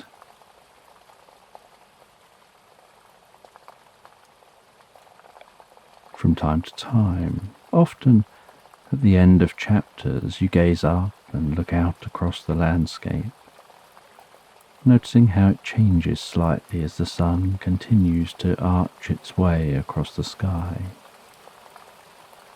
The way shadows change shape, getting shorter as the sun climbs before lengthening again as the sun begins its descent once more. Watching the shadows of clouds glide silently across the landscape.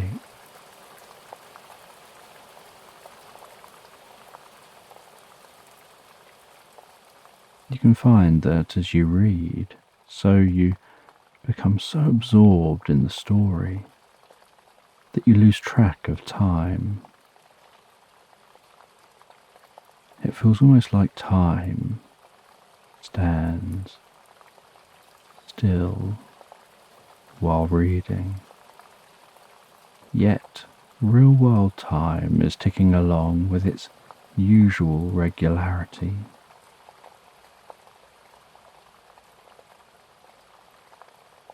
You notice that you're nearing the end of the book and so decide to keep reading to finish it.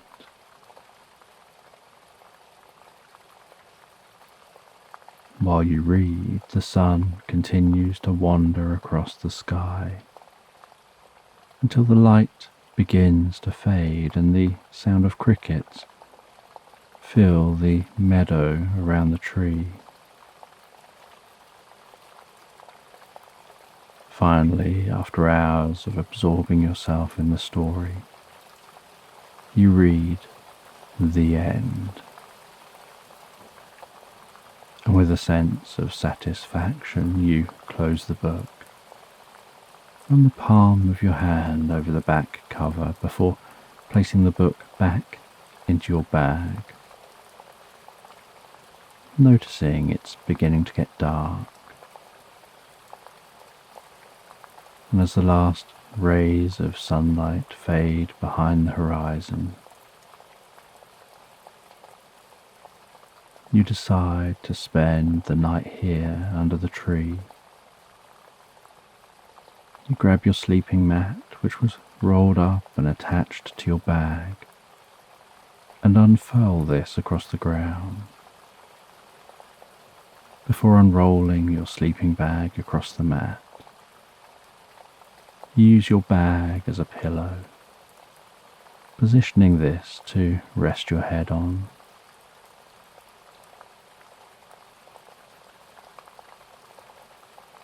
You have something to eat and drink before settling down into your sleeping bag, absorbing yourself in the peacefulness of nature,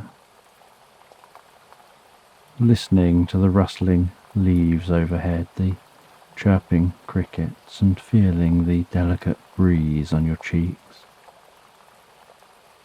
as you drift peacefully and comfortably asleep.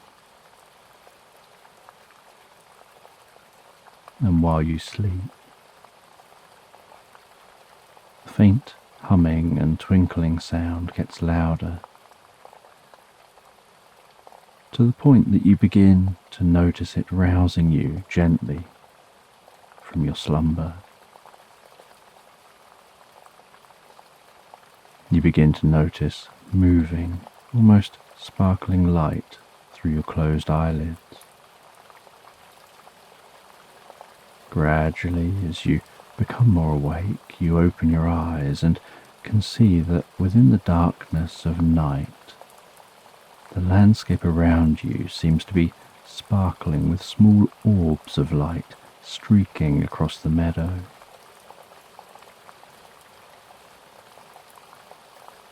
The sparkling light seems to be emanating from this tree, almost pulsing with the hum of the tree, each sparkle of light making a twinkling sound as it moves.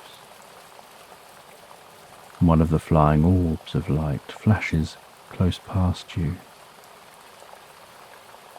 You notice that it looks slightly fuzzy around the edges, then the orb flies back towards you again, this time hovering before you. As your eyes adjust to the light of the orb, you can see that it's a small fairy, its body glowing golden, sparkling light, twinkling and crackling gently around the body, the blur of their wings beating rapidly behind them. They carefully maneuver themselves closer to you and begin to talk with the softest voice. They seem surprised that you can see them. They're intrigued by this. They say that normally the world of fairies is invisible. You mentioned that as you got closer to this tree, you could hear that hum and twinkling sound, which is now louder than it was then. The fairy wonders whether there's something about you and how you process reality that means you're more likely to be able to perceive this reality.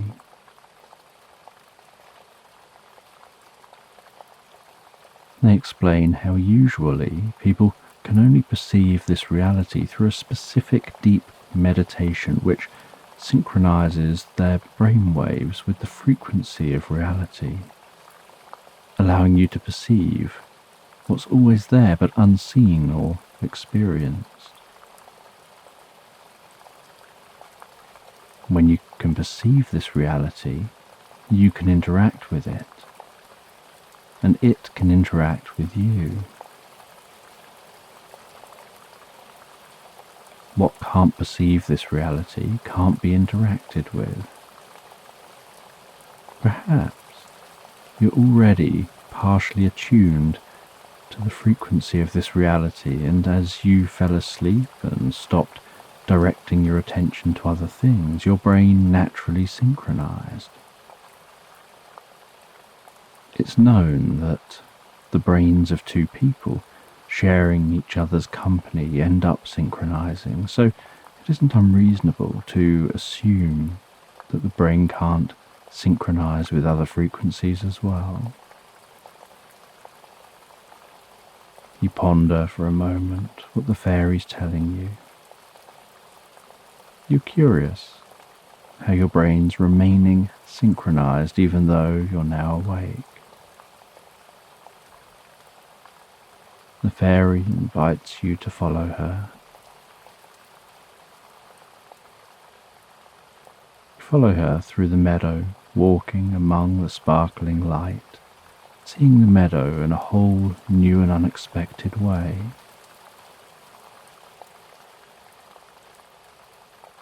Each footstep you take leaves a patch of light behind which slowly fades. Looking behind you, you can see your trail of footsteps about 8 footsteps back, gradually fading. 7, 6, 5, 4, 3, 2, 1.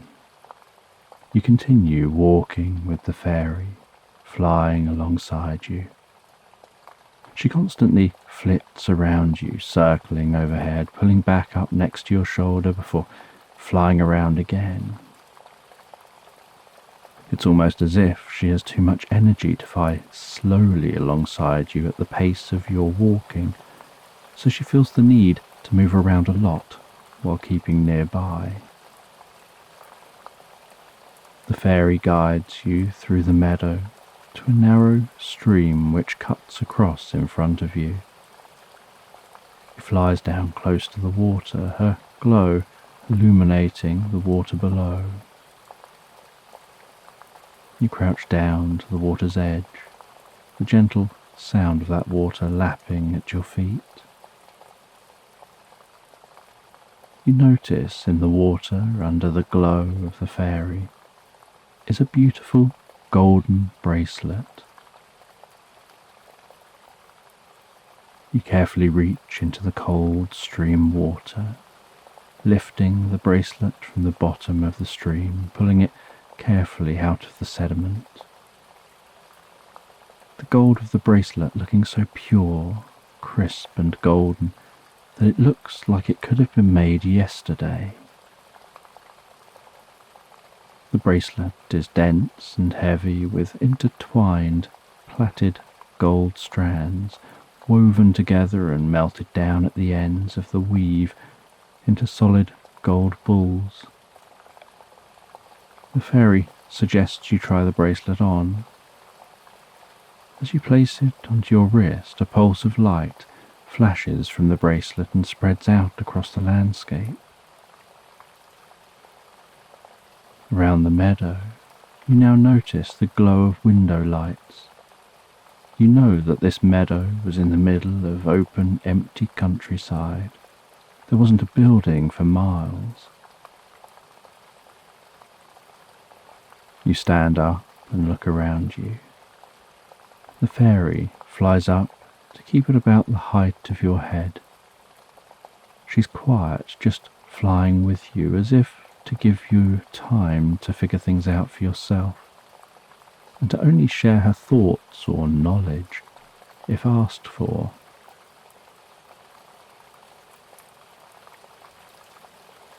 You turn around slowly, looking in different directions.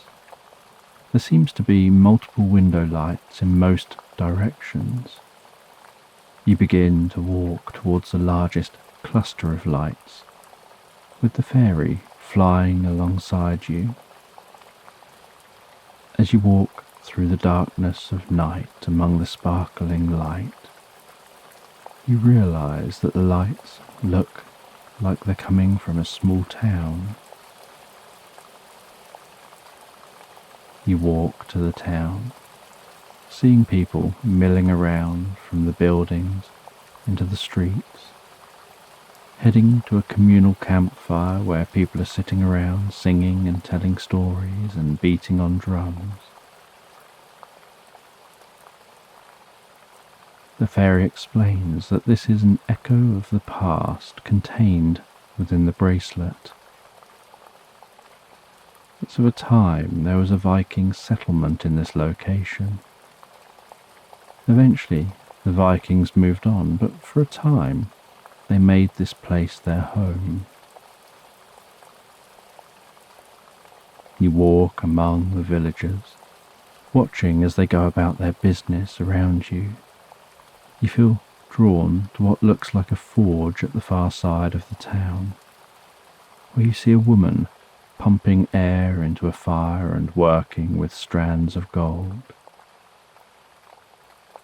She's pulling the hot, pliable gold out, making it like a narrow, long string, twisting it and folding it over itself, then repeating this over and over again, gradually making that pliable gold like rope, before letting it cool a little so that it's still pliable but firmer. She shapes it into the shape of a bracelet around a wooden arm before melting and shaping the ends into balls of gold, and then using water to quickly cool that bracelet. After doing this, she removes the bracelet from the wooden arm and places it into the water to cool quicker. Once the bracelet's cool enough to be completely solid, she places it onto a shelf. You continue to explore this town, people watching, listening to their music, watching their dancing, feeling deeply connected to the atmosphere here, so absorbed in the experience. You're surprised when morning arrives. You feel that it's arrived so quickly. With morning, you watch as people buy food from different market stalls in the town and other items. You see a mother and daughter head to the woman who made the bracelet, and the mother gets the bracelet for the daughter and carefully places it on her wrist.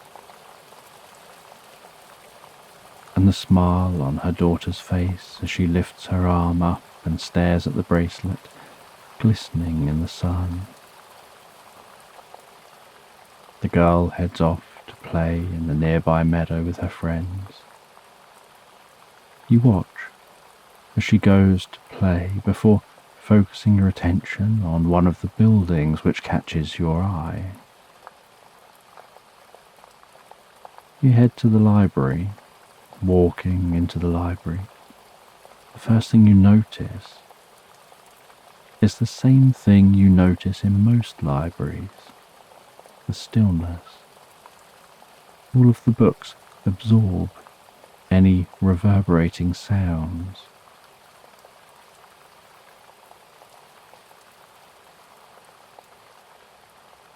You see a curious book on a plinth at the back of the library. As you approach, you notice that it has the faintest purple glow, with the letters and words on the pages also faintly glowing. You can't read the writing, it just looks like handwritten symbols to you. The fairy explains that this book you are drawn to is the book of nothingness. It contains the secrets to letting go.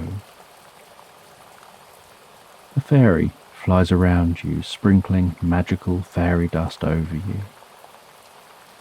As you breathe in that fairy dust, you notice the symbols on the pages changing to a language you can understand. The fairy explains that they've placed a temporary universal understanding spell upon you. While the dust absorbs into you, you'll be able to read what the writing says, and will also be able to understand all things. But after a short period of time, the dust will finish absorbing into you and will dissipate through your body, and you'll lose this ability.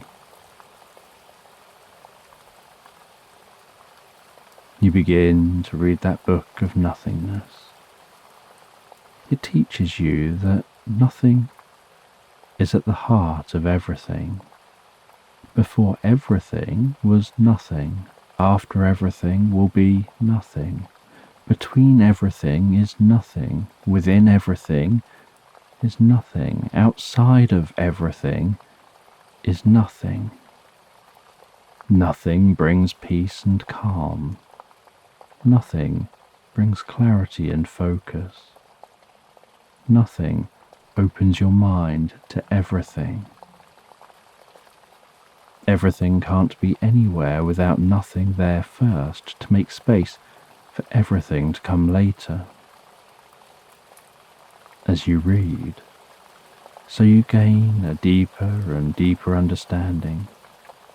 With each word, you become increasingly absorbed in the experience, as if being drawn into the book. You start to have a sense of walking through an ornate door into a dark, serene room, where everything, including your footsteps, is silent. You walk through this room to another door that's less ornate but more magical. Through that doorway, you find yourself in a room that's so dark and peaceful that you can't see anything around you, just the faintest outline of a distant door. You walk to that door, a very basic door. You carefully open that door, walking into the room beyond the door, discovering that you can't even feel the floor beneath your feet.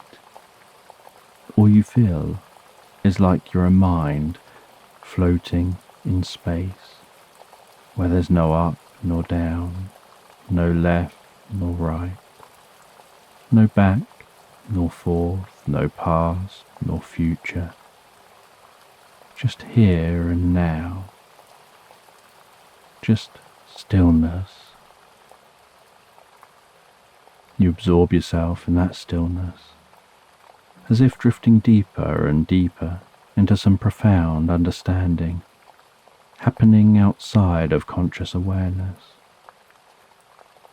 before discovering that the magic is slowly wearing off, as the library begins to weave its way back into reality around you.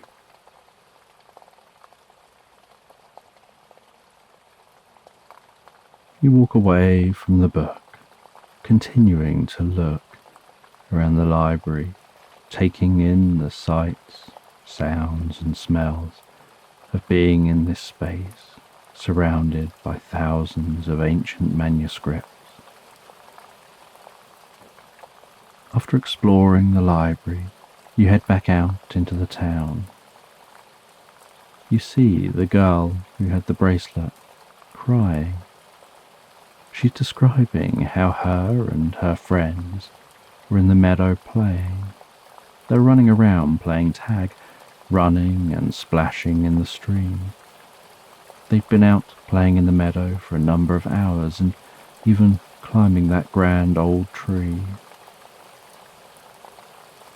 She describes how, as they were heading back to town, she noticed her bracelet was missing. They went back to search for it, checking through the meadow and walking along the side of the stream, looking in the stream, and even looking under the tree, but she couldn't find it. They'd been playing for hours and in that time had covered a lot of the meadow, so she didn't know where it could have fallen off her wrist. You head over to the girl. She can't see you or interact with you. You take the bracelet off and place it on a log in front of the girl. As you take the bracelet off, so the town begins to fade around you and the darkness of night begins to return.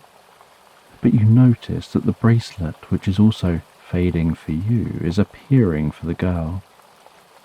You see her face light up as she notices and reaches for it, just as the experience fades from view and you find yourself in that meadow at night time, as if no time had passed.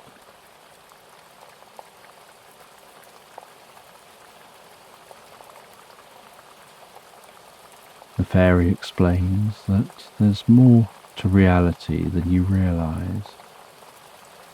It's multi-layered and everything contains a memory trace of its history. And these memory traces can be observed and even occasionally interacted with. The fairy is as curious as you are about how you're managing to maintain your brainwave frequencies in sync with this reality. She decides to show you something. She guides you through the meadow again, and as you walk, so you leave behind those glowing footprints in the grass. She guides you back to the stream. You both follow that stream until it eventually begins to decline through small stepped waterfalls, weaving its way down through the landscape. You follow the stream as it flows downhill until it comes to a calm lake. You begin to walk around the outside of the lake, curious where the fairy's guiding you. After what felt like quite a long walk, the fairy stops at a large stone embedded within the grass. She asks you to lift the rock.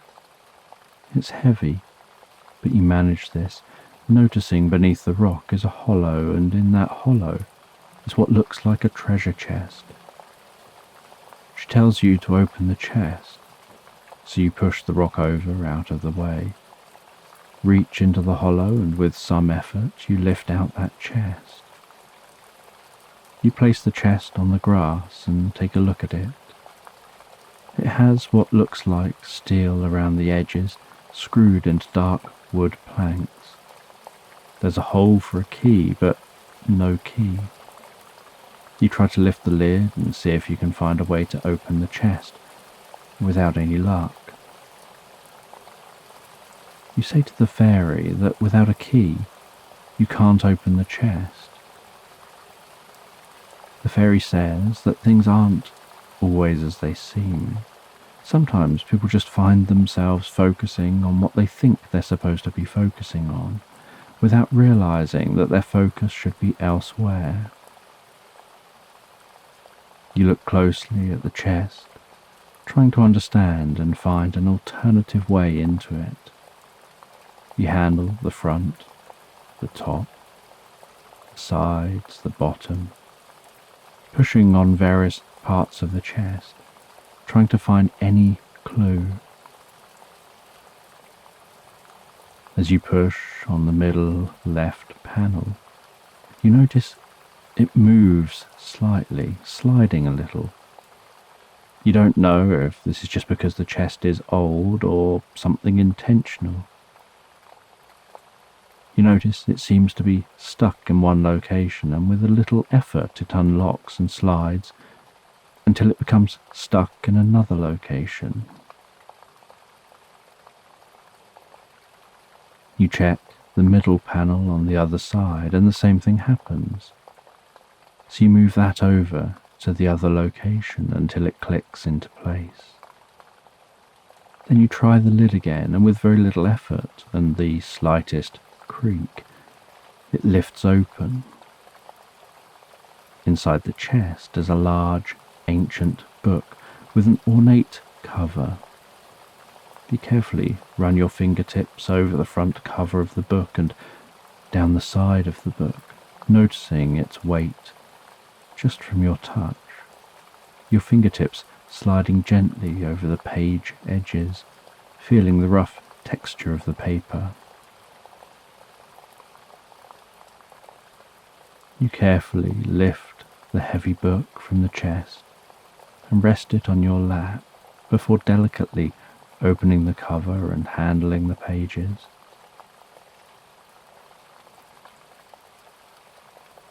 The writing on each page is elaborate, detailed cursive, carrying with it the feeling and effort the author put into crafting this work.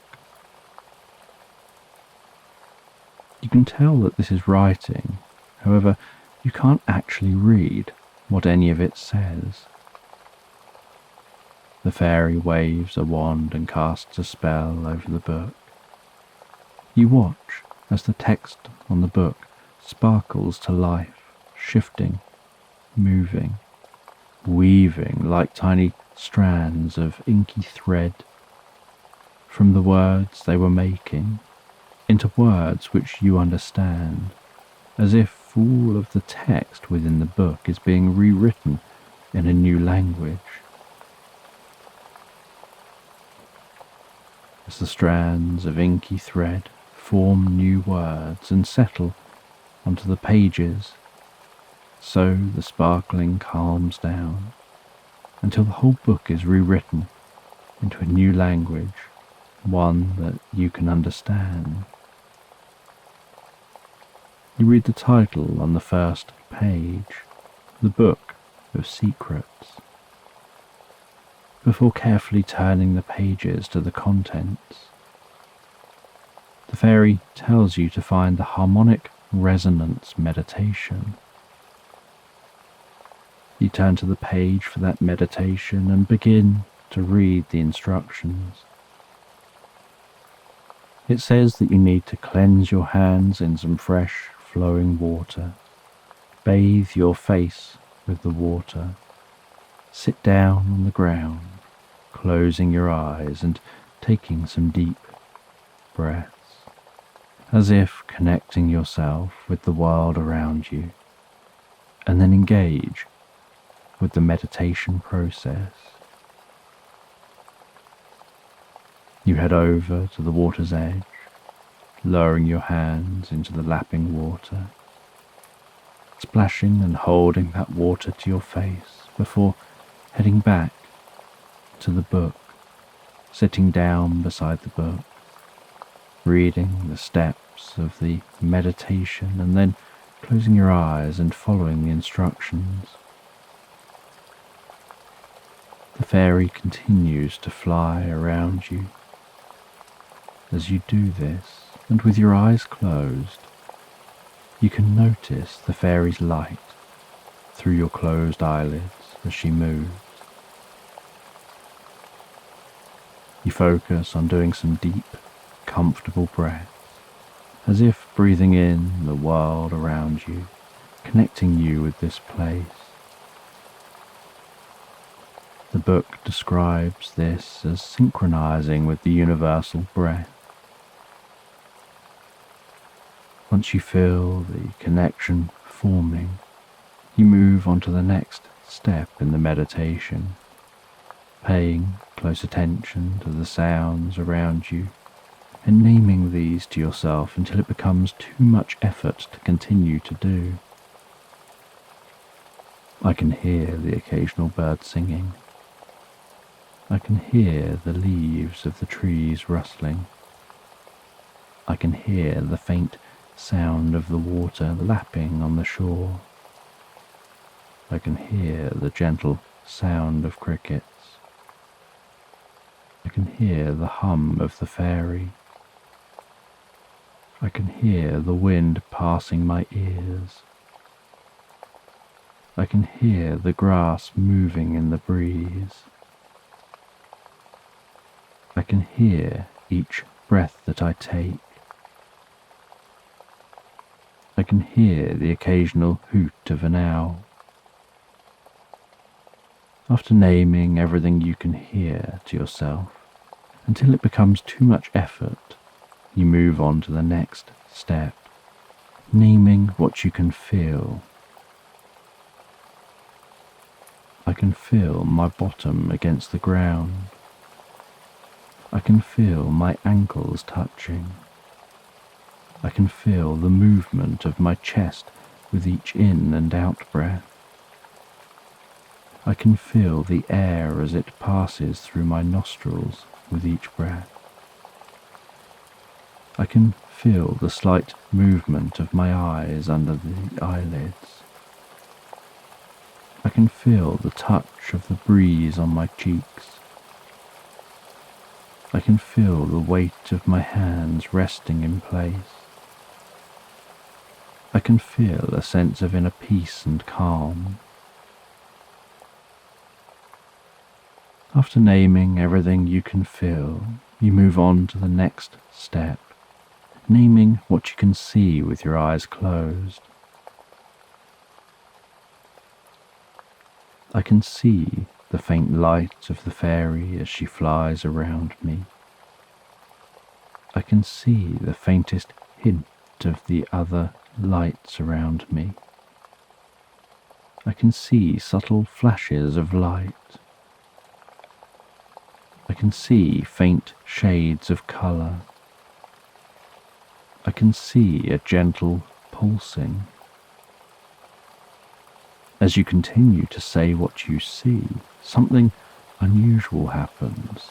The faint shades of colour, the gentle pulsing, the subtle flashes all begin to form into something more, like the sun rising, revealing a hidden world you couldn't previously see. The world around you that you see in your mind becomes more and more vivid and clear, as awareness of your body sitting there and of sounds around you fade into the distance, replaced by the sights, sounds and sensations of being in this place.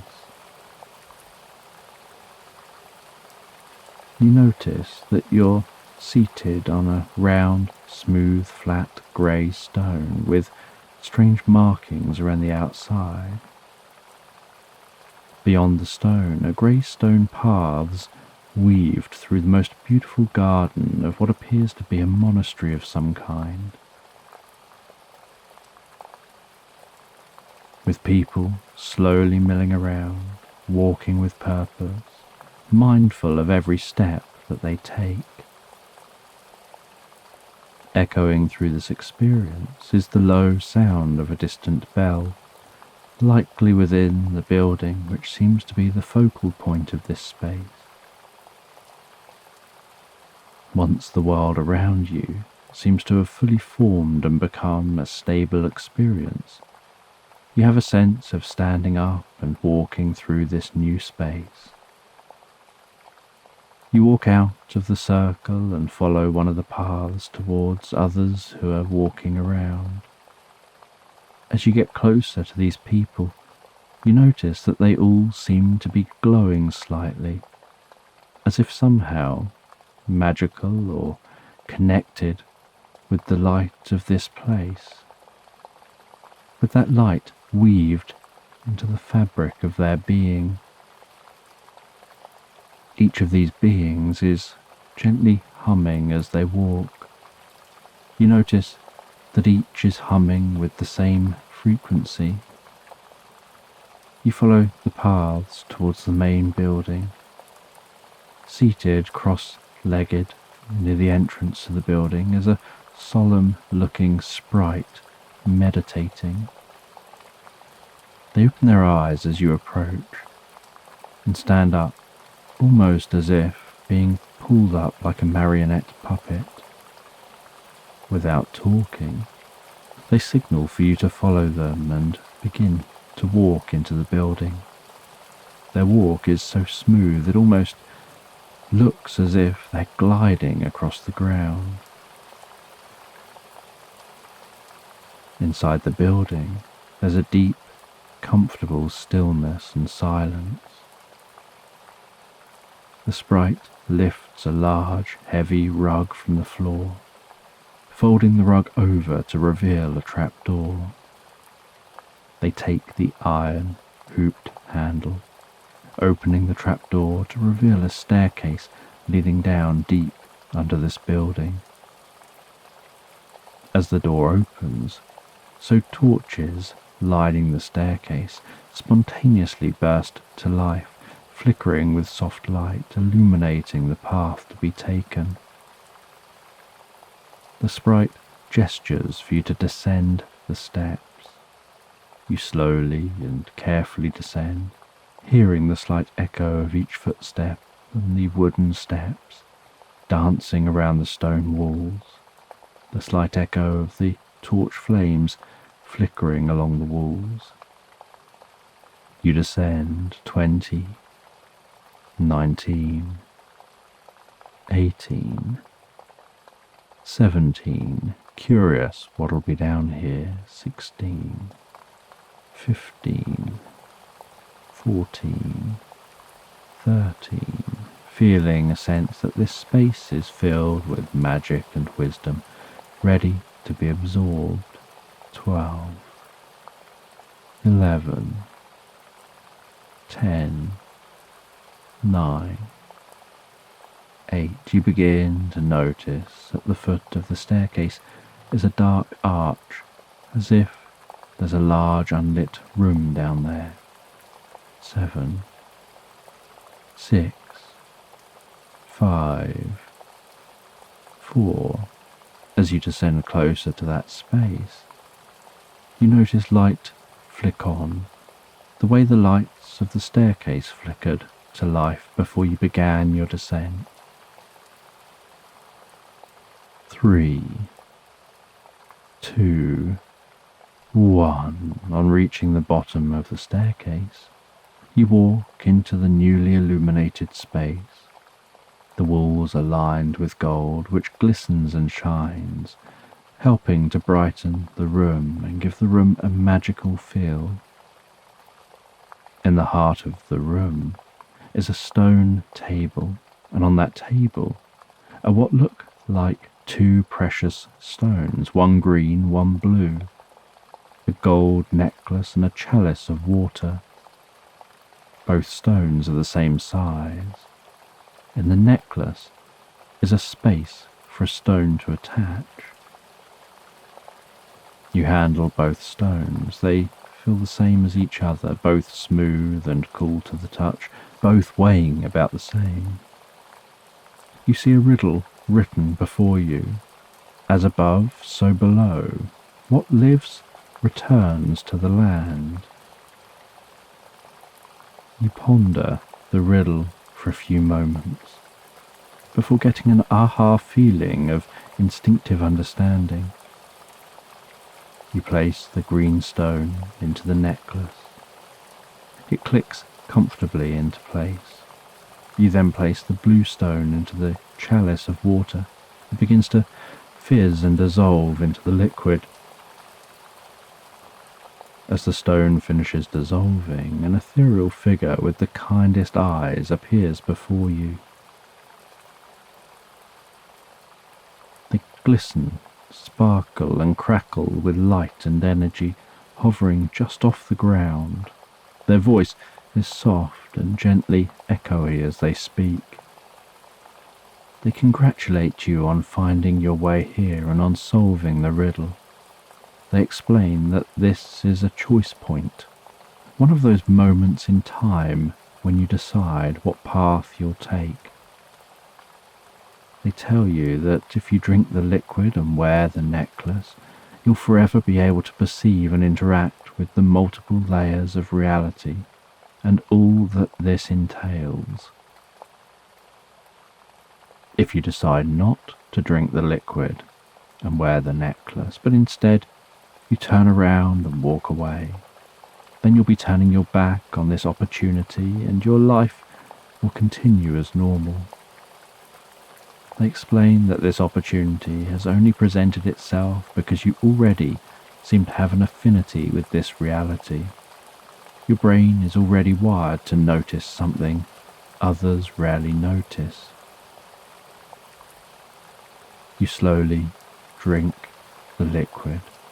It tastes like the freshest, most pure water you've ever had.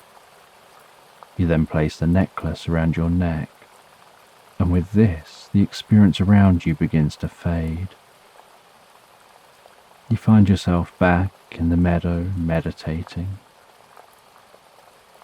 Following your experience, you open your eyes. The fairy says that they can tell what decision you made. As they fly near to you, so you can see the necklace around your neck, yet when they fly away from you, the necklace disappears. They say that it's a part of you now. You touch the top of your chest where you saw the necklace, and there's nothing there.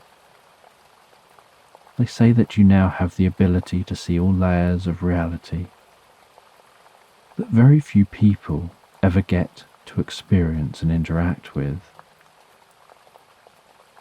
The fairy spends a number of hours teaching you how to control your perception of realities, how to experience just your regular reality, how to change your state slightly to perceive this reality, how to see and interact with reality echoes.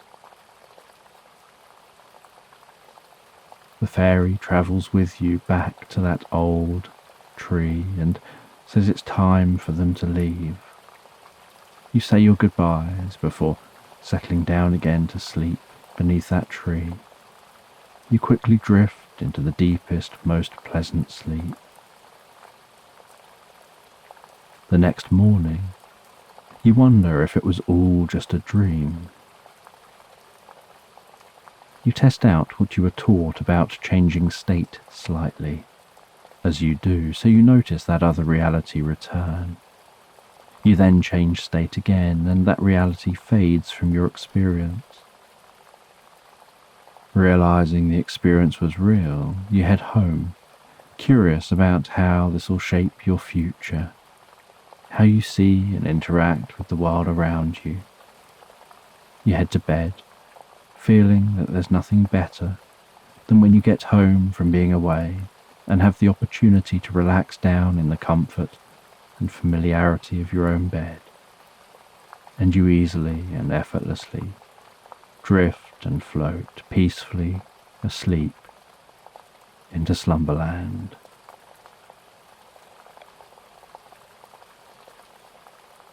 So just take a moment to allow your eyes to close and allow yourself to begin to relax.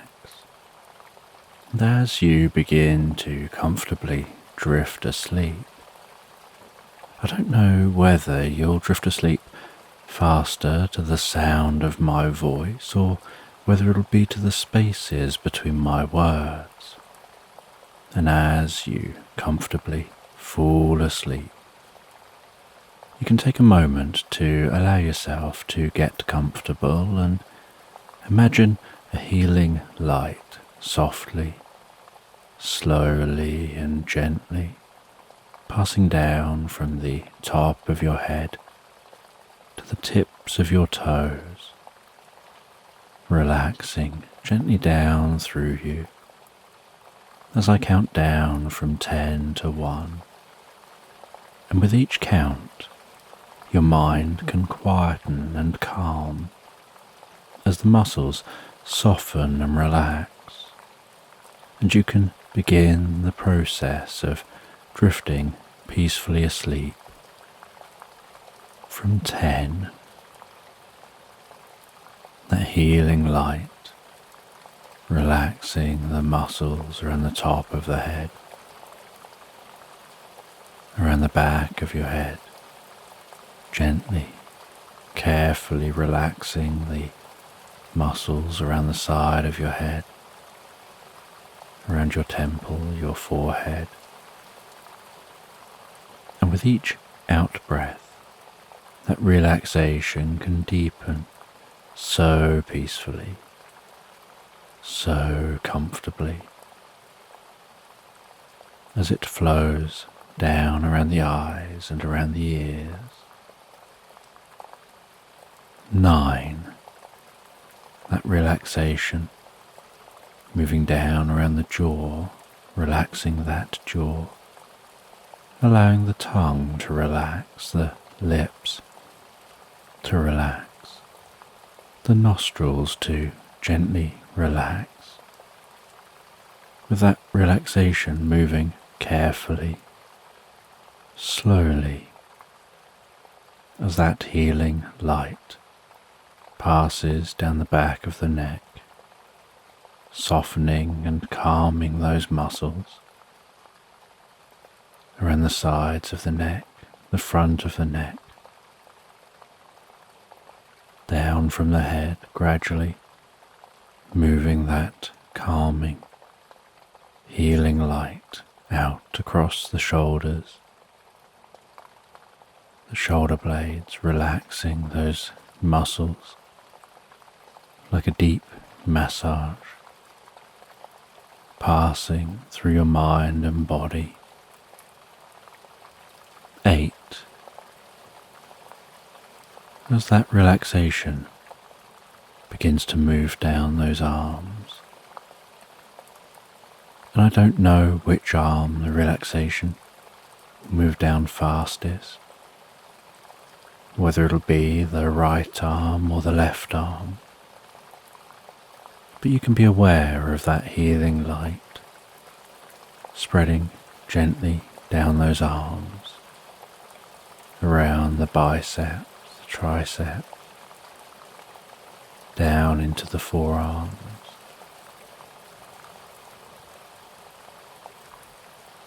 7. Moving all the way down to the wrists, the palms of the hands,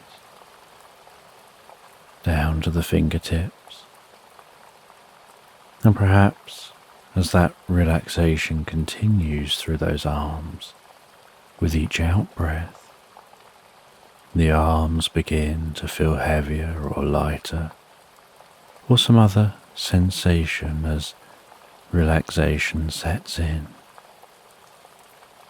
And you know the process for sleep is that the body begins to relax, and while the body becomes physically relaxed, so the mind begins to drift and dream, initially to brief reveries, before settling on the first dream of the night. 6. And that healing light can spread down from the shoulders and down around the chest, the upper back, softening and relaxing those muscles, gently calming the breathing, helping you drift deeper and deeper into the experience. 5. The healing light moving down towards the stomach, the lower back, the sides, relaxing those muscles, bringing a deep sense of peace and calm to your upper body, releasing any tension, perhaps occasionally finding yourself shifting just a little to get more comfortable. 4. With that relaxation spreading down around your buttocks, down into the upper parts of your legs. 3. Passing that relaxation down towards the lower part of your legs, perhaps those legs feeling heavier and heavier, maybe as the body becomes deeply relaxed and your focus drifts inside more onto what's going on for you in your mind. You lose some awareness of the body as it becomes incredibly still. 2. The relaxation spreading down to your feet, calming, softly relaxing, all the way down to the tips of your toes. And 1. As a final wave of relaxation pulses gently through you from the top of your head, down through your body, all the way down to the tips of your toes, as your mind begins to drift and dream and wander into tonight's sleep story. And as you relax into this story,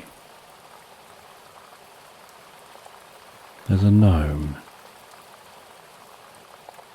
who's wandering through their garden. And as they wander through their garden, listening to the distant sound of flowing water in the pond, the sounds of birds around them, feeling the sensation of the breeze on their cheeks.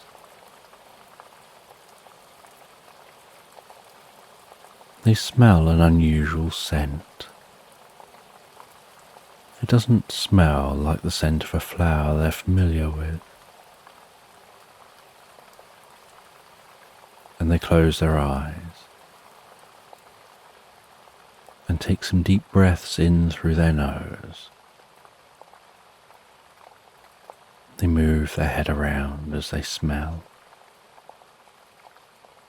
to try and pinpoint where the smell is coming from. They follow their nose around the garden.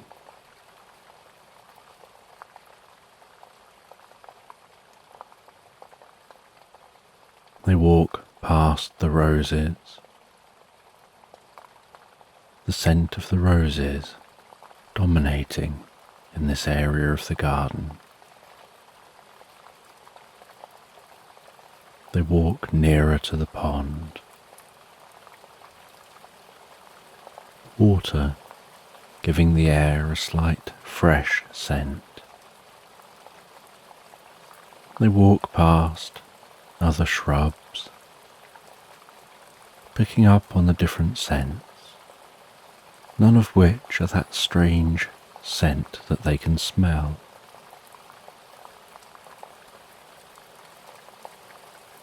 They find their way through their garden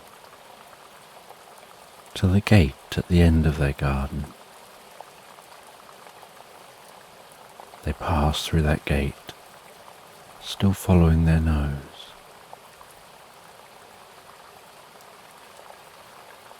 They walk along the side of their garden.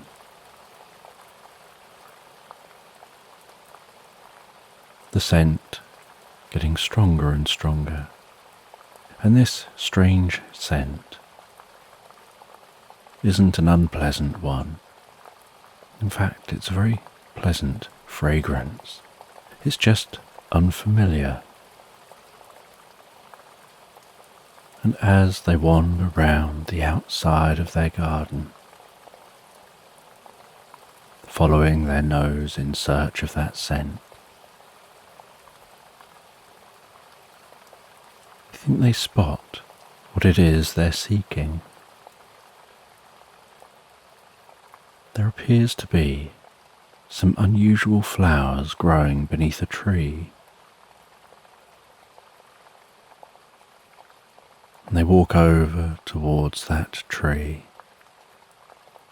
A grand tree, a sturdy trunk, bushy leaves overhead, rustling in that gentle breeze.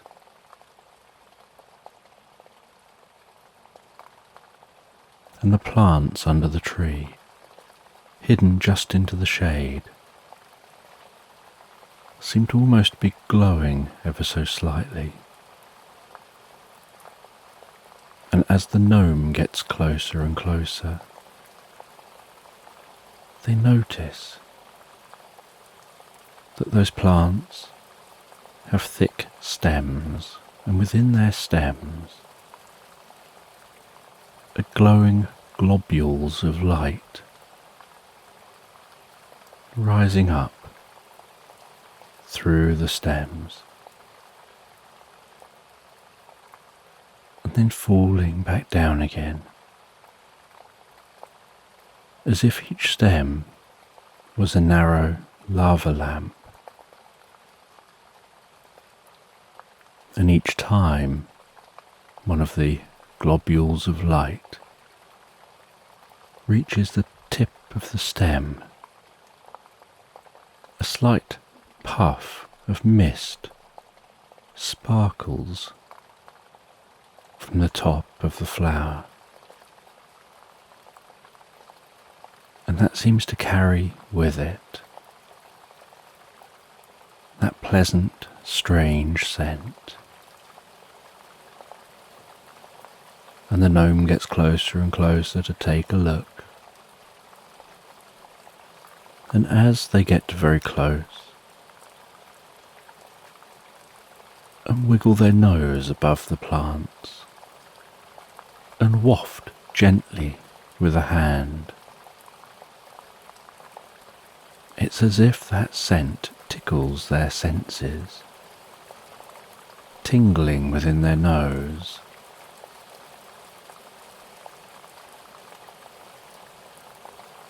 It begins to shift their consciousness, like a Trojan horse sneaking in to their mind, lured in by the pleasantness of that scent.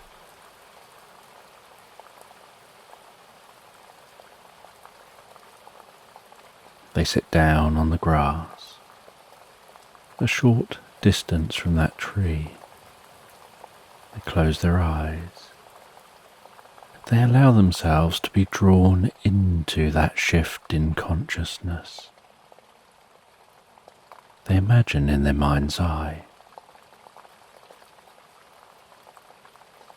those globules of light rising up the inside of the stems before falling back down again, as if bringing well-being, peace and harmony to the flower at the top, while taking away any stress and carrying that down to the roots, passing that down into the ground, making the plant at the top so pure and fresh, so pleasant.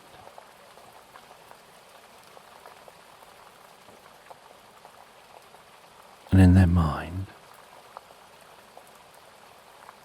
as their consciousness shifts, they see a second plant in their mind's eye, then a third, then a fourth, each one following the same process.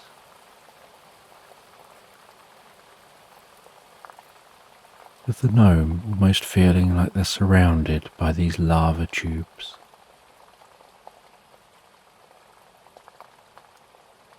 And they notice in their mind's eye that the petals of the plants begin to hum and whistle the most pleasant and delicate tune.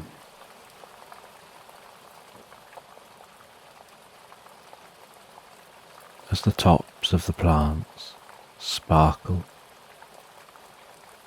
and shimmer,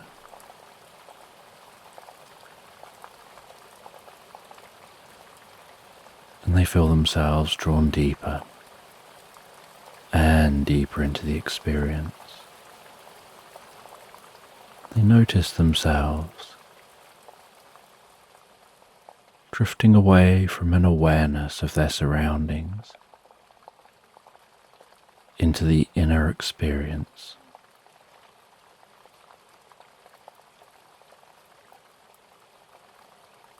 And as they drift deeper into the experience, so the plants part and move aside. They see a landscape stretched out before them. They stand up. They begin to walk across this landscape, a little way through the meadow is a grey, ragged rock, and sitting on that rock is what looks like a handmade envelope. And they walk over towards that rock. They reach down. They carefully pick up that envelope, feeling the weight of the letter, The movement of the envelope, the way the air catches it as they turn it in their fingers. They move that envelope carefully in front of their nose. They smell that this envelope is delicately perfumed. The back of the envelope, they can see, has been so carefully sealed.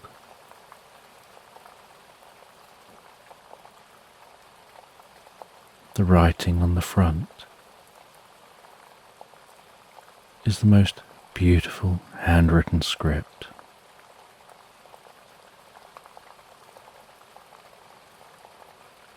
They run their fingertips gently across the envelope, feeling the texture of the paper. Run their fingers across the edges of this envelope, feeling the smoothness of those edges. They hold the envelope up to the light and can see the shadow of the letter inside.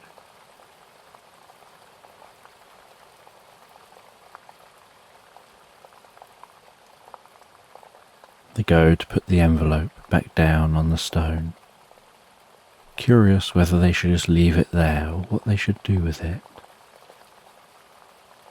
But as they go to lower that envelope, they hear a soft whistle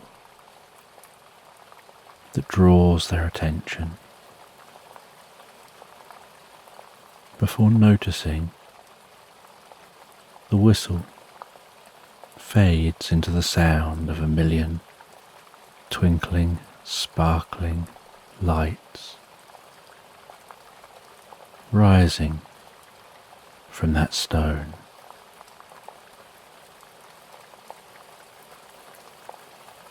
Almost like the most delicate firework spraying light up into the air.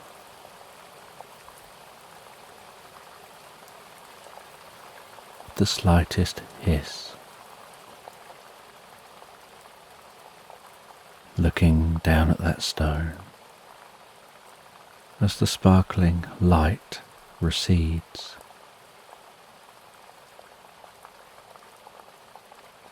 They see written in chalk on the stone,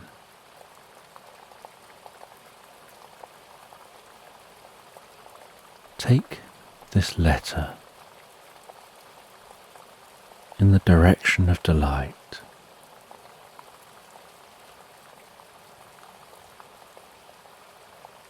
And you'll know where to go.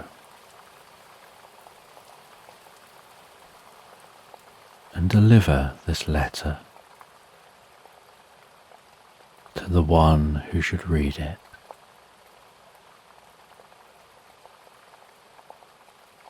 And the gnome carefully places the letter into a bag. They set off in the direction of the sun, walking through the landscape.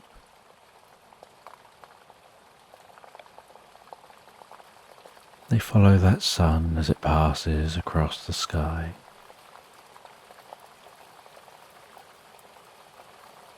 They watch as it begins to slide itself delicately down behind the horizon, tucking itself away for the night. And as it does, they take this moment to stop and rest, and they wonder if they're following delight.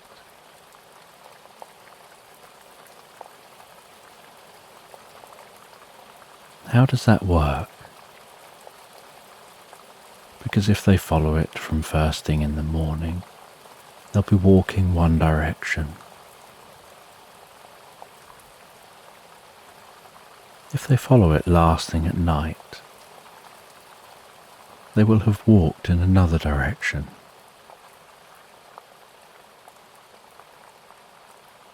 If they follow it all day, they'll be walking in a strange route where they're permanently changing direction as they go. And at this time of year, the sun passes largely overhead. So once midday has passed, it seems to almost pass in a straight line. They wonder who this letter is for, how far they'll have to walk.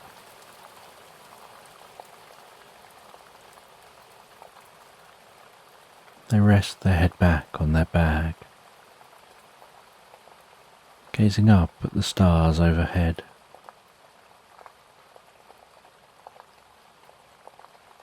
Relaxing on that grass, feeling the cool breeze as evening turns to night.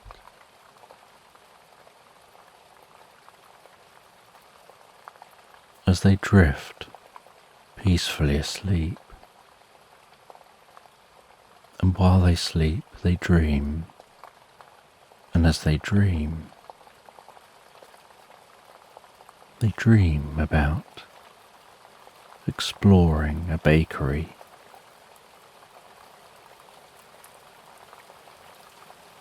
And they're looking at the products on sale in this bakery.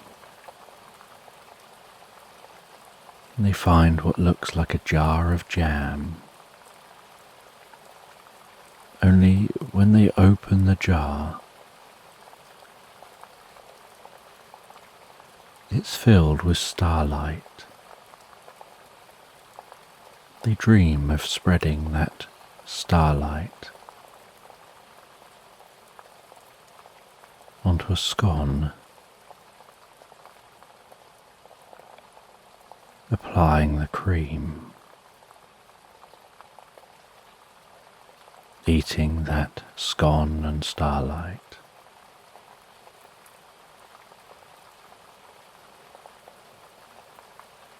And then noticing that starlight passing through their body, tingling its way out to the tips of their fingers and toes, buzzing its way through to each and every hair follicle, almost making the hair seem static.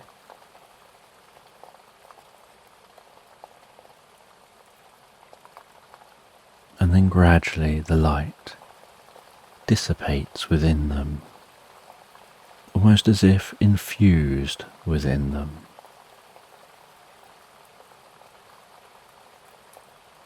They leave that bakery, and they notice as they walk that they give off a slight glow, almost directed by their own light.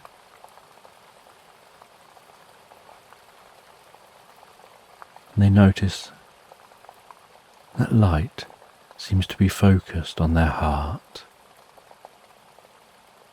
emanating so gently from their heart.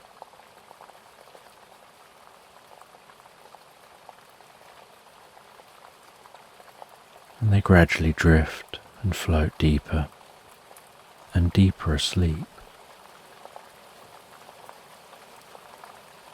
And on awakening from the most healing, recuperative sleep,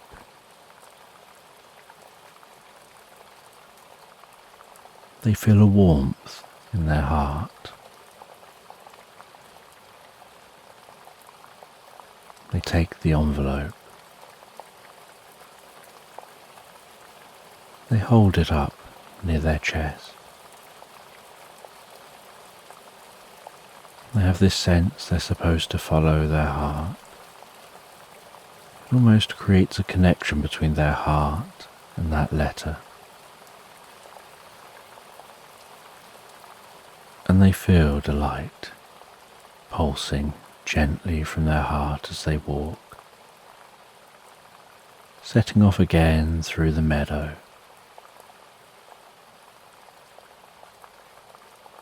The heart seeming to almost sing and pulse and hum with a deep and comfortable energy. They walk through the landscape, admiring the birds they see. Rabbits gnawing on grass. Deer chewing away on that grass.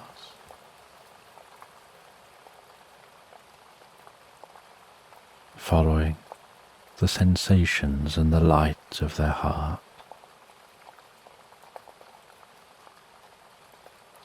Eventually finding their way down to a river, walking along the edge of the riverbank, the water lapping gently on the shore,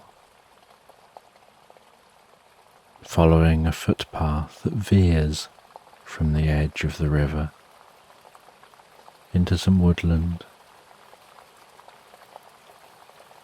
The glow of their heart even more noticeable in the dim surrounding of the trees. The sounds softly rustling and muted. The breeze calming here in the trees.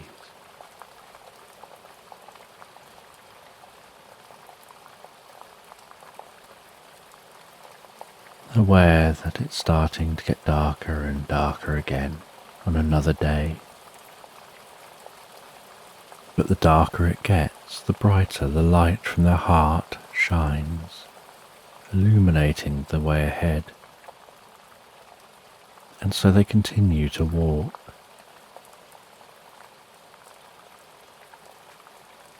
And as they walk,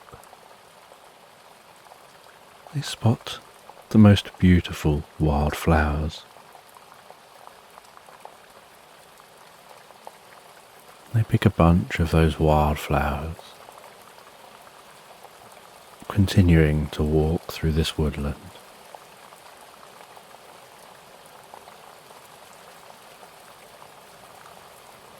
Until eventually they see some lights in the distance. Continuing on through the woodland towards those lights. The lights of a cabin becoming clearer and clearer.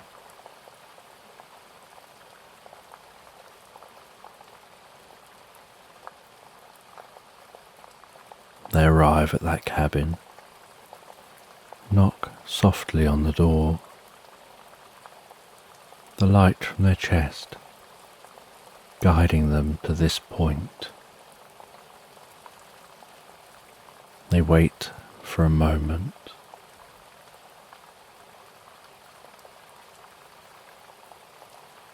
Before a fairy answers the door.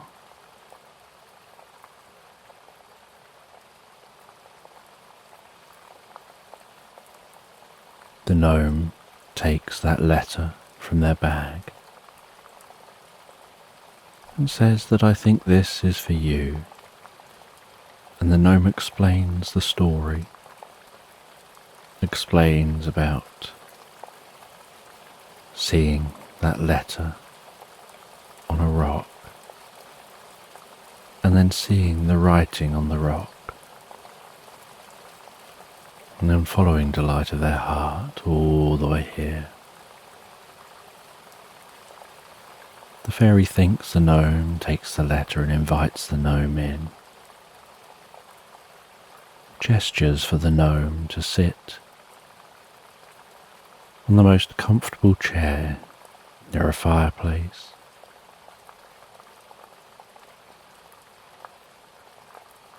She makes the gnome a drink, says you must be thirsty from your journey. The gnome accepts the drink, And then the fairy sits in the chair opposite, carefully opens the letter, the gentle ripping sound of the paper as the envelope is opened.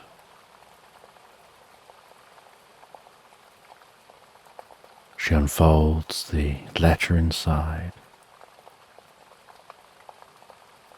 and silently begins to read that letter.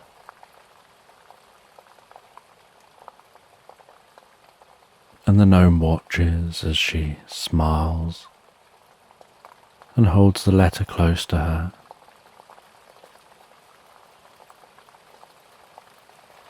A slight sparkling like diamonds form around her eyes. Folding the letter and placing it back in the envelope. Placing that down on the table beside her seat. Saying that the letter brings good news. But not really elaborating.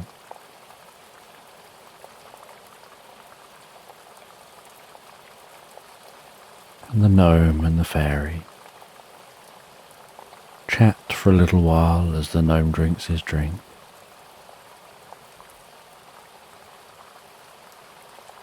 And it's now quite late, so the fairy asks if the gnome would like a room made up for them to spend the night. They spend the night settling down in that room, drifting so peacefully, so comfortably asleep, feeling the sparkling of the light from their chest dissipating and fading. Now their task is done.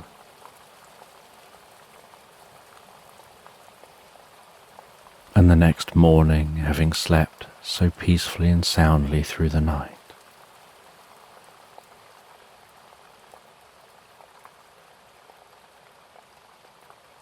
the gnome awakens. They smell a breakfast being prepared. The fairy greets them at the kitchen, offers them some breakfast and a drink.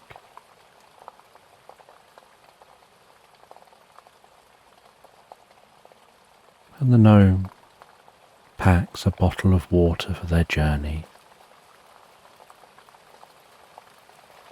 eats that breakfast,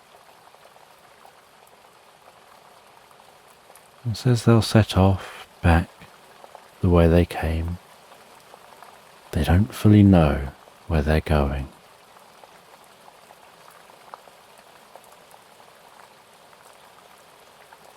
And the fairy has so much to look forward to. They say that they're excited and they've got preparations to make.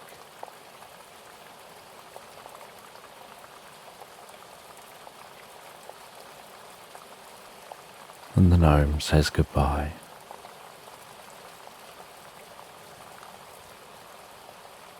Sets off back the way they came,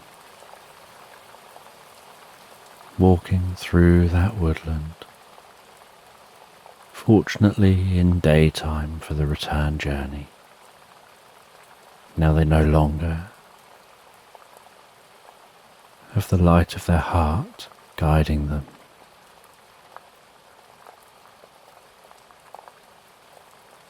As the day gets later and later, so they stop, relax, drift and float peacefully asleep, before continuing their journey the next day, finding their way back to the meadow they started in.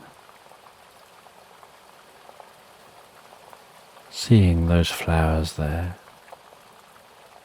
walking back through the flowers and sitting down, and then feeling an overwhelming urge to lie down and drift asleep.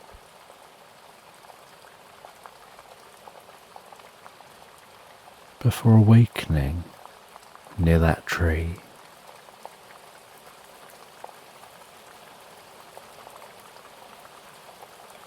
curious about the experience that unfolded for them.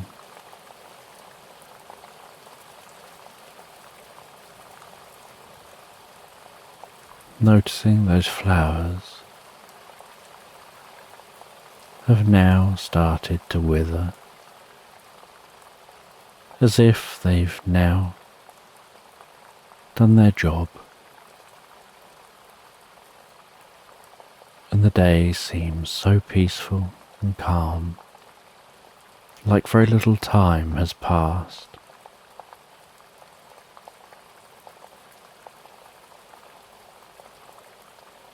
And the gnome is curious about those flowers and decides they'll try to find more information about them, try and learn what they were, before heading back into their garden. They sit down in their garden for a while, reading a book, enjoying the evening sun.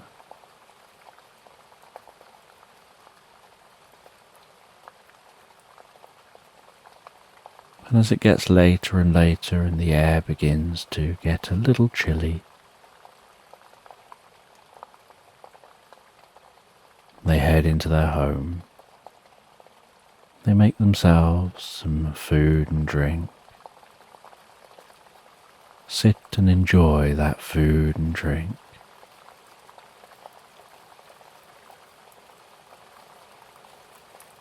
Before going and looking in their library, finding a book of old plants and searching for that plant that they saw. They can't find the plant in the book. They try to think of other books to search. Eventually they see the plant in a book of myths and legends. They see that the plant is the call of the fairies. When fairies require additional assistance to do tasks, like carrying messages they can't carry for themselves because they're not present,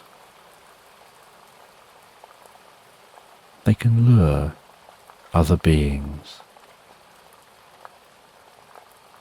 and a curious being will carry out their task. And with that, the gnome smiles and closes the book. They wonder who the sender of the letter was and whether the excitement on the fairy was that that sender was due to visit.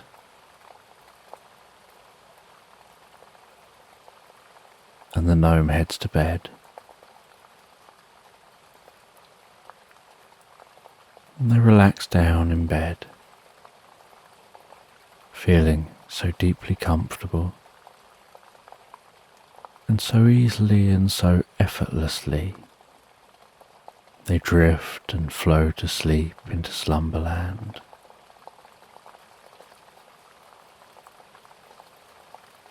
So just take a moment to allow your eyes to close and allow yourself to begin to relax.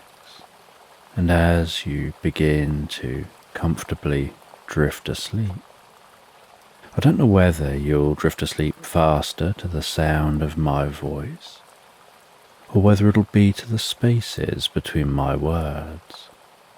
And as you comfortably fall asleep, you can take a moment to allow yourself to get comfortable and imagine a healing light softly, slowly and gently passing down from the top of your head to the tips of your toes, relaxing gently down through you as I count down from 10 to 1. And with each count, your mind can quieten and calm as the muscles soften and relax, and you can begin the process of drifting peacefully asleep. From 10,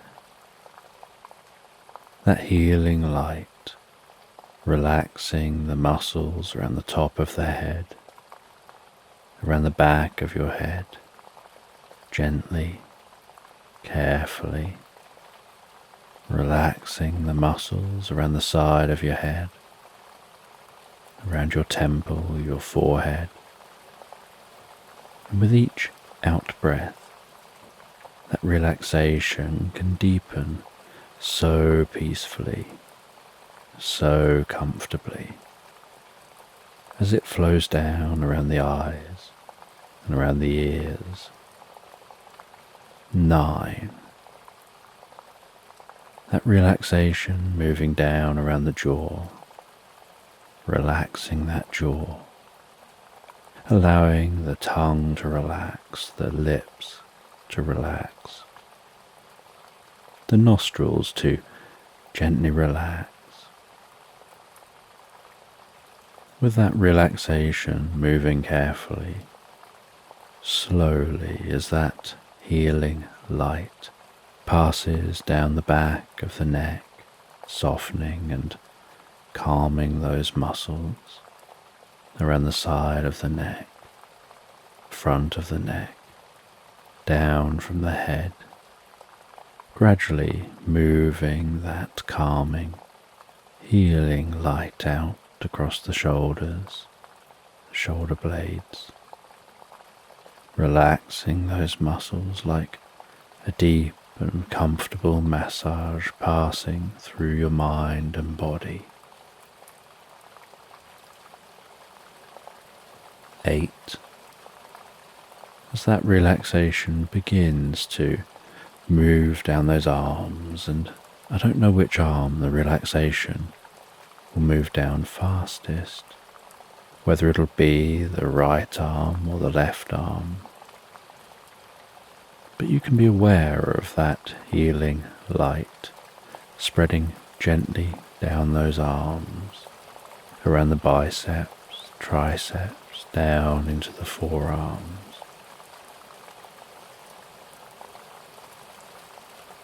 7. Moving all the way down to the wrists, the palms of the hands, down to the fingertips. And perhaps as that relaxation continues through those arms with each out-breath, the arms begin to feel heavier or lighter, or some other sensation as relaxation sets in.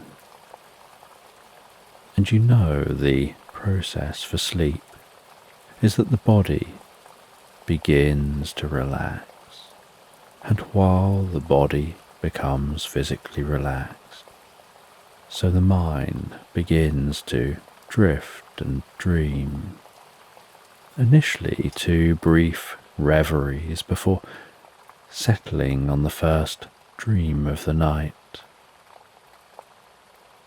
And that healing light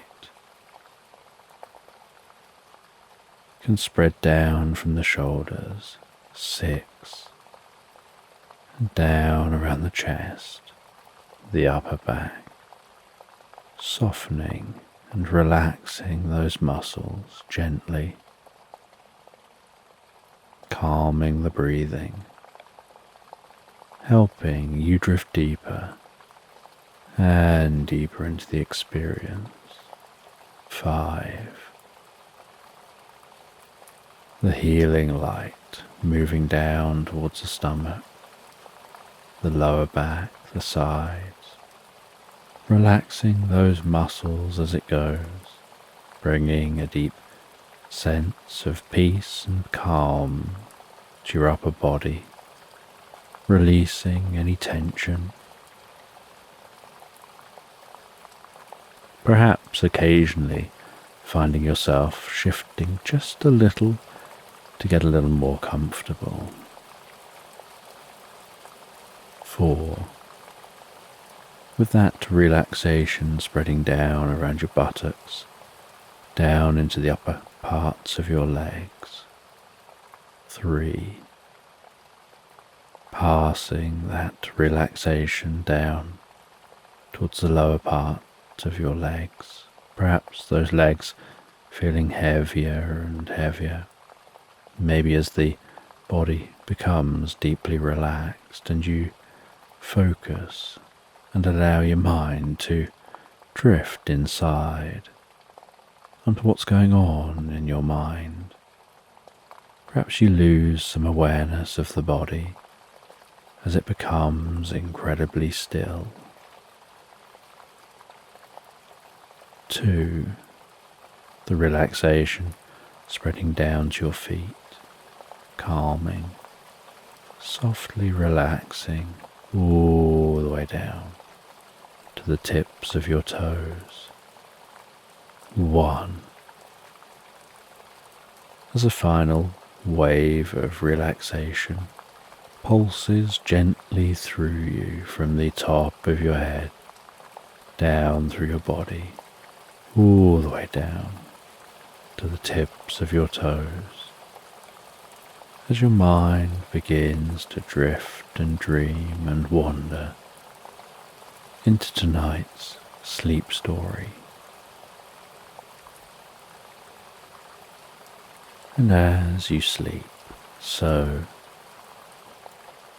the fairy is in their home, and they're cooking a meal. You can notice the food hissing and popping and bubbling away as they cook. The fragrances of the herbs used, the other ingredients, the scent of the cooking wafting through their home. And that scent is wafting through the home and then infusing itself within the walls of the mushroom in which they live. And once they've cooked their food, they plate that food up. They take the plate of food to the most comfortable chair, sitting down in that chair with what resembles a fireplace beside them, only instead of fire, this sparkling, twinkling light, pulsing, undulating, giving off a gentle warmth that permeates through the living space. And they really take time to savour that meal, enjoying the meal.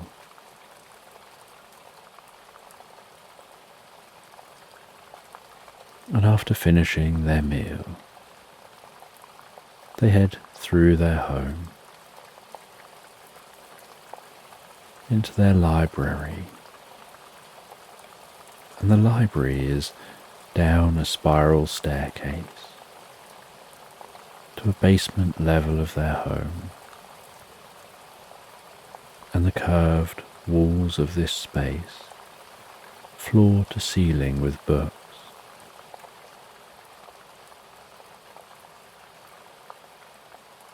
And attached to the shelves of books is a ladder on wheels. And so the fairy moves that ladder 3/4 of the way round the room, sound of the ladder rolling along the runners, the wheels rolling along the floor, with a gentle squeak with each revolution. Getting the ladder to where they need it, before ascending that ladder and taking a large book from one of the shelves. And it's a bit of a struggle, the weight of the book, but they carry that book down the ladder. And within this library space is the most comfortable sofa, and they lounge back on that sofa, open the book on their lap and begin to read. And each page that they turn gently glistens and sparkles, as if this book is infused with magic.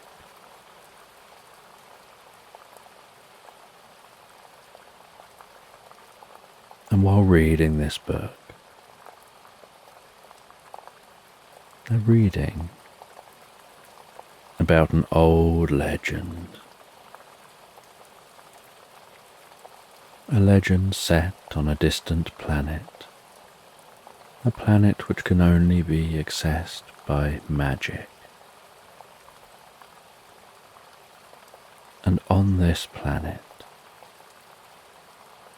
was a young rabbit. And the rabbit was out in the fields on the planet, collecting strawberries. Occasionally they'd eat one of those strawberries, mouth watering, the sweet taste gently infusing with their taste buds and tingling through them to the tips of their fingers and the end of their nose.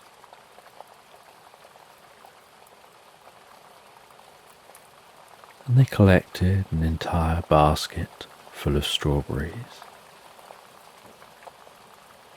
They headed back into their burrow, placed the strawberries to one side, sat down comfortably in their burrow. The space here so cozy, just a gentle, soft, flickering light, tones of browns, the air very still, just the right temperature for a deep sense of comfort.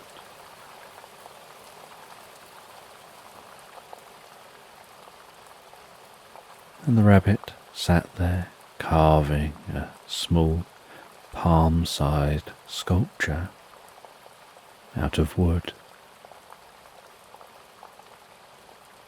carefully slicing off layers of wood, gradually shaping that wood, sometimes getting some sandpaper and smoothing bits out, having an idea in their mind of what this little sculpture should look like, and removing what isn't necessary.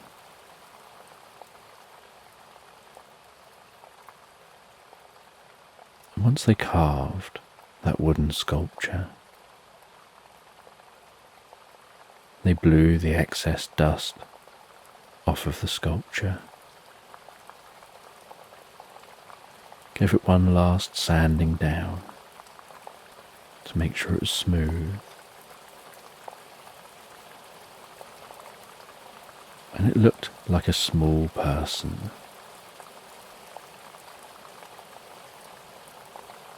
They cut some material up to make a small cloak, a flowing purple cloak. They pasted that cloak around the neck of that small carved person.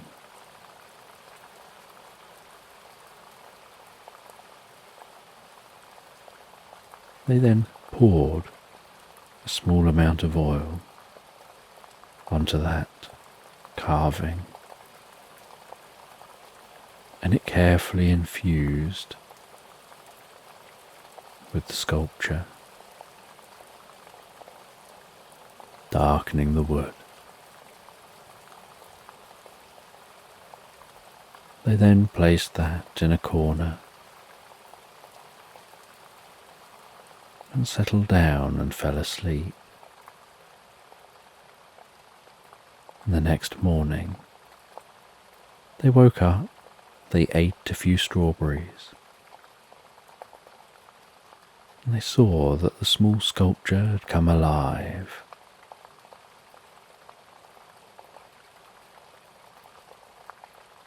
And with this small sculpture, they set off out of the burrow.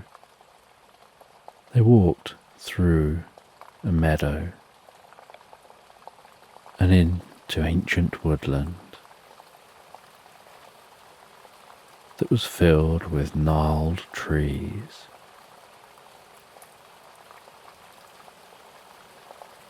With lichen, mosses, and ivy hanging off of branches. Mushrooms growing out of fallen down trunks of trees.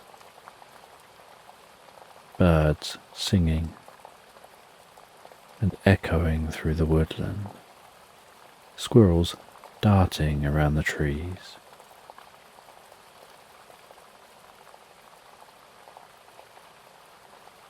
And the small man followed the rabbit as the rabbit guided them deeper and deeper into the woodland.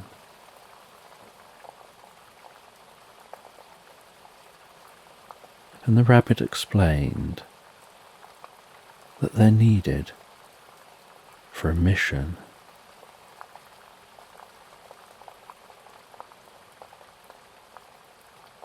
And took them through this woodland until eventually they arrived at a cabin.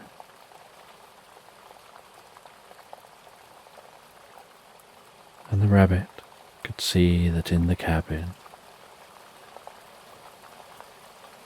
was a wizard. And the rabbit was very quiet and told the small man to be very quiet too.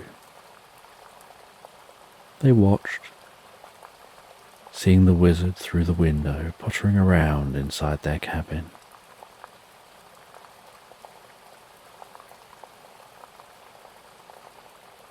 And the rabbit said, "We'll stay here until he leaves." And after quite some time, the wizard eventually opened the door to the cabin, throwing over a cape around their neck, pulling that around them for warmth, closing the door behind them as they set off away from the cabin.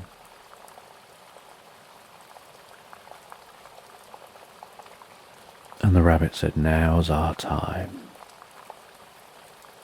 And together they headed to that cabin. And in the door of the cabin was a small cat flap. And they carefully snuck through the cat flap,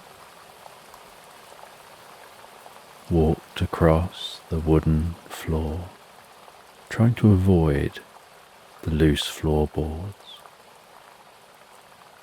seeing that cat sleeping on a thick rug in front of the fireplace.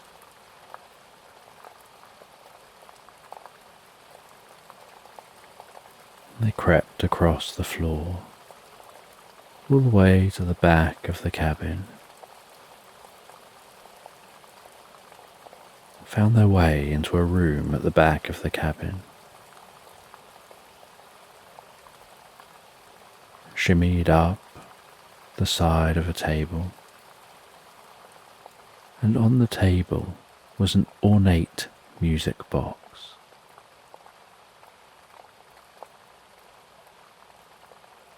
And the rabbit carefully opened the music box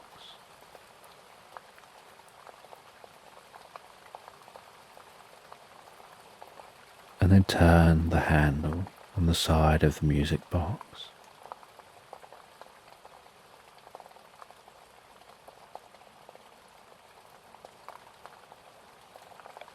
And as that wound up, so the rabbit could feel the tension building in the handle, they then took a pebble from a bag. They handed it to the small person. They said, "Place this pebble on that lever over there," gesturing to a lever at the back of the music box. And as the pebble was placed on the lever pushed down.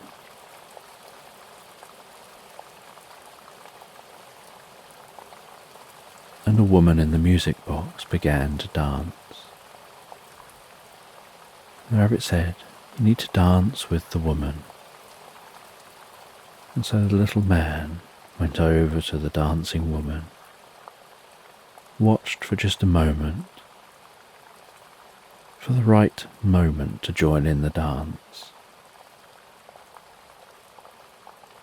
then took hold of the hand gently, propping it in his hand,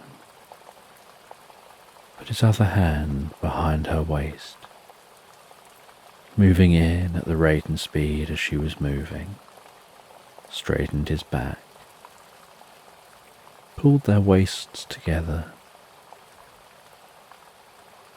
watched her feet,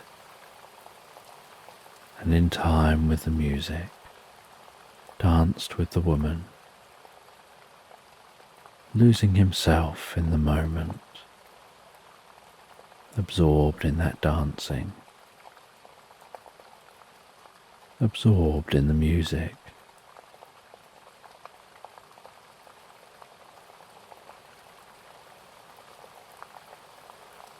And the man danced with the woman all the way through to the end of the dance, which ended with the two of them on a certain point within the music box. And something about their combined weight, the fact that they had both done this dance together, made the music box sound like a lock just unlocked. Some mechanism shifted, and a drawer on the front of the music box opened up.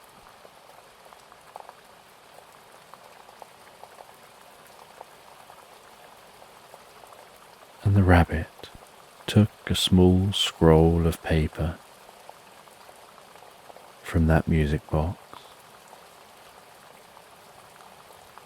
read that scroll of paper before rolling it back up again, putting it back in the drawer, closing the drawer, asking the small man to come with them to climb off the music box, closing the music box and removing the pebble, and together sneaking back out of this cabin. And once back outside the cabin, the rabbit explains that contained, locked inside the music box,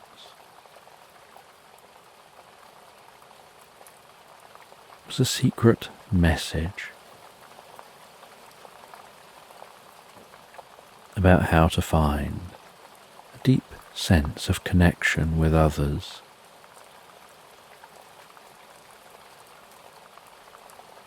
And they've been looking for love, and they hoped that that connection spell, that scroll teaching about connection, might help them to be able to find someone to share their life with. But to access the scroll, they needed to access the music box. And that could only be done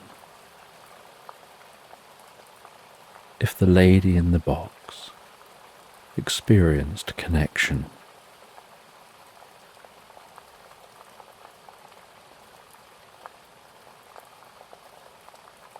And so, when she experienced that connection and completed the dancing, the drawer slid open.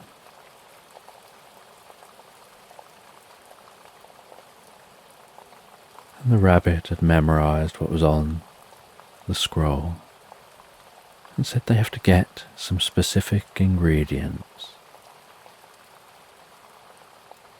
And so they head away from that cabin, going deeper and deeper into the woods.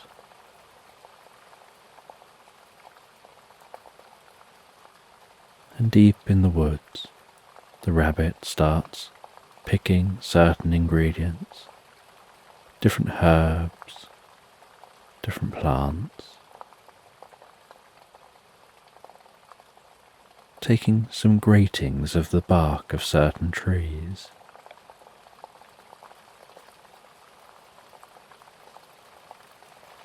Before heading off, back to their home, back into their burrow.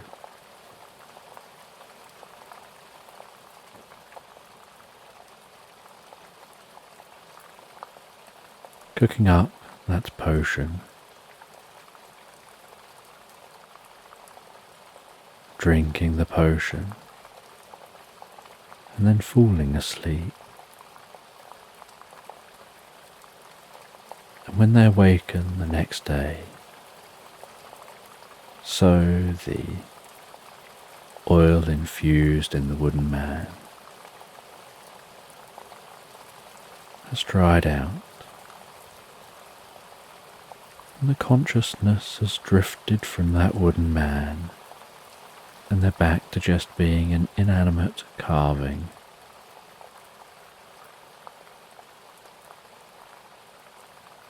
And the rabbit doesn't know if they feel any different. They head out of their burrow.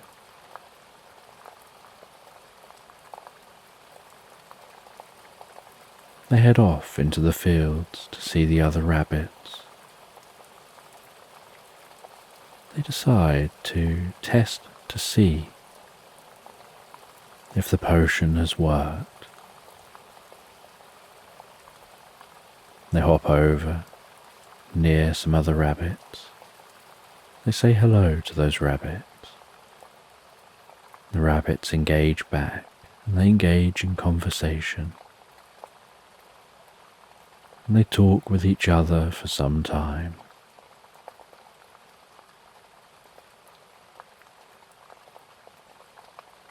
And after talking with each other,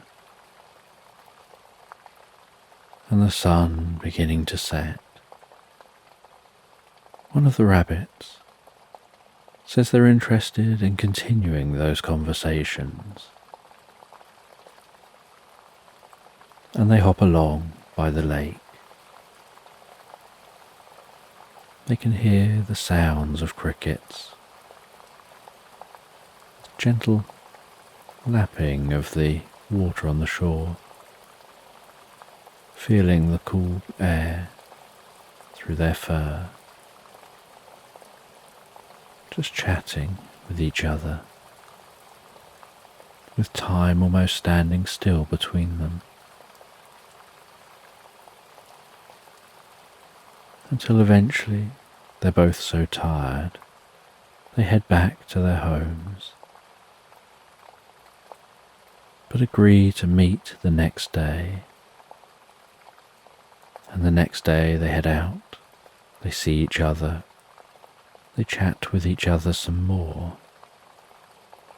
And day after day they talk with each other more and more and more. Until eventually they're chatting so much they don't leave each other's side. They realise they want to just spend more time with each other.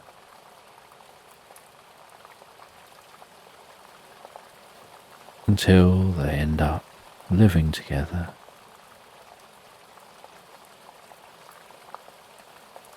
And the fairy reads all the way through to the happy ending. And she understands the deeper meaning. She understands what really happened with that spell and the resulting potion. And she understands how that applies to a situation in her life that's led her to getting that book and reading that book.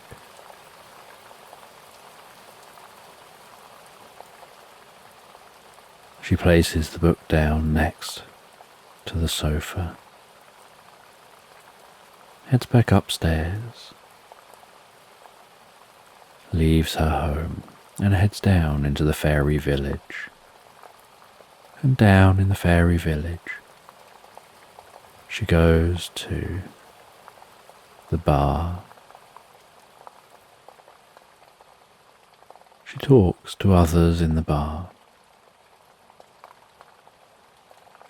and finds that with one fairy, they strike up the kind of conversation where you're so engrossed in each other's company that you lose awareness of everything else going on around you. You lose awareness of time that's passing. You find yourselves locked almost in a mutual world, as if you're both one. And a bit like in the book, every day for the next few weeks, the fairy agrees to meet up with the other fairy. And they meet up and they talk. They go to pleasant locations and just sit and chat. Sometimes just sitting and being silent, enjoying nature. Each time feeling a deeper sense of not wanting to separate from each other, of wanting to spend more time together.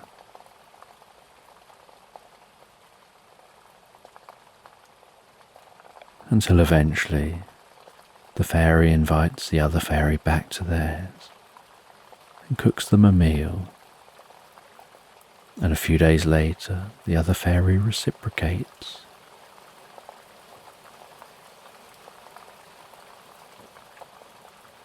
Another time, the two of them head off and have a meal out together.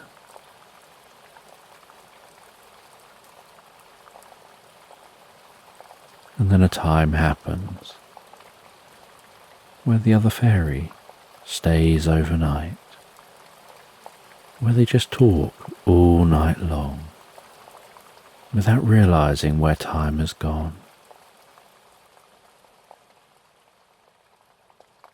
And over the course of a few months, the fairies just find they spend more time with each other than without. And the fairy deeply understands what was taught within that book, how that was applied, what it all really means,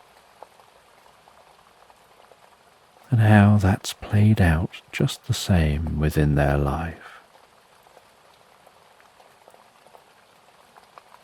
and is truly grateful for what they've gained.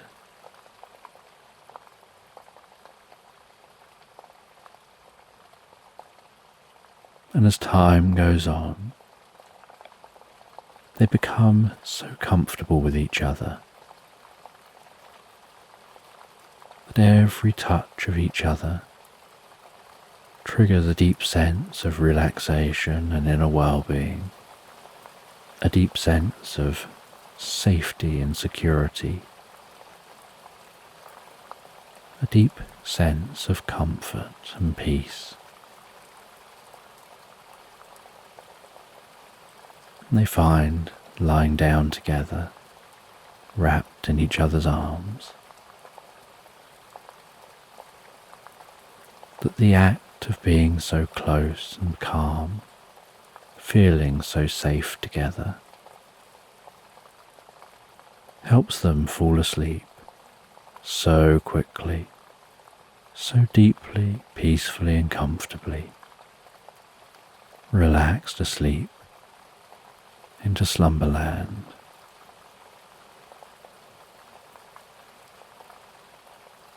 So just take a moment to allow your eyes to close and allow yourself to begin to relax. And as you begin to comfortably drift asleep, I don't know whether you'll drift asleep faster to the sound of my voice, or whether it'll be to the spaces between my words.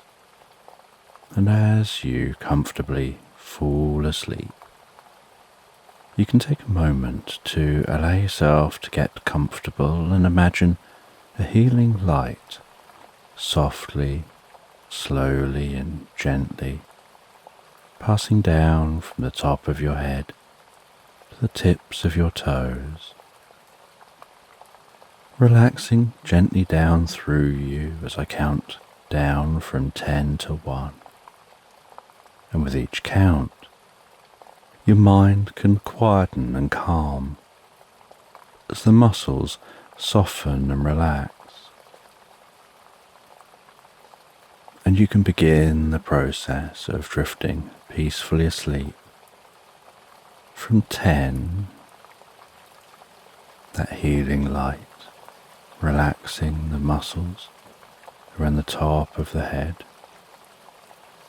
around the back of your head gently, carefully, relaxing the muscles around the side of your head, around your temple, your forehead.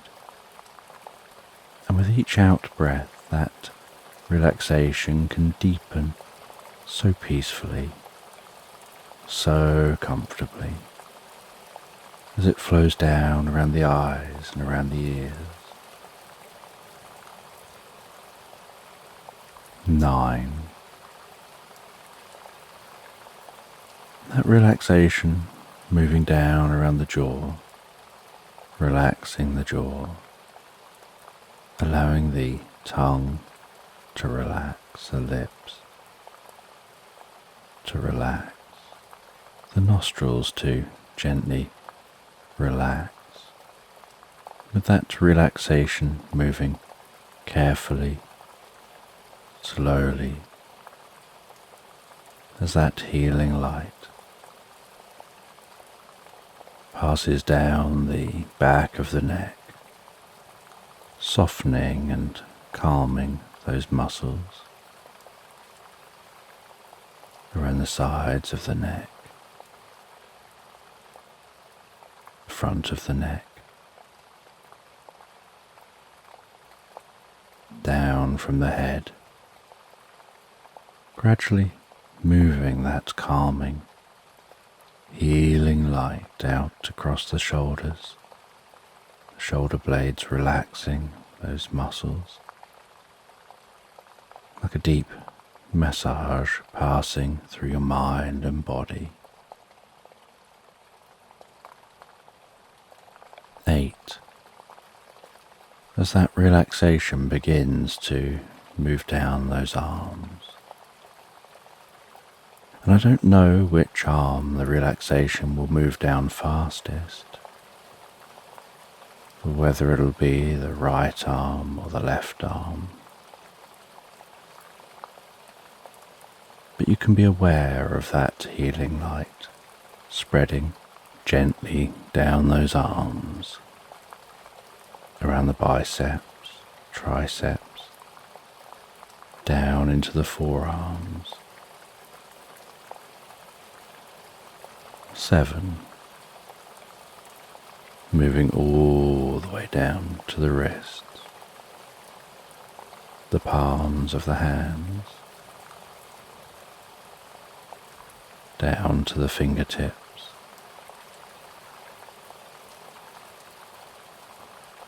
And perhaps, as that relaxation continues through those arms, with each out breath,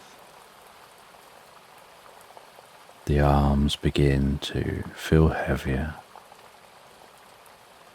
or lighter, or some other sensation as relaxation sets in.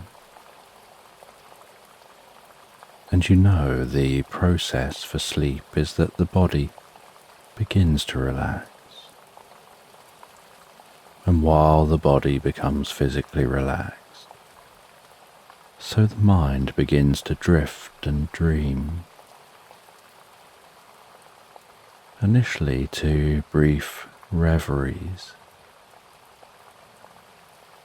before settling on the first dream of the night.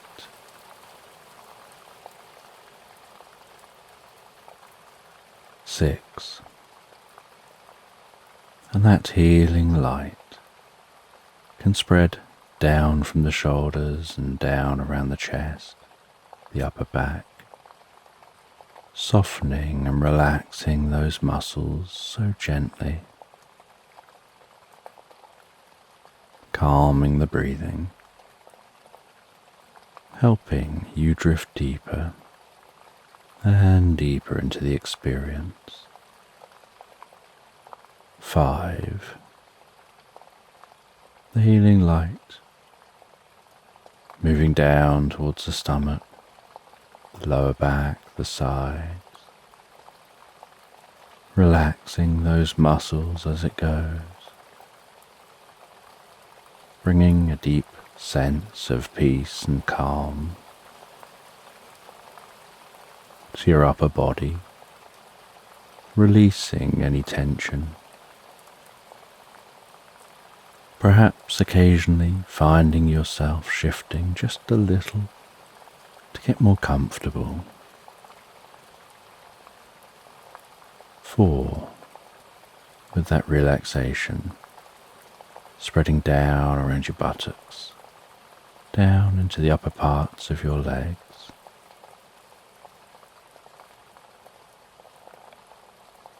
3. Passing that relaxation down towards the lower parts of your legs. Perhaps those legs feeling heavier and heavier, maybe as the body becomes deeply relaxed and your focus drifts inside more on what's going on for you in your mind.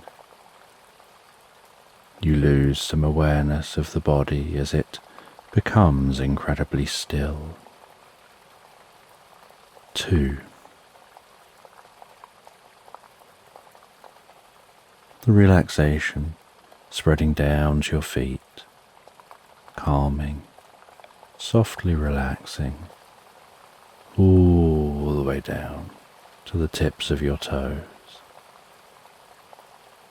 And 1. As a final wave of relaxation pulses gently through you, from the top of your head down through your body, all the way down to the tips of your toes, as your mind begins to drift and dream and wander into tonight's sleep story. And you find yourself out in your garden, tending to the plants, clearing away any old plants, trimming things that need trimming.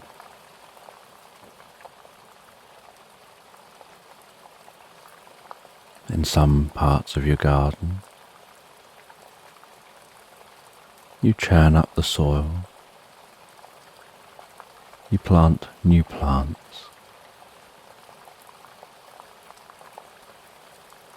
You then go around areas of your garden, placing new grass seed where the grass has begun to go bare.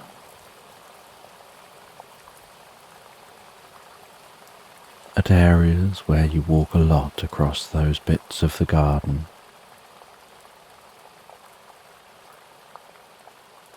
and then you go around with a watering can, watering what you need to, before heading to a deck chair here in the garden and relaxing into the deck chair, proud of all the work you've been doing, feeling that you've earned this moment of rest.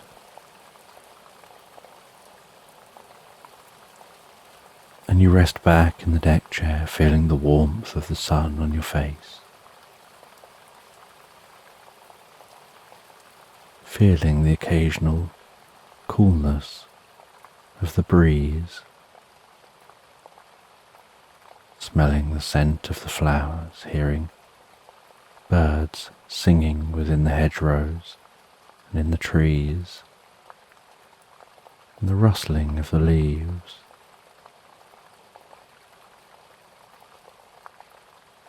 Almost feeling a part of the nature around you.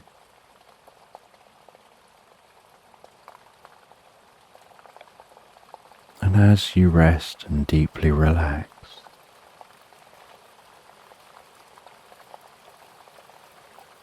you get this sense like you hear a soft, distant voice.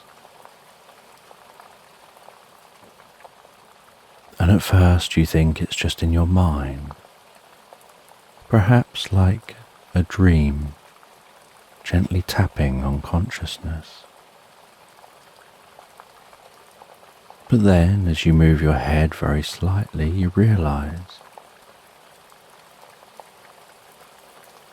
that gentle voice is coming from outside of your mind.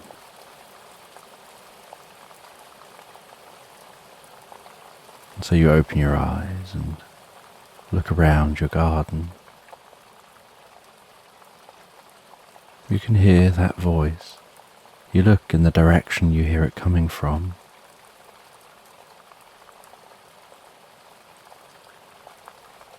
And you see, standing on the grass beside you, a very small gnome, perhaps no taller than your hand.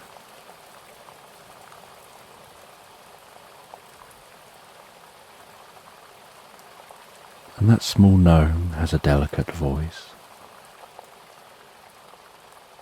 You swing your legs around off of the deck chair. You lean down to get closer to that gnome.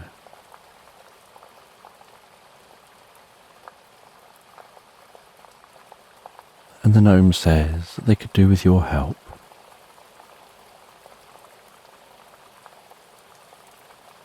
And they start to explain how they need you to follow them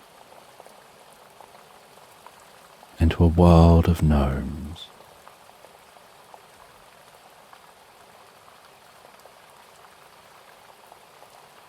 And you stand up, agreeing to follow.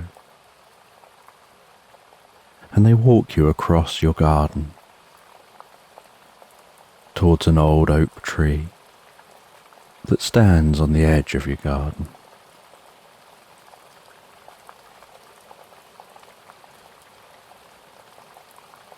And then they walk up to the trunk of the tree. They wave their hands in a specific pattern in front of the tree. And glowing, pulsing, sparkling light forms before them. And a small entrance seems to open up in the base of that tree.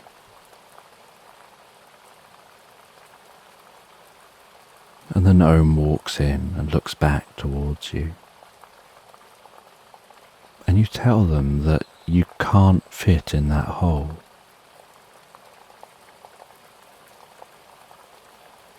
And they shrug and acknowledge this, almost as if they'd forgotten you wouldn't be able to fit.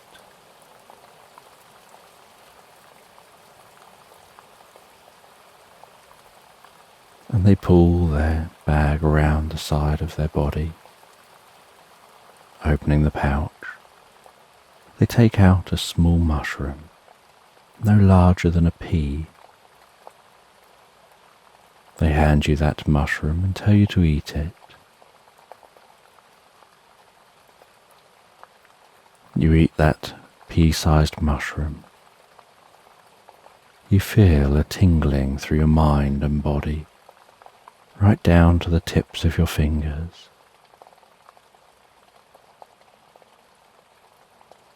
A little bit like pins and needles, just for a moment, before you start to feel a euphoric, deeply pleasant feeling, and a light spreads across you, and in that light, it's so bright you can't see anything around you, but you feel something shifting within you. And as the light dims and you can see your surroundings once more, you find that you're no larger than the gnome. You and everything you were wearing has somehow shrunk to the size of the gnome.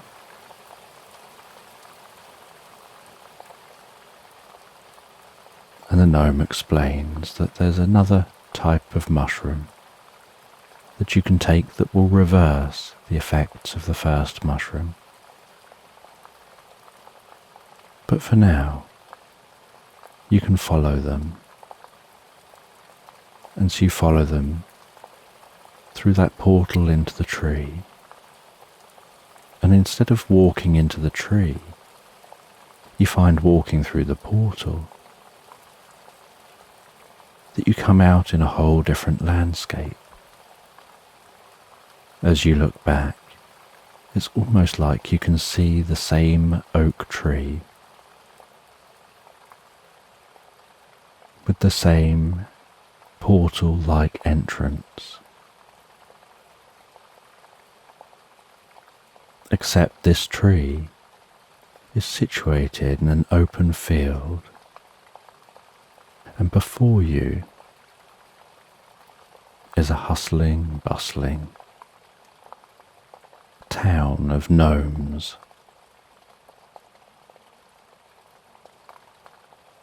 There's houses and streets. There's trees and wildlife. All the gnomes are talking and interacting with each other. But as they notice you, they stop and look, some gasping.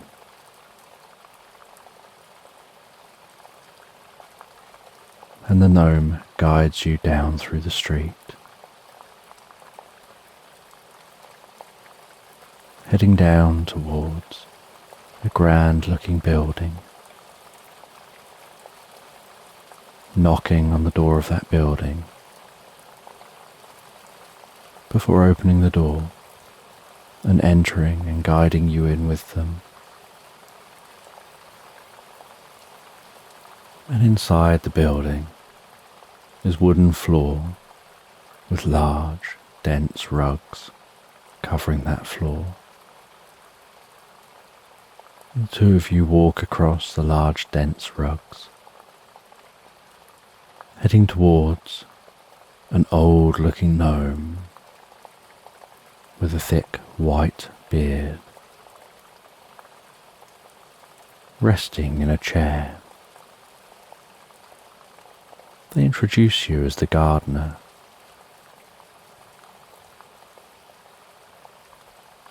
And the old gnome talks to you and says that they need your help. They've been watching you across the years as you've tended to your garden and looked after it so well that you seem to have an affinity with nature and at just understanding things on a deep level intuitively.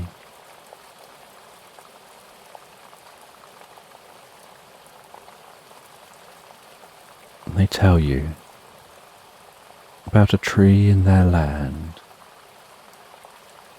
It's the tree of life. It's the tree that allows their land to exist as it does, as this separate realm. But recently that tree has been damaged and has started to die. And if the tree dies, their realm disappears. And everything in this realm disappears with it.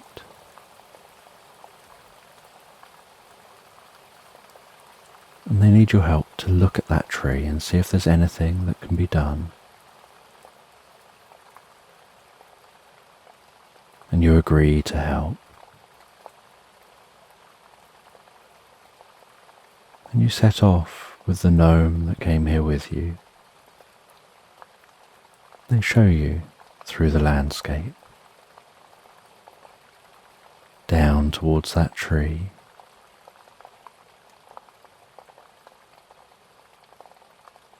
And the tree is some distance from this space.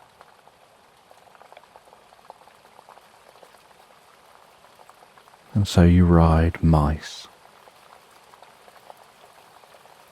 towards that tree, riding through the landscape. You asking the gnome about this place, where it is, how it formed, what happened before the tree, and what would happen if the tree disappears, and what would happen after the tree.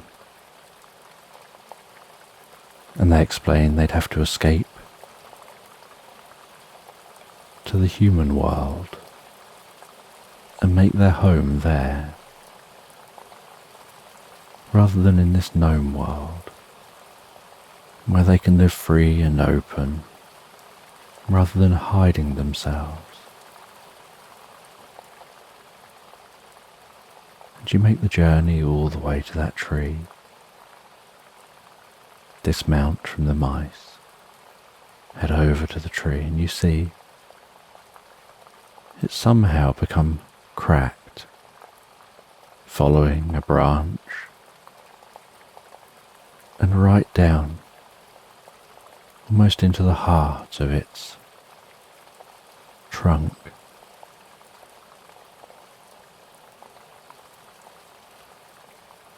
And to these gnomes, this is a large tree, but to you, you know it's probably a bonsai tree.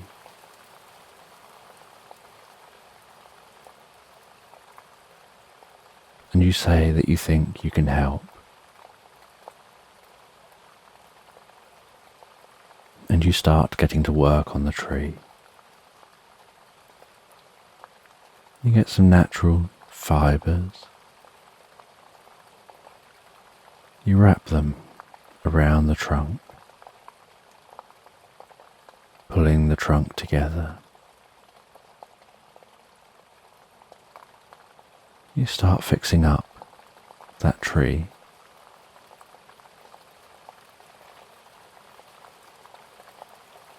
And as you do, you begin to form an idea that might help. And you ask,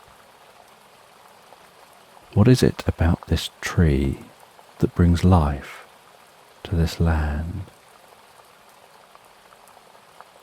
And the gnome explains that this tree is intimately connected through its roots with this landscape.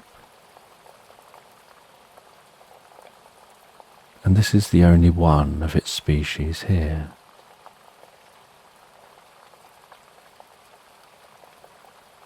And they say that you can see that this is a magical tree and it's intimately connected, because under low light you can notice the roots glowing a soft blue that signals their connection with the landscape.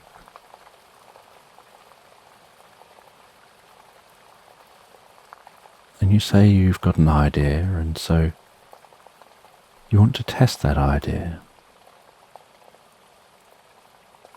And you take a couple of cuttings from this tree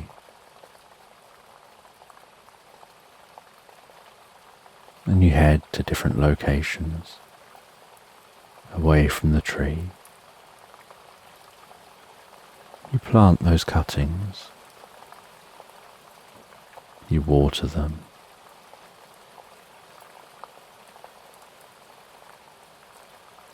and you say you want to just see if they take hold, and if the cuttings have the same properties when they take hold as the main tree. And in this land, time passes different to in the human world. So days can pass here, where time seems to stand still in the human world.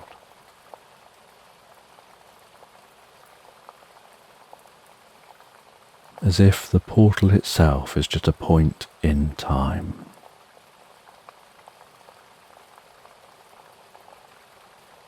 And so you spend a number of days staying with this gnome, every day heading out to those cuttings, watering them, nurturing them, and checking in on the main tree.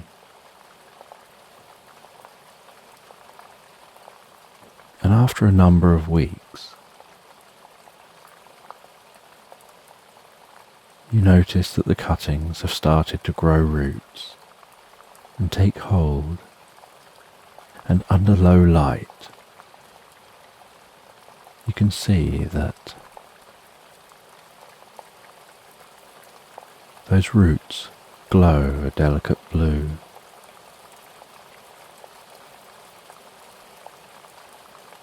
And seem to be equally as connected to the landscape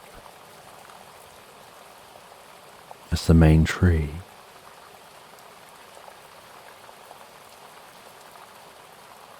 And this confirms your idea that if they want to survive here and reduce any risk of any issues, perhaps they need to have more than one tree that maintains this space, this alternate world.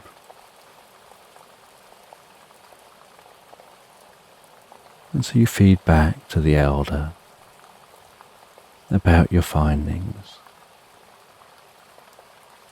You feed back that the main tree is doing very well, is repairing itself very well, but that cuttings also grow when looked after.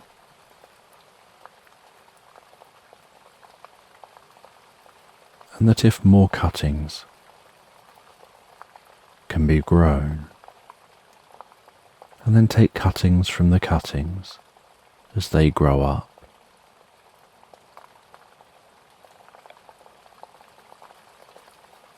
then the tree can become something that is so ubiquitous in the world.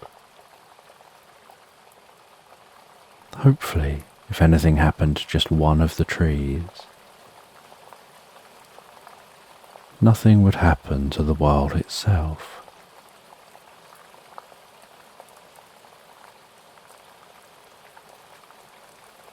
And the elder says that the only way to know if that would work is to consult the oracle. And they ask you to go with the other gnome to talk with the oracle. And so the two of you set off on your mice, riding through the landscape. You ride all day until it's night time. You settle down by a fire, camp for the night, enjoying each other's company, you being told all about gnome lore and legends. And the next morning carrying on the journey, until eventually you see a palace in the distance, rising over the horizon. Arriving at the palace and asking to see the oracle.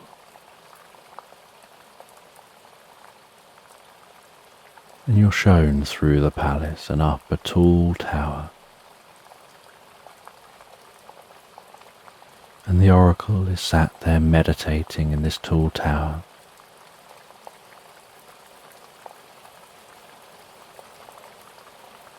And without coming out of their meditation, they seem to psychically project communication into your mind, asking what you're here for, and you explain. And this oracle, who remains in this meditation, says that this meditation allows them to remain on the same frequency as the world around them, connected to all beings here, all life.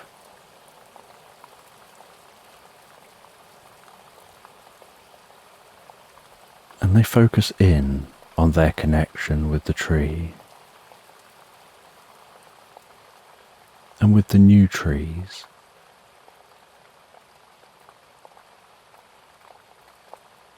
And they put the idea out there about whether it's accurate that the tree and the new trees, that any of them existing,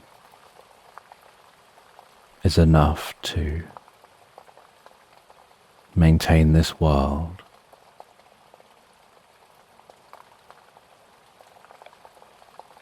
And they say that the tree communicating with them is telling them that that's true, that these trees are intimately connected with the fabric of the world when their roots grow. And so having more of the trees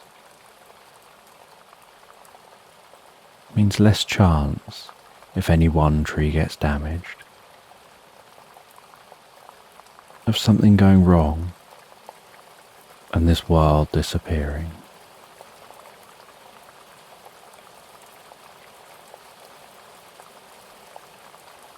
You ask how this world develops if it needs these trees to be here.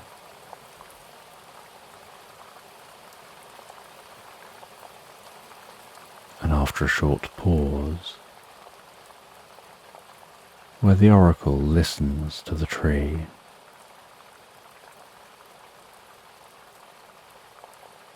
they say that it came down to the first gnome The first gnome used magic to create a portal. As the world of humans stopped believing in magic and started being fearful of the unknown, they wondered whether they could create a land elsewhere where they could live openly in communities, being themselves. And they opened a portal, and they infused a tree with magic, which they brought through the portal with them,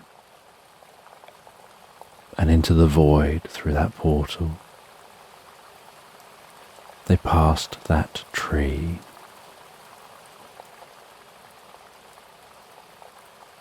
And the tree's roots, imbued with magic,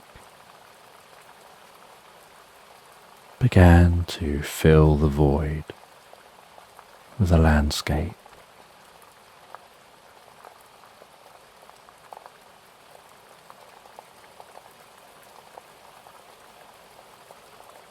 And all the soil and all the other plants, and the entire landscape grew from the wishes and dreams of that gnome, carried through the magic into that tree, into those roots.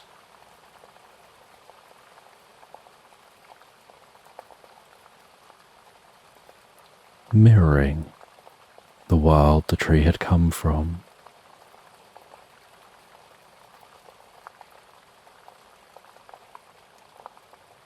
And so that tree, since then,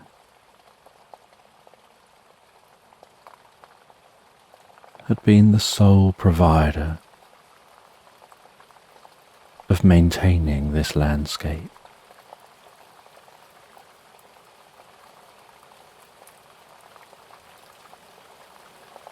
And as generations went by, the old stories drifted into legend and then faded from memory. But that tree still stood tall, and the message that the tree brings life to the land remained. And generation after generation, that was communicated so strong as to make sure that the tree was looked after.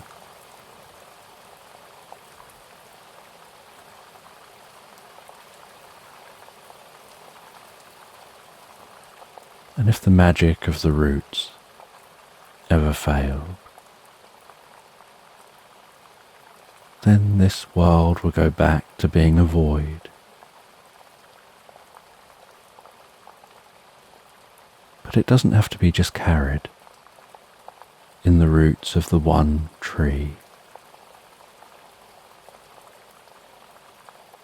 If a cutting is taken from the tree, then the roots of any cuttings are the roots of that tree, maintaining this land.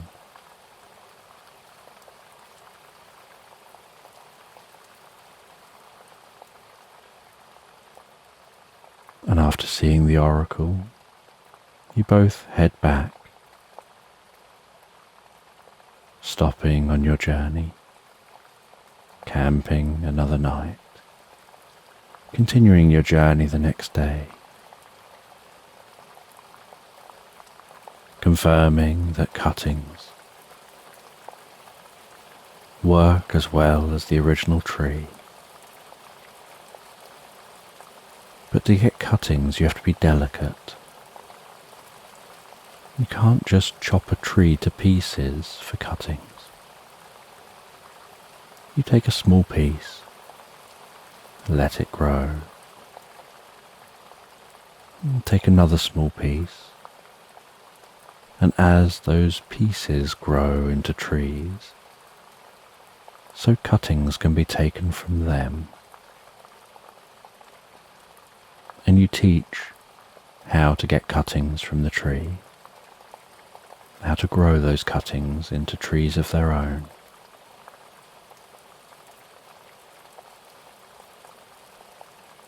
And some of the cuttings are grown as trees outside of the main landscape, so that if anything ever happened to the trees in the landscape, more trees can be planted,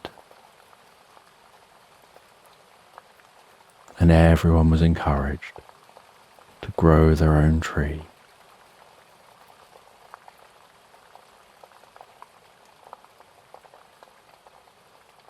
And each tree would take years to grow to full size.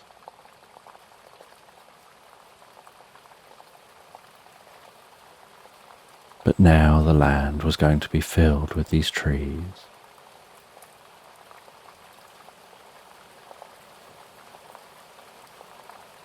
And you're thanked for your help, and the gnome shows you back through the portal, back to your garden, then hands you a mushroom. You consume that mushroom and grow back to full size. And in your garden you notice it's as if no time has passed, but in your mind you feel like you've had weeks away.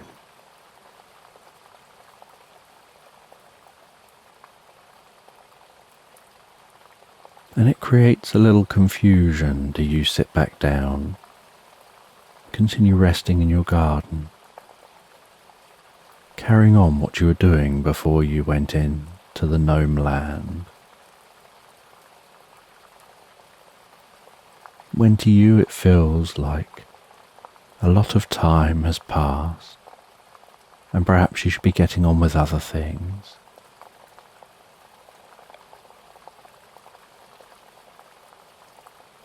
But you decide to sit in the garden for a while. You ponder the experience in that gnome land. You wonder how often gnomes visit this land. You don't really hear of gnomes visiting nowadays.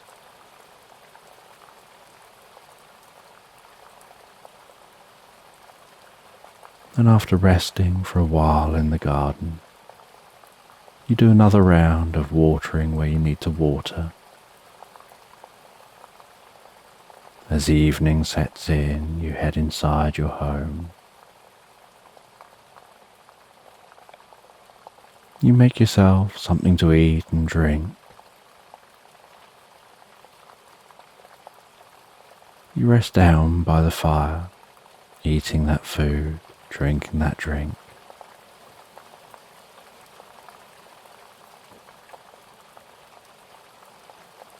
You decide you'd love to learn more about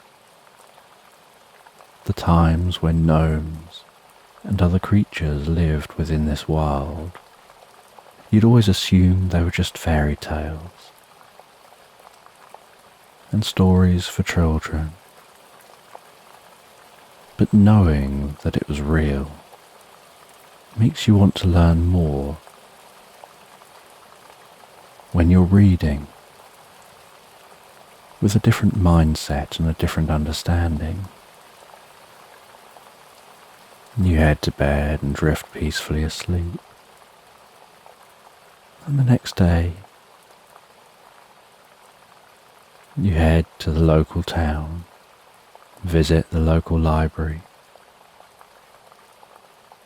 Walking into the library, seeing dust motes floating delicately in the beams of light, softly passing through the narrow windows. the smell of old books, the dull sound within the library as all sound and reverberations seem to be absorbed by the carpeted floor and the books. You find your way round to the myths and legends section, and you find an old book about gnomes. You sit down at a table in the library and begin to read that book, reading about the legend of the gnomes, how they first seemed to appear in this land, what humans used to think of those gnomes, the magic they used to possess. And you find it fascinating learning about those gnomes. Now that you're reading this, from a perspective that what you're reading is probably true. And you continue to read that book. You look at the pictures, seeing some of those drawings, questioning their accuracy as they're drawn from what people say gnomes are like. But having met gnomes yourself, you know they don't look exactly like these drawings portray.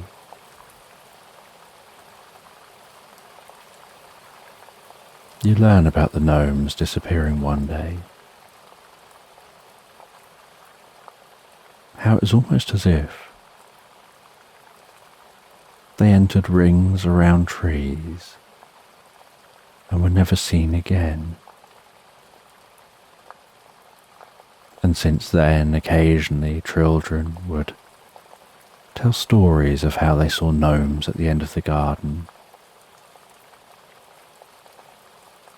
And it looked like gnomes occasionally chose to visit the human realm. But they really just came to visit. They weren't actually living here.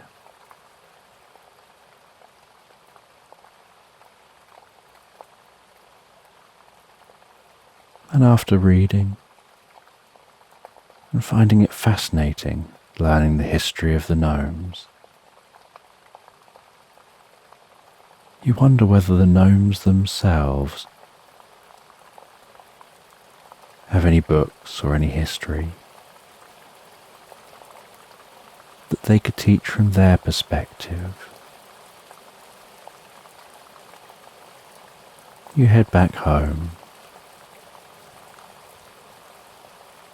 You write a letter to that gnome, saying you'd love to learn more about their civilization, about the history of the gnomes from their perspective, and if they've got any writings on that they'd be willing to share. Would they share that with you? You place that letter near the tree.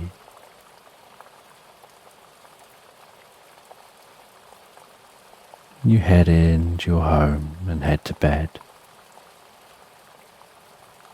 The next day you see the letter has gone. And a few days later, next to the tree, you see a tiny wrapped up gift. A small gift the size of the tip of your thumb, wrapped in brown paper, string tied around that, and the most perfect bow. And next to that is a small wicker basket with a tiny bit of red material draped over the basket. You take the two items into your home, place them down on your dining room table, carefully unwrap the gift, and you see an old book, incredibly tiny old book, too small to be able to open and handle.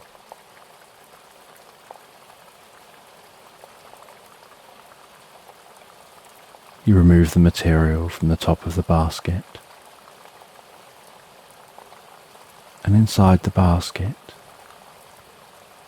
is a small glass bottle with the tiniest bit of cork you've ever seen in the top of that bottle, and a little note. You carefully open the note. You get a magnifying glass to read that note. It says to shake up that bottle, which will convert the liquid into a gas.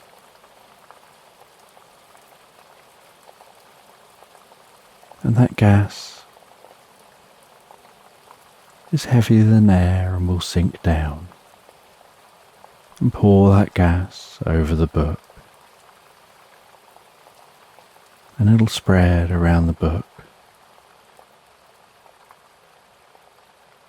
and enlarge the book to human proportions.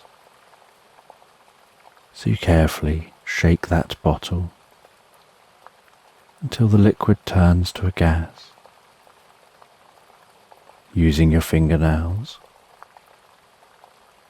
with your thumb and your forefinger, you pop the cork out of that bottle. You tip the bottle upside down and the gas falls down onto the book, enveloping the book. Begins to sparkle and twinkle and fizz gently. And the book then expands, getting larger and larger on the table, until it's the size of a large, hard-covered book.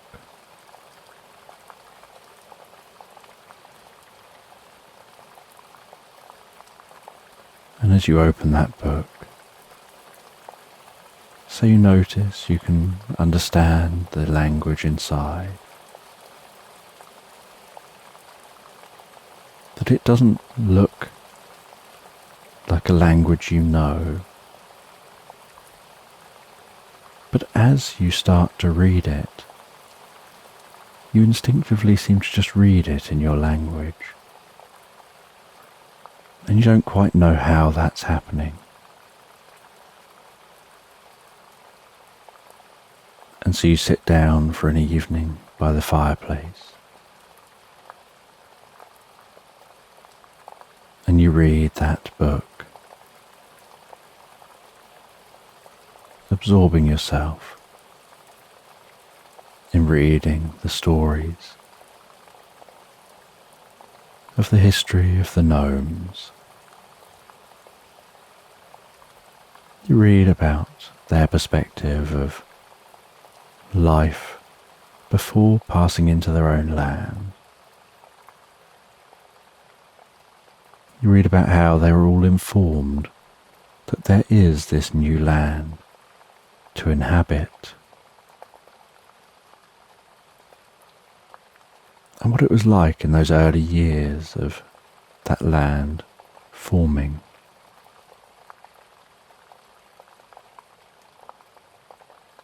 Reading about their magic, their portals, and how this land has a very different concept of time to the human world. How portals to the human world are always a fixed point in time, with the other side of the portal being to a time that's constantly moving. And so they may have portals which they can pass through, which were situated centuries earlier, And so one side of the portal is centuries in the past, yet the other side of the portal in the gnome land, centuries have moved on.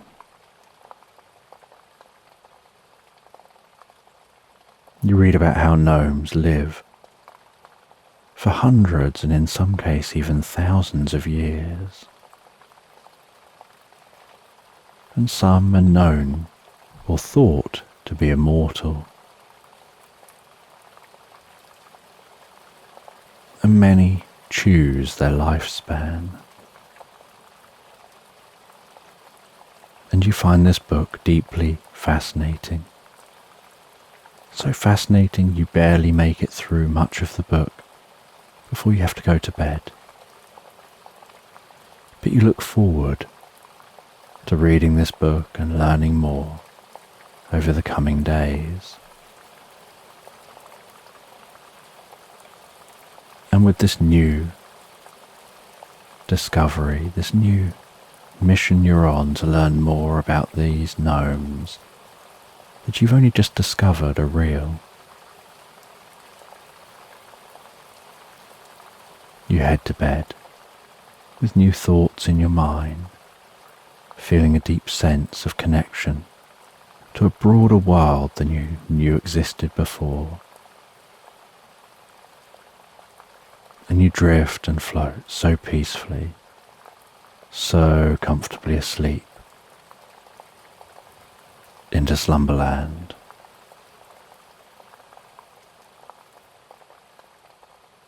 So just take a moment to allow your eyes to close and allow yourself to begin to relax. And as you begin to comfortably drift asleep, I don't know whether you'll drift asleep faster to the sound of my voice, or whether it'll be to the spaces between my words. And as you comfortably fall asleep, you can take a moment to allow yourself to get comfortable and imagine a healing light softly, slowly and gently passing down from the top of your head to the tips of your toes, relaxing gently down through you as I count down from 10 to 1. And with each count, your mind can quieten and calm as the muscles soften and relax. And you can begin the process of drifting peacefully asleep. From 10, that healing light, relaxing the muscles around the top of the head, around the back of your head gently, carefully, relaxing the muscles around the side of your head, around your temple, your forehead. And with each out breath, that relaxation can deepen so peacefully, so comfortably, as it flows down around the eyes and around the ears. 9. That relaxation moving down around the jaw, relaxing the jaw, allowing the tongue to relax, the lips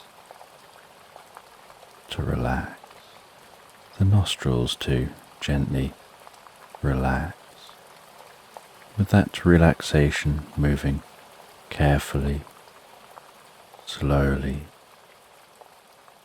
as that healing light passes down the back of the neck, softening and calming those muscles around the sides of the neck, front of the neck, down from the head, gradually moving that calming, healing light out across the shoulders shoulder blades relaxing those muscles, like a deep massage passing through your mind and body. 8. As that relaxation begins to move down those arms, and I don't know which arm the relaxation will move down fastest, or whether it'll be the right arm or the left arm. But you can be aware of that healing light spreading gently down those arms, around the biceps, triceps, down into the forearms. 7. Moving all the way down to the wrists, the palms of the hands, down to the fingertips,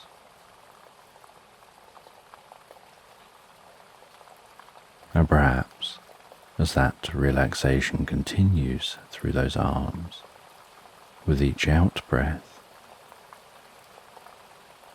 the arms begin to feel heavier or lighter, or some other sensation as relaxation sets in. And you know the process for sleep is that the body begins to relax. And while the body becomes physically relaxed, so the mind begins to drift and dream. Initially to brief reveries, before settling on the first dream of the night.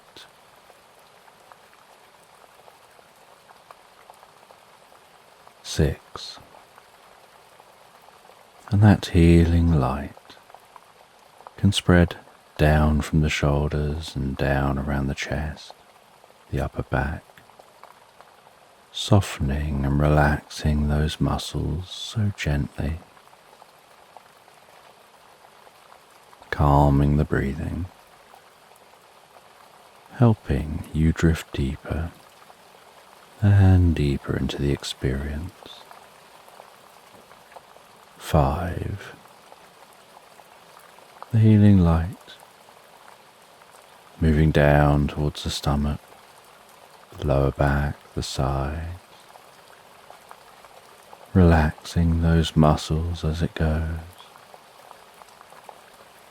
bringing a deep sense of peace and calm to your upper body, releasing any tension. Perhaps occasionally finding yourself shifting just a little to get more comfortable. 4. With that relaxation spreading down around your buttocks, down into the upper parts of your legs.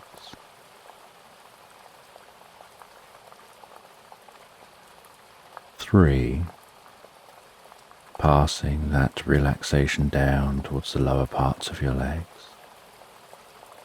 Perhaps those legs feeling heavier and heavier, maybe as the body becomes deeply relaxed and your focus drifts inside more on what's going on for you in your mind.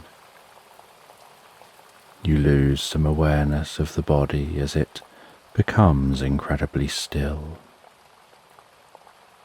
2. The relaxation spreading down to your feet, calming, softly relaxing, all the way down to the tips of your toes. And 1. As a final wave of relaxation pulses gently through you, from the top of your head, down through your body, all the way down to the tips of your toes. as your mind begins to drift and dream and wander into tonight's sleep story. And you find yourself as a shepherd out in the fields herding your sheep. You're whistling and calling words to your sheepdog. As the dog rushes around those sheep, running one side, encouraging them the other direction, running around the back to the other side to encourage them to narrow down and all huddle together.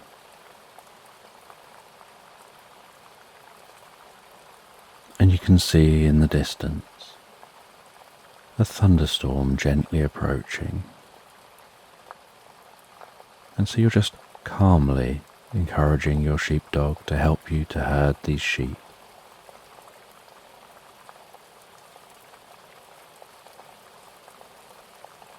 And you herd those sheep. You get them in to where they need to be, closing the gate.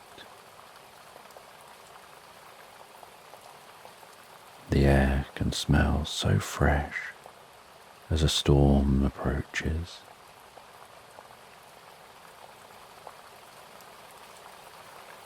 The dark sky and the landscape illuminated by the sun in the foreground.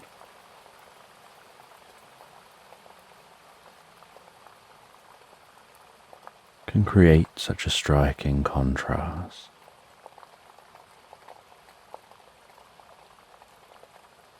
And that sun illuminating the foreground, shining towards that oncoming storm, casts a rainbow across that darkness, so bright and vivid against the dark grey blue background.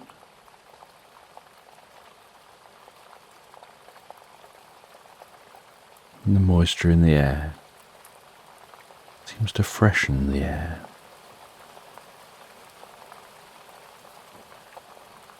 You encourage your sheepdog to follow you.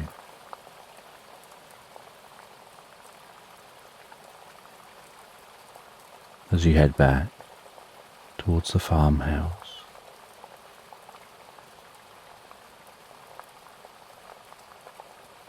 you work your way down through the fields,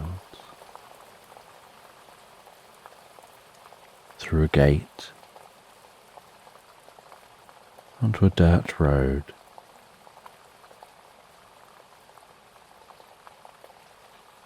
Each footstep crunching gently underfoot as you walk, a sheepdog walking alongside you. As you follow this road, hedgerows either side of you,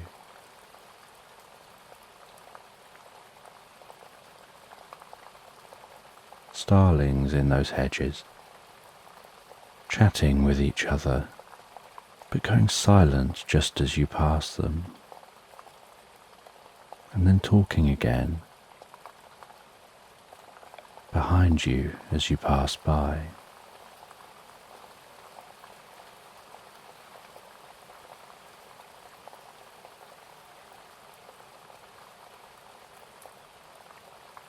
And you can hear the rumble of the thunder. You can begin to notice some of the flashing of the lightning. That storm still quite distant, but being aware that there's more moisture hanging in the air, you arrive at the farmhouse. Unlatch the door and walk inside to the warmth of this farmhouse.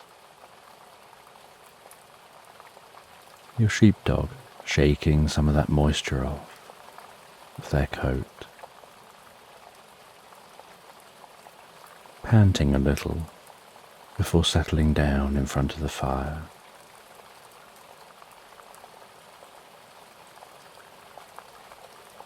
And you head to the kitchen and you make yourself some food and drink. You grab yourself a bottle of water. Sit down beside the fire. The sheepdog at your feet.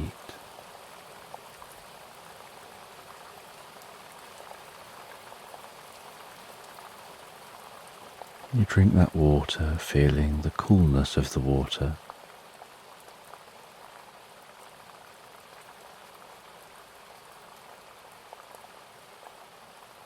As it passes down through you with each sip.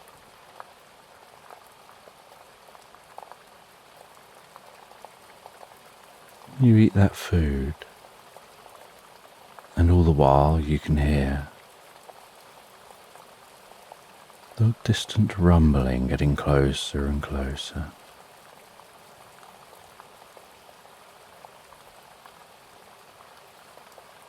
After finishing the food, you place your plate back in the kitchen.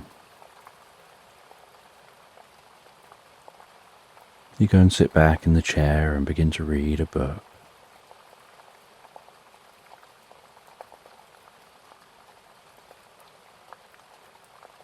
You hear the first large smatterings of the approaching storm, large raindrops striking the windows.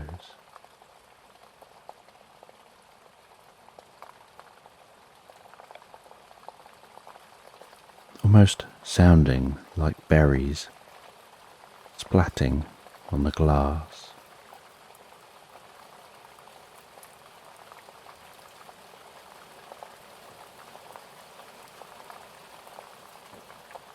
Notice the occasional flash of light come through the windows from the storm outside. 5 or 6 seconds later, hearing a deep guttural rumble stretch across the sky.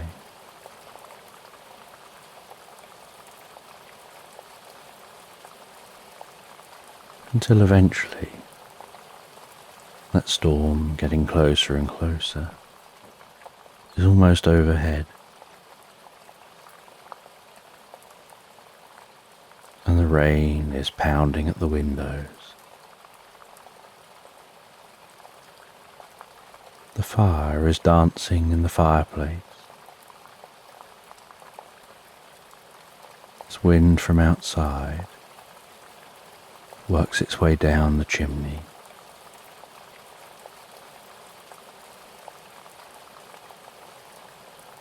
And that thunderstorm is cracking away outside, light flashing into the room.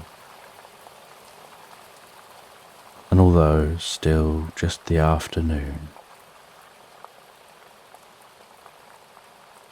it's so dark outside it could be night.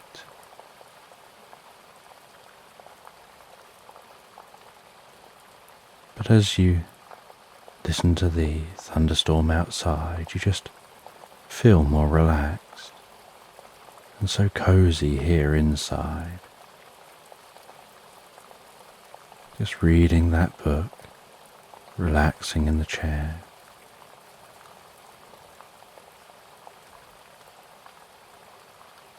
Your farmhouse, such a relaxing space, with the plates standing on shelves in the kitchen.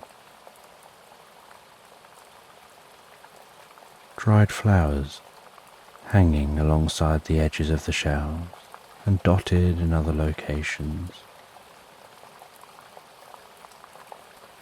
Your large rustic dining room table and chairs.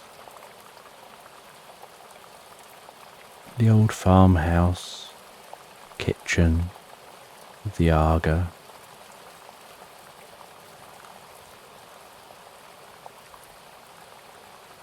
Delicate curtains hanging over the windows in the kitchen, and thicker, more homely curtains hanging up in the living space.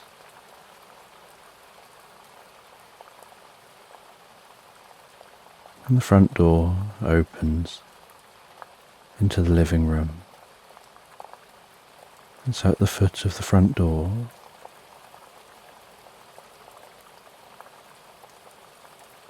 you have what looks like a long dog resting to prevent any draft from coming in through the door.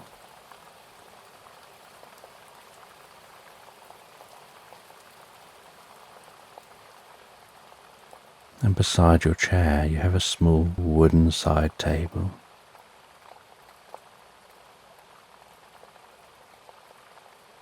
Above the fireplace are some ornaments, an old picture that's been passed down through the generations, a painting of this farmland hanging above that fireplace.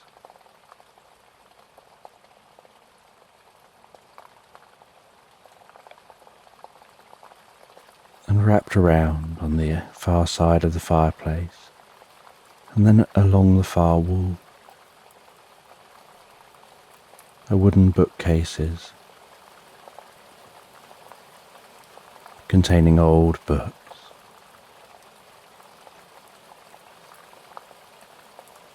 And some side tables with some pictures and photographs. And the occasional lamp dotted through the room.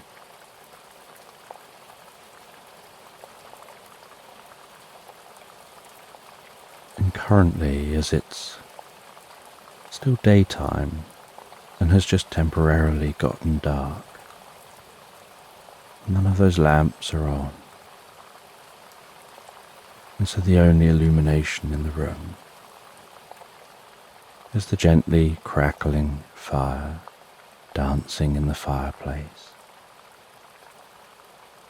Its light dancing around the room, shadows flickering and moving, and the sheepdog just continues to relax and sleep on the floor, almost as if it's completely unaware of the storm which has arrived and is passing overhead.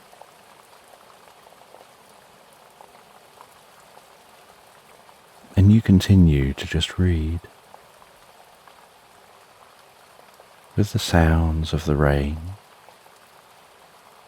and that thunderstorm helping to just bring a deeper sense of peace and calm to your body, even without you paying it any real attention.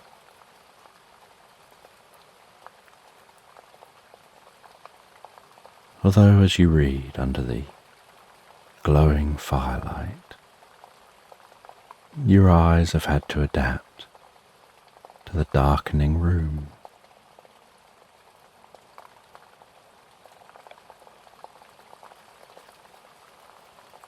But after about 15 or 20 minutes,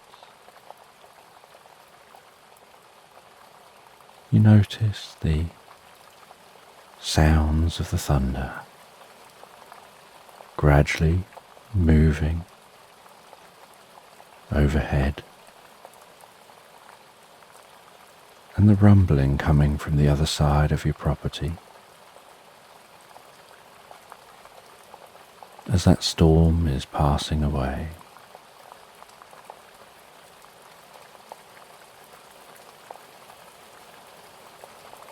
And as the storm passes overhead, those storm clouds gradually move their way on. So some light begins to return to the room. The rain on the windows begins to soften. You start to hear more sounds of birds outside.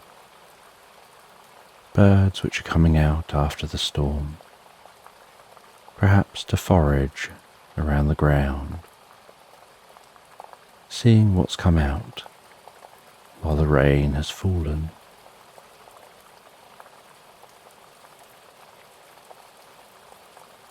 And within an hour, you can barely hear the thunder at all. Just the very occasional soft rumble, so distant.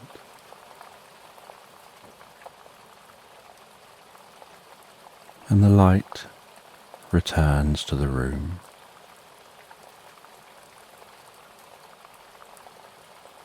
And you continue to read.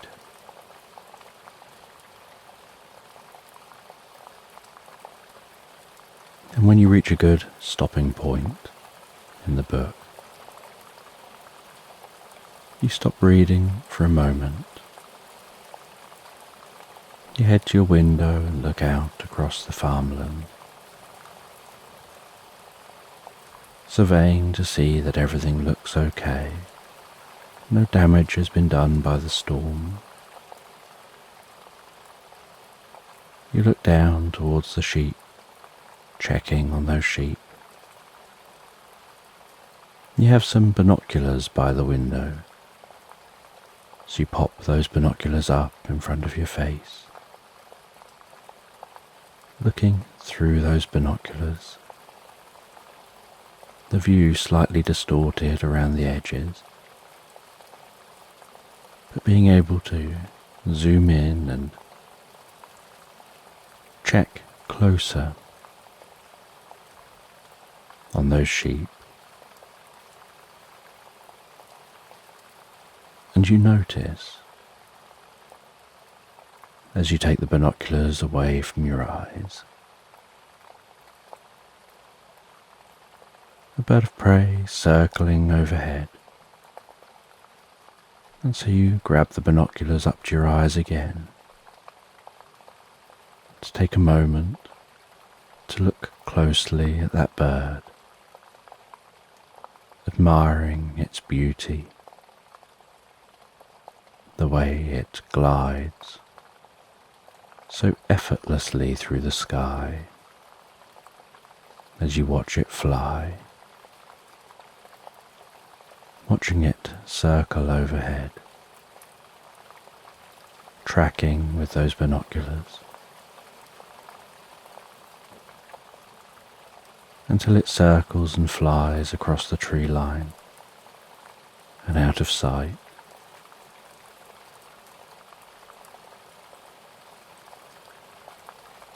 You then place the binoculars back down on the windowsill and head back over and sit back down in that chair and continue reading a little longer.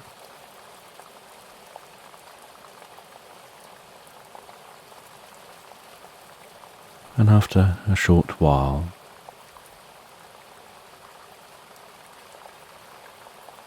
a cuckoo clock sounds on the wall.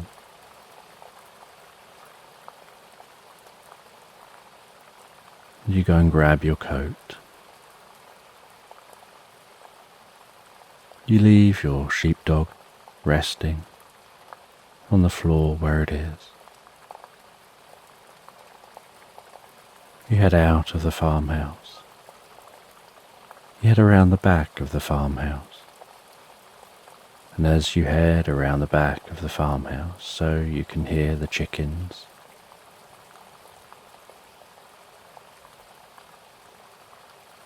And you head round to those chickens. Now the storm has passed. You open their hutches, they can roam free within a large grassy space.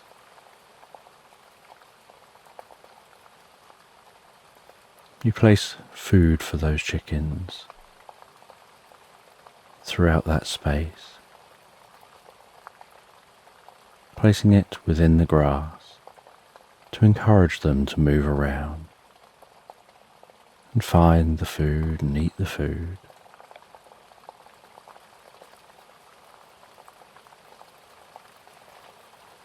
And before heading back into the farmhouse, you grab a couple of the eggs, then head back into the farmhouse.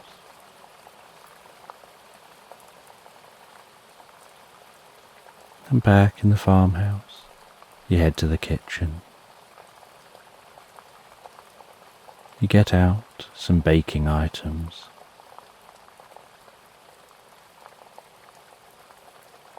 And grab different ingredients that you require.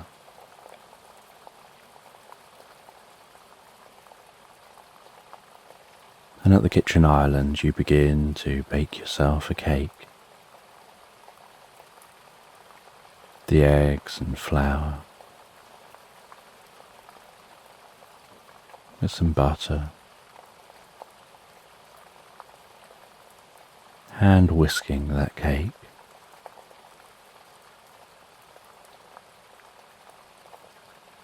The smell of preparing this cake.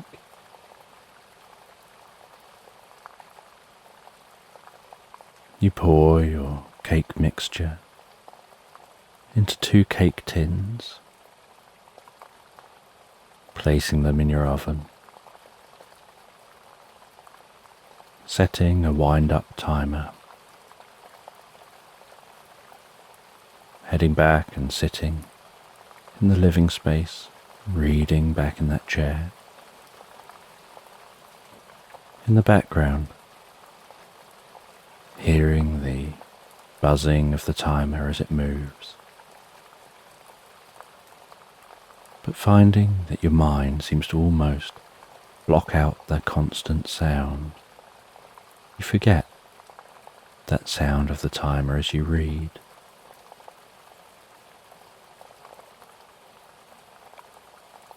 And as the cake continues to cook, so you start to notice the smell of that cooking cake filling the farmhouse.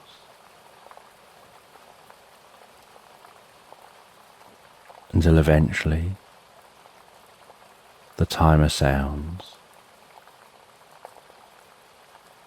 You place the book down beside you. You head over to the kitchen, stop the timer. You take out the 2 halves of the cake and place them on the side. You grab a knife and gently, almost under its own weight, let it fall down through the cake and pull it out with a soft puff of steam. And you can see the knife is clean and clear. You repeat the process on the other half of the cake.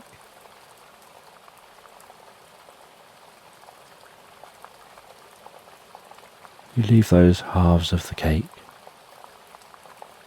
to cool down a little on the work surface. As you head back and read some more.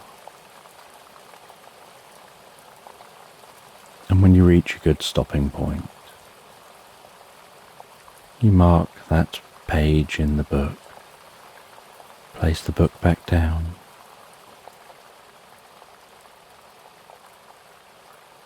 and your sheepdog gets up and takes a moment to head over to its food bowl and to eat some food, before heading back and settling back down under the warmth of the fire.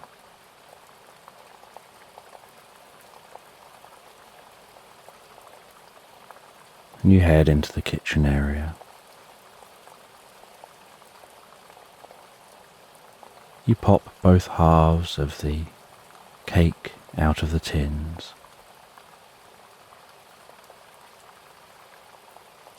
You neaten them up a little.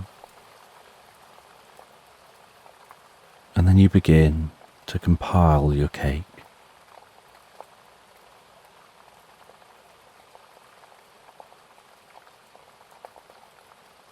You make some filling, whisking that up. and begin to spread the filling into the center. And then you place one half of the cake on top of the other, and you carefully make sure that's aligned, and push it down just a little, very gently, and a slight bit of the filling oozes softly out of the sides.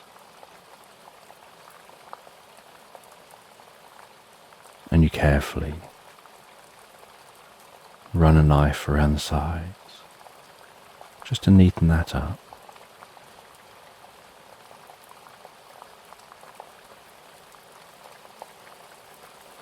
And then you mix up the topping, and you begin to cover the cake, scooping that out and placing it on the top of the cake, smoothing it down, gradually smoothing it from the center down to the edge, and then around the sides.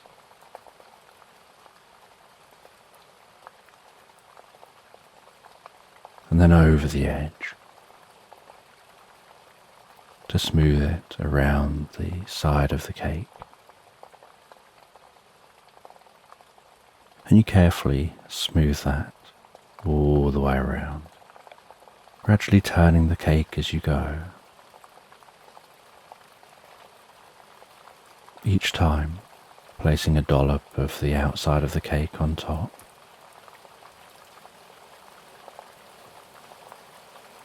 Smoothing it down to the edges, and then around the edge, to smooth it around the sides.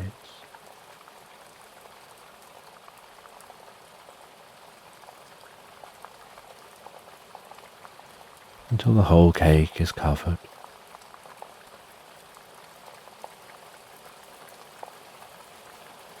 And then you begin to decorate the top of the cake.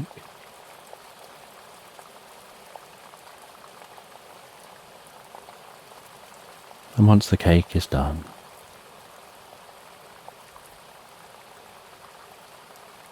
you put it up onto a cake stand.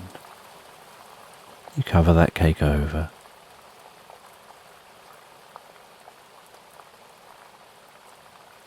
And you know you've made the cake for your nephew's birthday, and hope that they'll enjoy that cake. You then sit at the dining room table.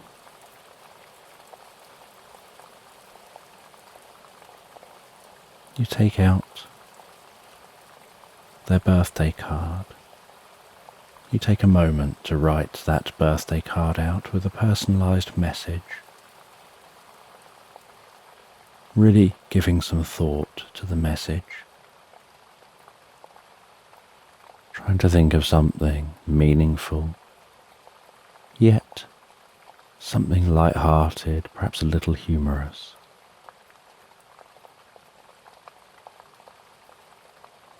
And in your neatest handwriting, you carefully write that out in the card.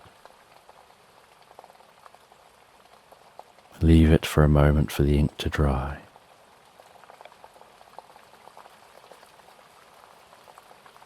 Before closing the card up and placing it into the envelope, making sure that the back of the card is facing the opening of the envelope.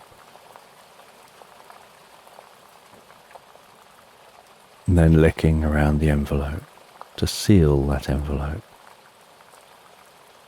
writing their name on the front, placing that down near the cake so that you'll remember it tomorrow. And then you take a gift you've handmade for them, a beautiful carved wooden toy. You wrap that toy in some tissue paper that crumples as you fold it around. And then you wrap that in some wrapping paper, carefully sealing that wrapping paper. You write a small label, attach that to the wrapping paper, and place that with the card.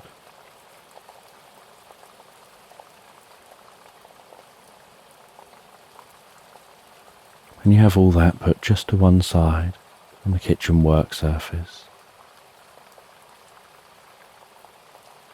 ready for you to take with you when you head to visit your nephew in the morning.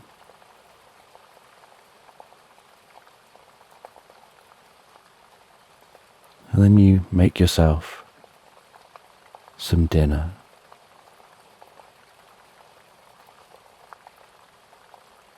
You make a nice hearty roast. It takes you about 90 minutes to cook your dinner. But as you cook, so the smells of the roast dinner fill your farmhouse. And as usual, your sheepdog enjoys those smells probably more than you do, and probably looks forward to the meal more than you do. You know that when you eat it, you're going to have to encourage them not to eat your food. You'll share a little bit with them, but you'll encourage them not to eat your food, never mind how much they sit looking so cute and so sweet with their puppy dog looking eyes, almost like they're begging for food. You know you'll do your best to ignore them when they do this.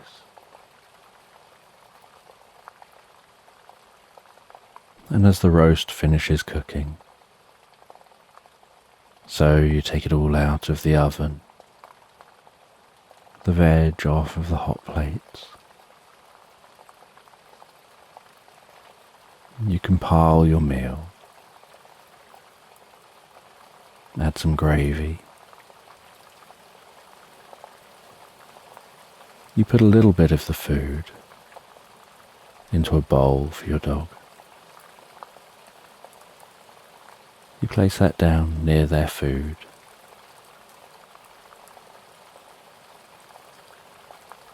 You then sit back down at the dining room table. You eat that meal, and after eating the roast dinner, so you find yourself feeling tired and sleepy,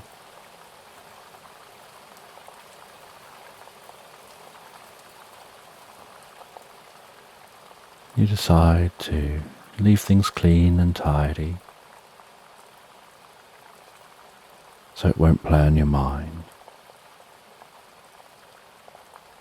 You wash up and dry up, clean everything away.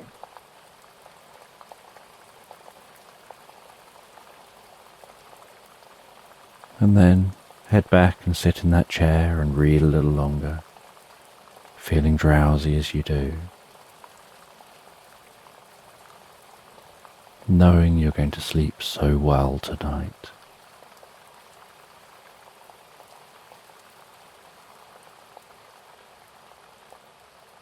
And after a few hours of sitting reading, pushing on to just about reach the end of your book, knowing you're so close you want to finish it before bed,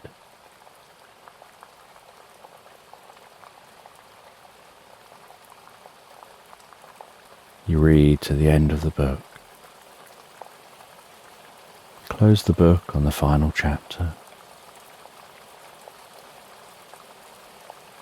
Rest the book on your lap for a moment as you ponder the story. Think about what you've just read. Absorb the story in your mind before standing up and heading over to the bookshelves, finding the correct space for that book to go, placing the book on the shelves in the correct place.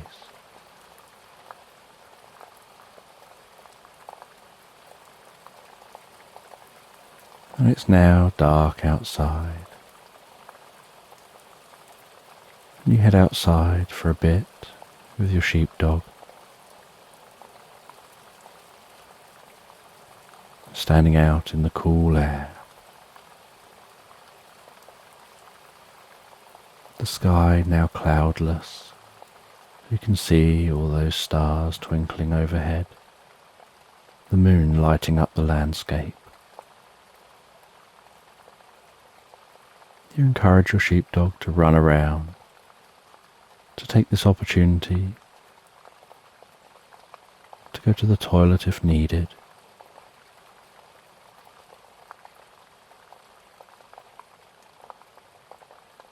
They bring you a ball that you have out here. You throw the ball for them, it bounces around and rolls through the landscape. They run off and find it and bring it back. You do that a number of times, breathing in the coolness of the night air.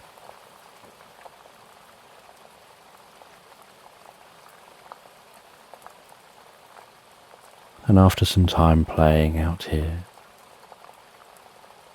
and the sheepdog doing whatever it needs to do, you head back in to the farmhouse.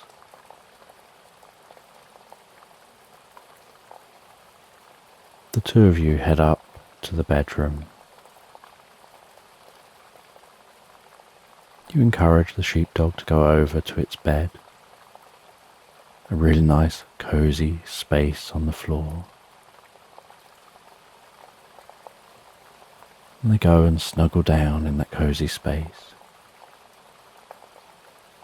and feeling really tired from that hearty dinner.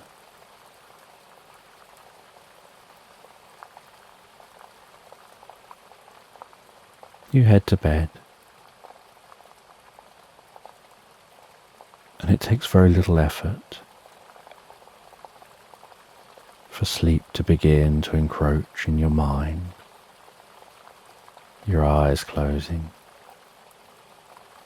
hearing the sounds of the sheepdog falling asleep in its bed,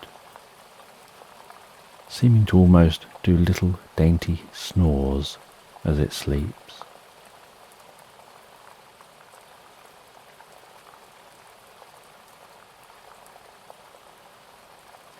As you rest your head on the pillow, feeling its softness under your cheek,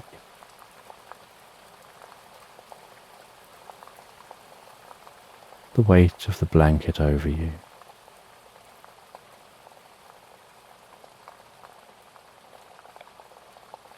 the temperature of the room being just right, as you feel consciousness slipping away and dreams encroaching.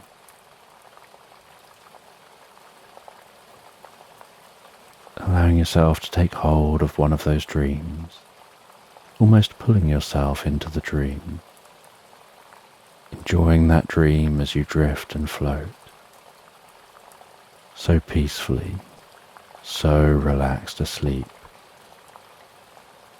into Slumberland.